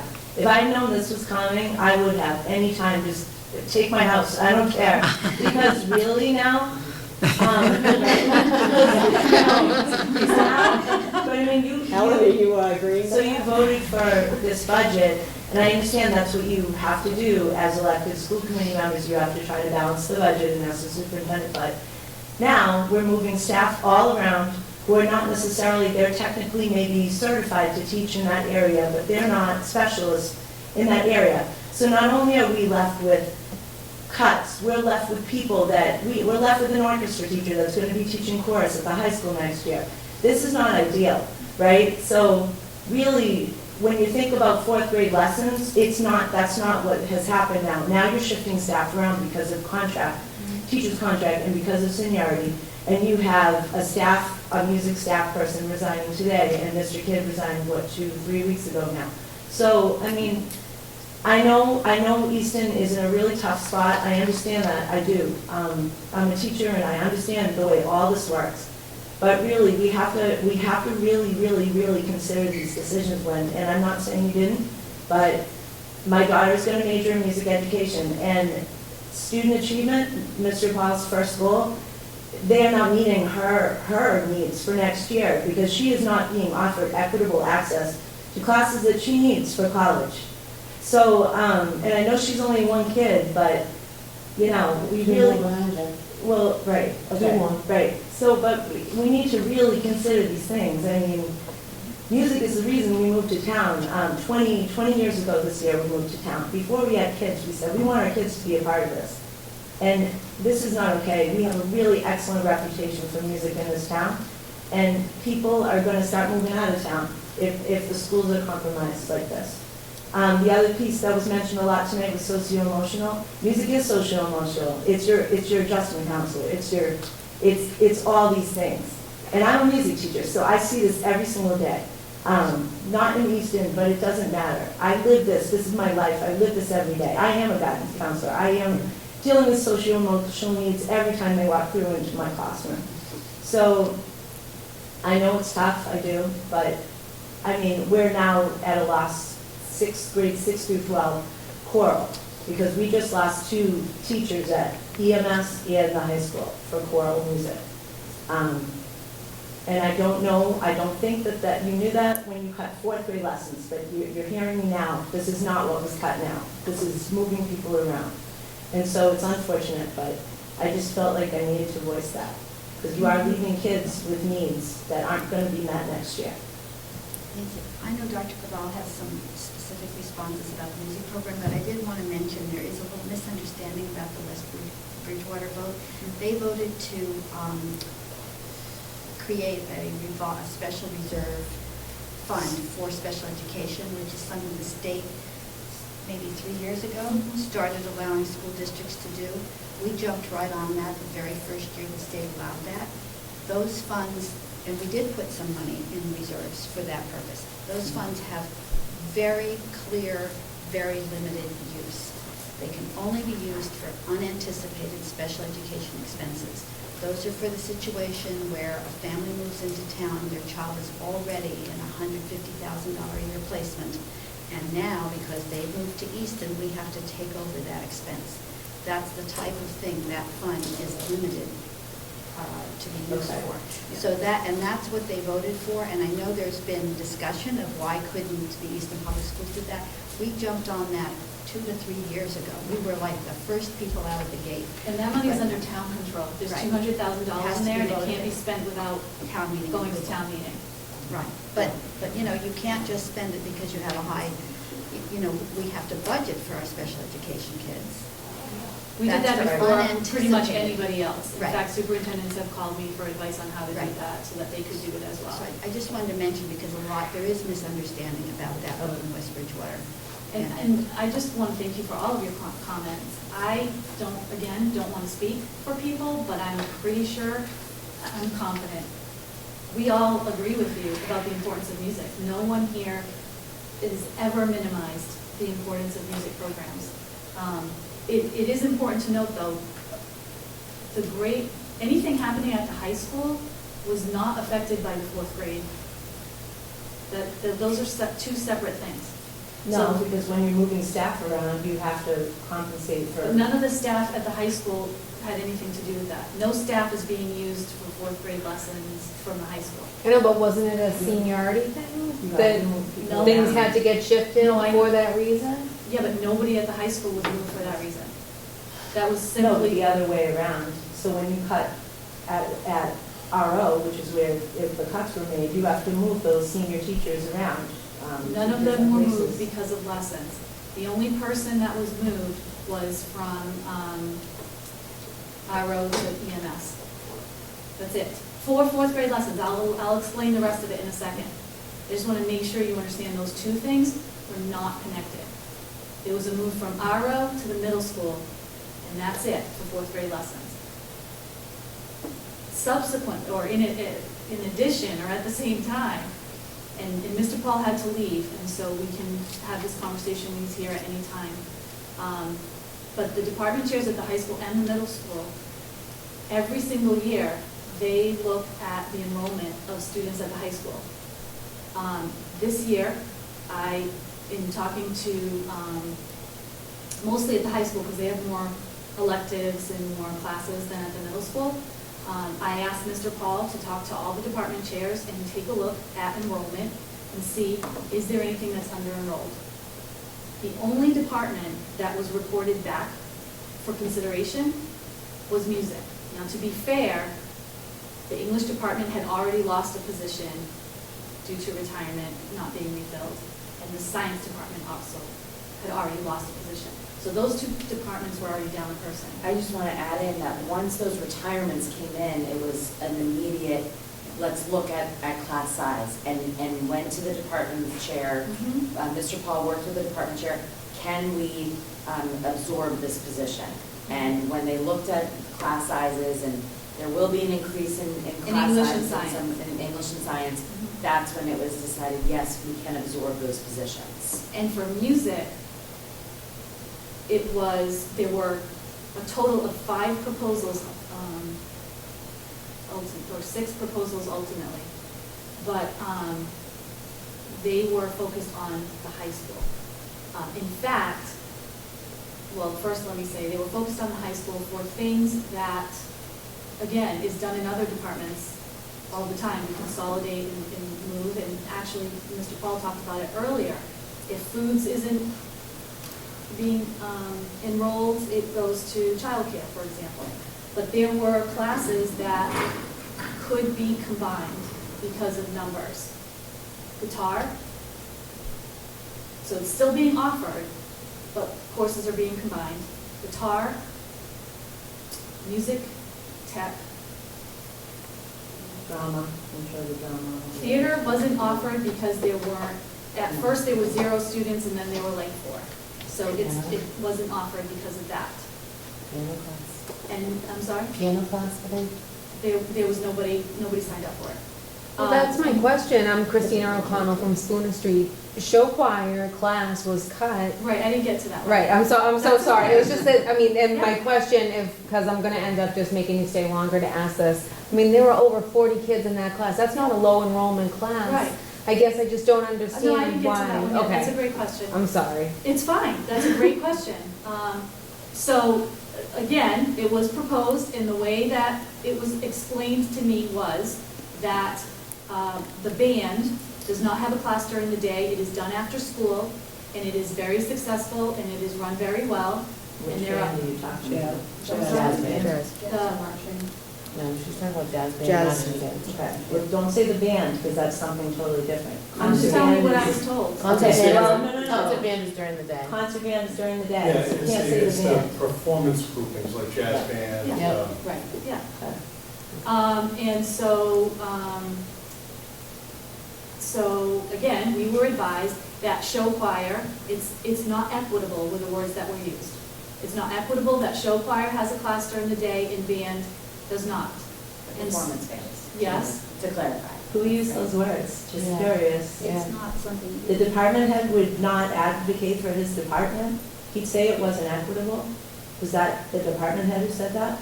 It has Because to I be. would love Yeah. to know. It has to be. There's nobody else that would say that to her. It has to Well, be. it's a part of the leadership But team, she's but I not would love to the know. I get advice from the department chair and the principal, and that is exactly what was said. I'm not saying they said it was useless or not necessary. No, I know what Nobody's not saying that, equitable means, okay? Nobody's saying that. It was simply looking at where efficiencies could be made.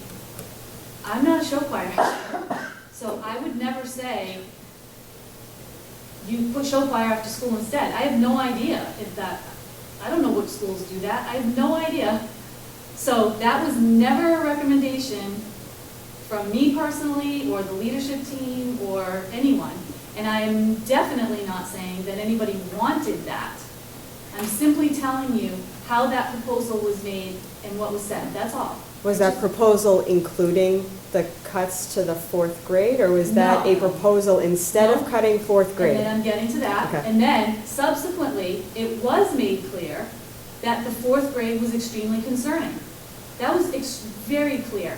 We had very open conversations about that. Can I, before you talk about the Yes. 4th grade, I just want to add one thing about, to highlight, because of the budget situation that was in, that we were in, or are in, when we met with the cabinet, which is the principals and assistant principals, we clearly talked about, you have to look at efficiencies. Our PK to 2 principals immediately went and started looking at where can we combine the situations. You know, we have a special ed teacher that's being moved over to Richardson Olmsted, you know, paraprofessionals being moved. And we said, you guys have to go and look at efficiencies. We never said, Nobody. cut from music, And I was cut gonna from yeah. math, cut from, And I just want to say, no one, no department chair, no principal, nobody here would ever say, we want a cut, right? Never. So if anyone said something isn't equitable, it's because they were asked to look at the efficiencies of Correct. what's being run. 100%. No one wants, you know, there's been a lot of semantics that are going around, and people saying, I would never advocate for a cut here or a cut there. Nobody ever would. No one ever would advocate for a cut. It's just, this is the situation we're in. So efficiencies have to be looked at. And we accepted the proposals, but then to your question, there was further proposals that said, if we maintained the grade 4 programs, we proposed doing this instead. And it was ultimately there was a 0.6 reduction at the high school, based on those things that I told you. After that, the high school said, again, not happy about it, but said, we believe we can absorb the other .2 that was still remaining. And so they did. We immediately reassigned that to elsewhere in the music department. So, but that was a decision made at the high school level. But it was proposed to keep fourth grade lessons and instead to cut 1.2 teachers from the high school or 1.8 teachers at the high school, which would have left one music teacher at the high school. That was a proposal. And that proposal we ultimately did not accept. I am not an expert, believe me, but I do try to find out exactly where the least impact on students will be based on input from many, many advisors. And I talked with Mr. Paul about this, Chrissy, the leadership team, and we felt that we couldn't get to a point where we could understand. Maybe it was our limitation.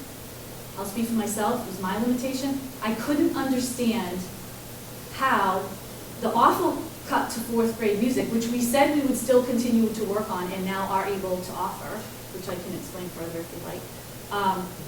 We couldn't understand how that would be more devastating to the music program than only having one music teacher at the high school.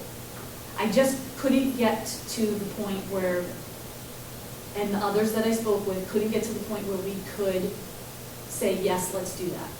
So yes, I will accept responsibility for that decision. We did reject that decision. The proposal, excuse me, we did reject that proposal. And as we said, we continued working on fourth grade lessons, and we have been able to find a way to offer fourth grade lessons. It was proposed to Mr. Wheeler that it be every other week out of recess, once a week, once every other week out of recess. He sort of, I don't want to say counter-proposed, because it's not a debate, it's a teamwork. And he said, I've talked to all the teachers, and we believe it would be better for continuity of instruction to have it every week, but to combine sections so that they're larger classes. And we said, as long as that works in the budget, absolutely, yes, let's do that. And so that is the schedule that Mr. Aries and Mr. Getchell are working on right now. And if there's any, we believe it's possible, theoretically it's possible, and they're working on that. So ultimately, based on the recommendations from the leadership team in central office, ultimately there was a 0.3 cut to music. The high school recommended the others based on their due diligence of looking at their enrollment, like we asked every department chair to do. No department was told, cut your department. The department chairs in the high school know about the enrollment. I am crediting them with having due diligence by looking at what could possibly be combined. It certainly wasn't with joy in any sense, and I'm sure there was never advocacy for cutting things. We don't advocate cutting things. But that is how that happened. We don't determine that. We take proposals. I also want to add that just recently we finalized the elementary specialist schedule. Because of all of this, we were waiting, and we did find another inequity where the students at Parkview were the only PK-2 school receiving chorus as an extra class, or not an extra class, as something that was happening. And with the principals and with Mr. Wheeler, we looked at the schedule and said, how can we work this so that all three PK-2 schools have chorus? And that will be instituted next year. So chorus will happen in all three schools because we can't just have it in one school and not the other two. So that will be nice because that will funnel up to the Richardson. And in terms of the chorus loss, our staff moves haven't even been finalized yet. So we can't even say to you that we don't have a chorus teacher. That's not even done yet. That isn't what I was saying. I was saying most highly qualified chorus teacher. you're not gonna have a most highly qualified teacher at the middle school or the high school now. We may, we don't have those positions yet. Well, unless you hire, which I don't think you are, I don't We're think you will. replacing any position of anybody that left. You are? Well, we just had a resignation. We are not cutting that. We Right. never said we were cutting that. Okay. Well, I'm just looking at seniority, and the two newest people are the choral people, 6 through 12. So, you know. Right, and so Mr. Kidd was cut, I'm sorry, Christina O'Connell, 7 Spooner Street. Here he goes.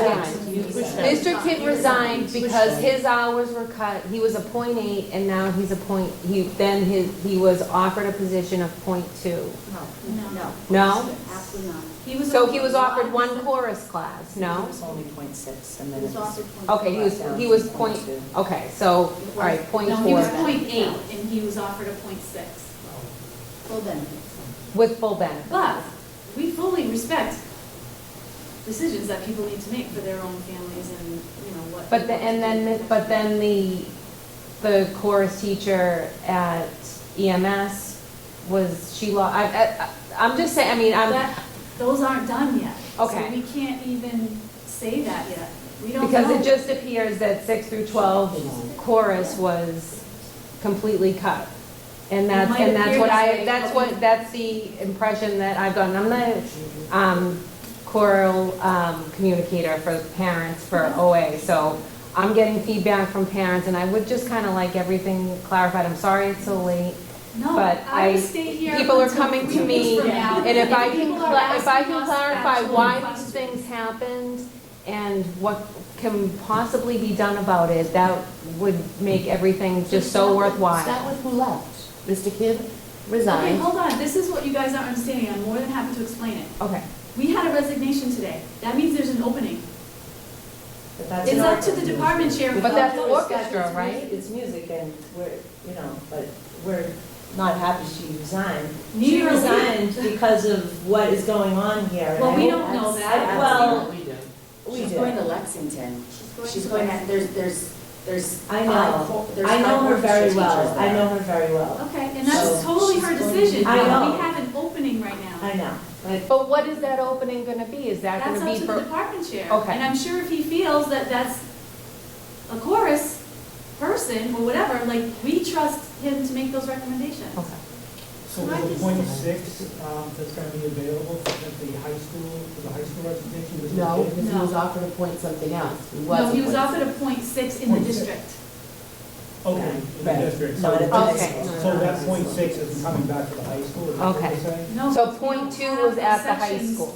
To teach. because .6 they in the combined. district. We didn't have enough students. They can't do that with a rotating schedule. So, Right, yeah, but so- that's very difficult to do with the rotating schedule, which is how everything ended up turning into what it did. We have point, I know you're willing to stay here for the next 3 weeks, but. But can I just say one more thing? No, I'm going to say this. I really think this is important. This has been, Dr. Cabral has repeatedly said at meetings, repeatedly said everywhere, this is a moving target. The changes are continual. Typically, before, social media, all of this would be discussions, in conference rooms and in her office and so on, and then there would be a final product. But now, because because information gets out there, sometimes it's accurate, but I'm on Facebook, I will tell you most of it has been inaccurate. But the problem is people just jump on stuff, and then you're like, I heard this, and I heard this, and this is happening. And first of all, they might have been right on Tuesday, but then things changed on Wednesday. So and it's still a moving target, as I think Dr. Cabral is trying to explain.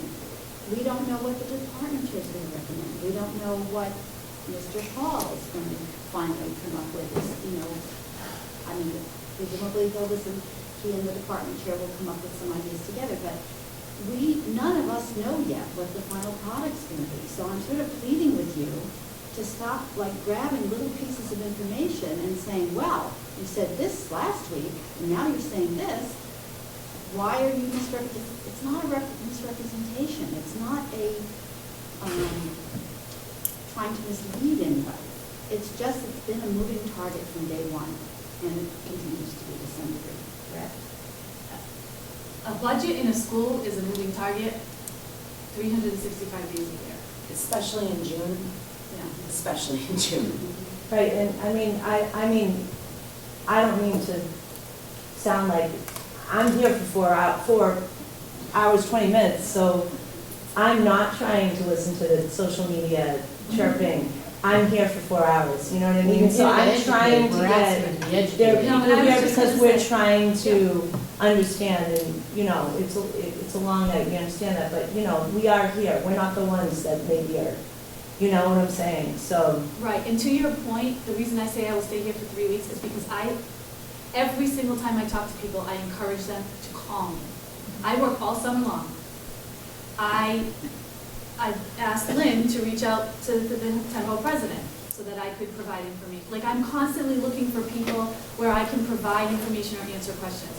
I'm not on Facebook, it's not appropriate for a superintendent to engage there. But you have no idea how much I appreciate every single question. And I am telling you that if you contact my office, we will create opportunities that are at your convenience to answer any question about any single thing you see, hear, read. I will be 100% transparent with the information I have at that moment about anything that you ask. And I'm welcoming you, I'm welcoming anybody who's watching, I'm welcoming everybody to contact me and let me know where to be, when. You're welcome to come to our office. I think what they're just saying is this isn't an agenda item and it's not as appropriate for this, but that doesn't mean we're stopping the conversation. That's my job, and I'm more than happy to do that throughout the summer and beyond. Thank you very much, all of you, for your questions. I can't, she has to leave. Pamela Teeny, Summer Street. So let's put it all out. What positions are actually still available for the music department? And how will you go about trying to fill that position when everybody's hearing that, you know, Easton's music program is slowly dwindling down? How are you going to retain a teacher that wants to come and teach here? Well, we have an amazing program here. Yeah, I know. Believe me, we're well aware of the amazing program. I always call every concert and show and everything that I am able to attend the perk of my job. Those are the things we actually like going to. Not that we don't like this, but so those are the perks of the job, right? What is concerning to me, and I think, correct me if I'm wrong about this, and also concerning to Caroline, is some of the conversation that's out there has escalated what has happened into the music department is being dismantled. I think that is probably the most hurtful thing to a music department or hiring or retaining staff than anything else. Because the thing that was reduced for the budget was lessons, which are now actually going to be offered.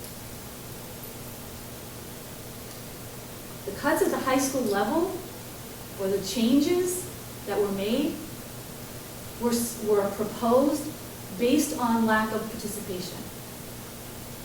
Should that, and availability, excuse me, also availability, where perhaps we could offer a class of 5 or 8 or something, but now we're not a district that can afford that. And so we're trying really hard to maintain every service. There is not an iota of a strategy or a plan or anything to reduce, minimize, or get rid of the music program. Why would anybody want to do that? There is absolutely no desire to do that, which is why we worked so hard when we had to come to a budget vote to get as creative as possible, and we said we were going to keep working on it. That was one of those moving targets, was the 4th grade lessons, where we are able to offer them. So it isn't being eviscerated. Now, going forward, I can't make guarantees about anything in the whole district because of what you know is our financial situation, which is why we're working like mad people with our legislators, our representatives, our town officials, everybody we can to try to fortify what's happening for our revenue in the district. That's what we're trying to do, literally on a daily basis. If I have to miss a concert or a sporting event or an elementary celebration, it's because we're working on those things outside of the district. It's definitely not by choice. So we're doing everything we can. We would love support in all of those things. We're not sitting on our laurels going, oh, well, it's just lessons, or it's just this, or it's just a section. This has been devastating because it's not just music. People are losing their jobs.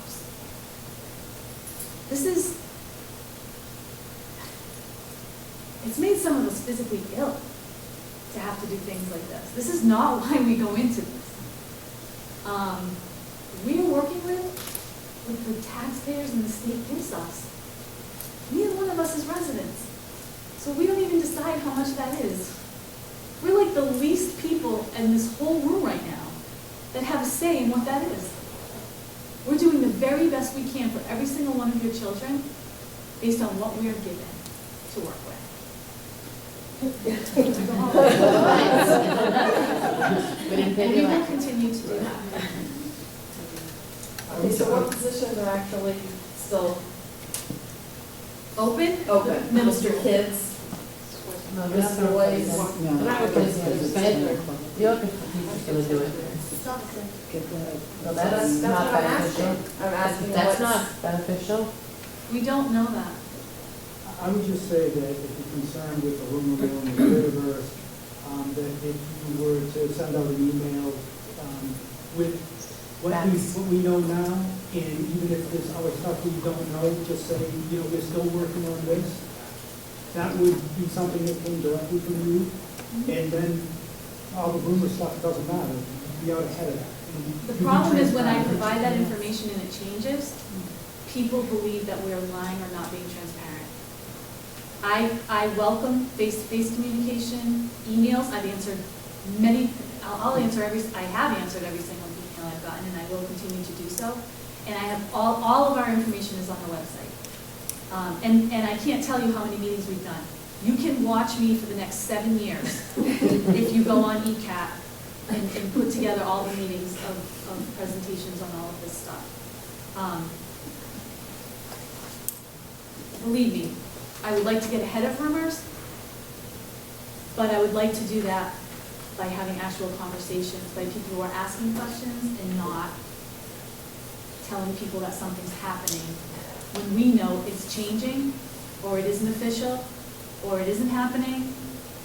That is not helpful. That was just a recommendation, the Twitterverse and the rumors don't bother me. It's a great recommendation, but kind of in theory, because we also don't post about the schools on social media, but we're on social media. So I see sometimes, it breaks my heart to see people saying, well, 2 weeks ago, they said this, and now they're saying this, they must be lying. It's like, things change. And every time she would answer email, she would say, this is something that's evolving, this is something that's changing. And what we've been talking She answers the about- email, and people are posting and saying, well, they're picking out things from the email and saying, well, this is shocking, or this isn't true because 2 weeks ago. So, I mean, at this point, I wouldn't even advise her to do that because it's just amazing what people do. They just grab onto something that is sort of conforms with a narrative that they already have in their heads and make the worst of it, not the best of it. And that's an unfortunate situation right now. But it's very frustrating. And I agree with Dr. Cabral. I'm so happy to have you folks here asking these questions because, I mean, it's been heartbreaking to see some of this vitriol on social media that I know is totally misguided. And truly, everything we've discussed tonight is very difficult for anyone of any appropriate length. I've tried many times. And you've sent out individual emails that you've put all this in. I have. I know they're probably too long. She was the emergency over. Yeah. Why not take the hours that you're gonna invest in the center school and the Royal Hall course and Parkview course and take those and put them back to the high school so that the chorus kids can have their classes? I can answer that. The reason being is that because we have 3 separate schools, we share some of the specialists, right? So what happens is we have to build in transition time between when they have to travel between one school and the other. So we're left with blocks of time that are like 30 minutes here and 30 minutes there, and because music is conducted in the cafeteria, they can't have class during lunches. So the way that the schedule is, we are now, I advise the principals and they are following through with it. There might be 1 or 2 music classes, just like art, we say art on the cart in some schools. 1 or 2 music classes may have to happen in the classroom, so that music class at the K-2 or K-2 schools, I'm sorry, my voice is like the pollen, that they're happening during lunchtime. But when you build in, you need like a 40-minute, you have to build in a 40-minute block for travel. You can squeeze, a certain amount of time out, so there is an extra 30-minute block. To take all of that time and to put it wouldn't be enough. It wouldn't be enough, the complexities of the travel time. But if we have one school, I hate to say it like that, but it's the truth. If we have one school, these constraints won't happen, and we'll be able to keep our current staff and put them in places that will maximize all of the programming that we know we can have. We waste so much time in transitions between some of the K-2 schools. Yeah, Okay, thanks. thank you all for coming. We appreciate all your comments. Next, superintendent notes. No, thank you. Assistant Of course, superintendent no, notes. I just want to say that today it was such a glorious last day between Dr. Cabral and myself. We hit all the schools to wish everyone a wonderful summer. Which is not easy on a half day. No, it is not. And my legs are sore from walking so much, but it was great. And I just wish everyone a wonderful summer. School committee notes. I'll be very brief. Yeah, So, Mr. Carroll invited school committee to attend an exposition that was held at the State House last week, where Mrs. Baxter, name's just slipping me, Mrs. Garbowski, and 4 students were, and Mr. Carroll came as well. So there were schools who were invited to participate in this technology expo, where they came in, they had a table, and there was something cool that they had done at the school, and people could come by, and it was really great because the legislators came by, so they got to interact with students firsthand and see what's kind of going on that's new and exciting. So, so the students' project was a green screen project, which is made possible by the think tank here at school, at the middle school. So it was, they were really incredibly skilled, so poised, wonderful presenters. It was 2 7th grade girls and 2 6th grade boys. And if you wanted to participate in their display, you stood in front of the green screen and recorded something like a quick welcome to Easton Middle School. So I did that. And then they take it and they fill in some background and then they pop it, and all of a sudden there you are in front of Easton Middle School with a tiger next to you. So it was, they just did such a great job. It was a really wonderful day. And while I was there, I bumped into an Easton parent who was there from another district, and he's a technology coordinator in that district, and gave unsolicited praise towards our technology staff. So it was John and Susanna, and he mentioned how they are really the leaders in what they do and how influential their work is to their peers around the community. So it was really nice to hear that and get that feedback. Anybody else on school committee? I'm just going to say graduation was awesome. It was a beautiful, beautiful day. We missed you, Jen, next year. Yeah. And then just a great group of kids that, every year there were a great group of kids that graduate, and we wish them all the best, and their families too. Okay, I'm going to motion to enter into executive session, not to return to open session for the purpose of discussion strategy with respect to collective bargaining for the superintendent's contract. And in my opinion, having this discussion in public would be detrimental to the bargaining position of the school committee. Second. Nicole? Yes. David, yes. Okay, thank you all for coming.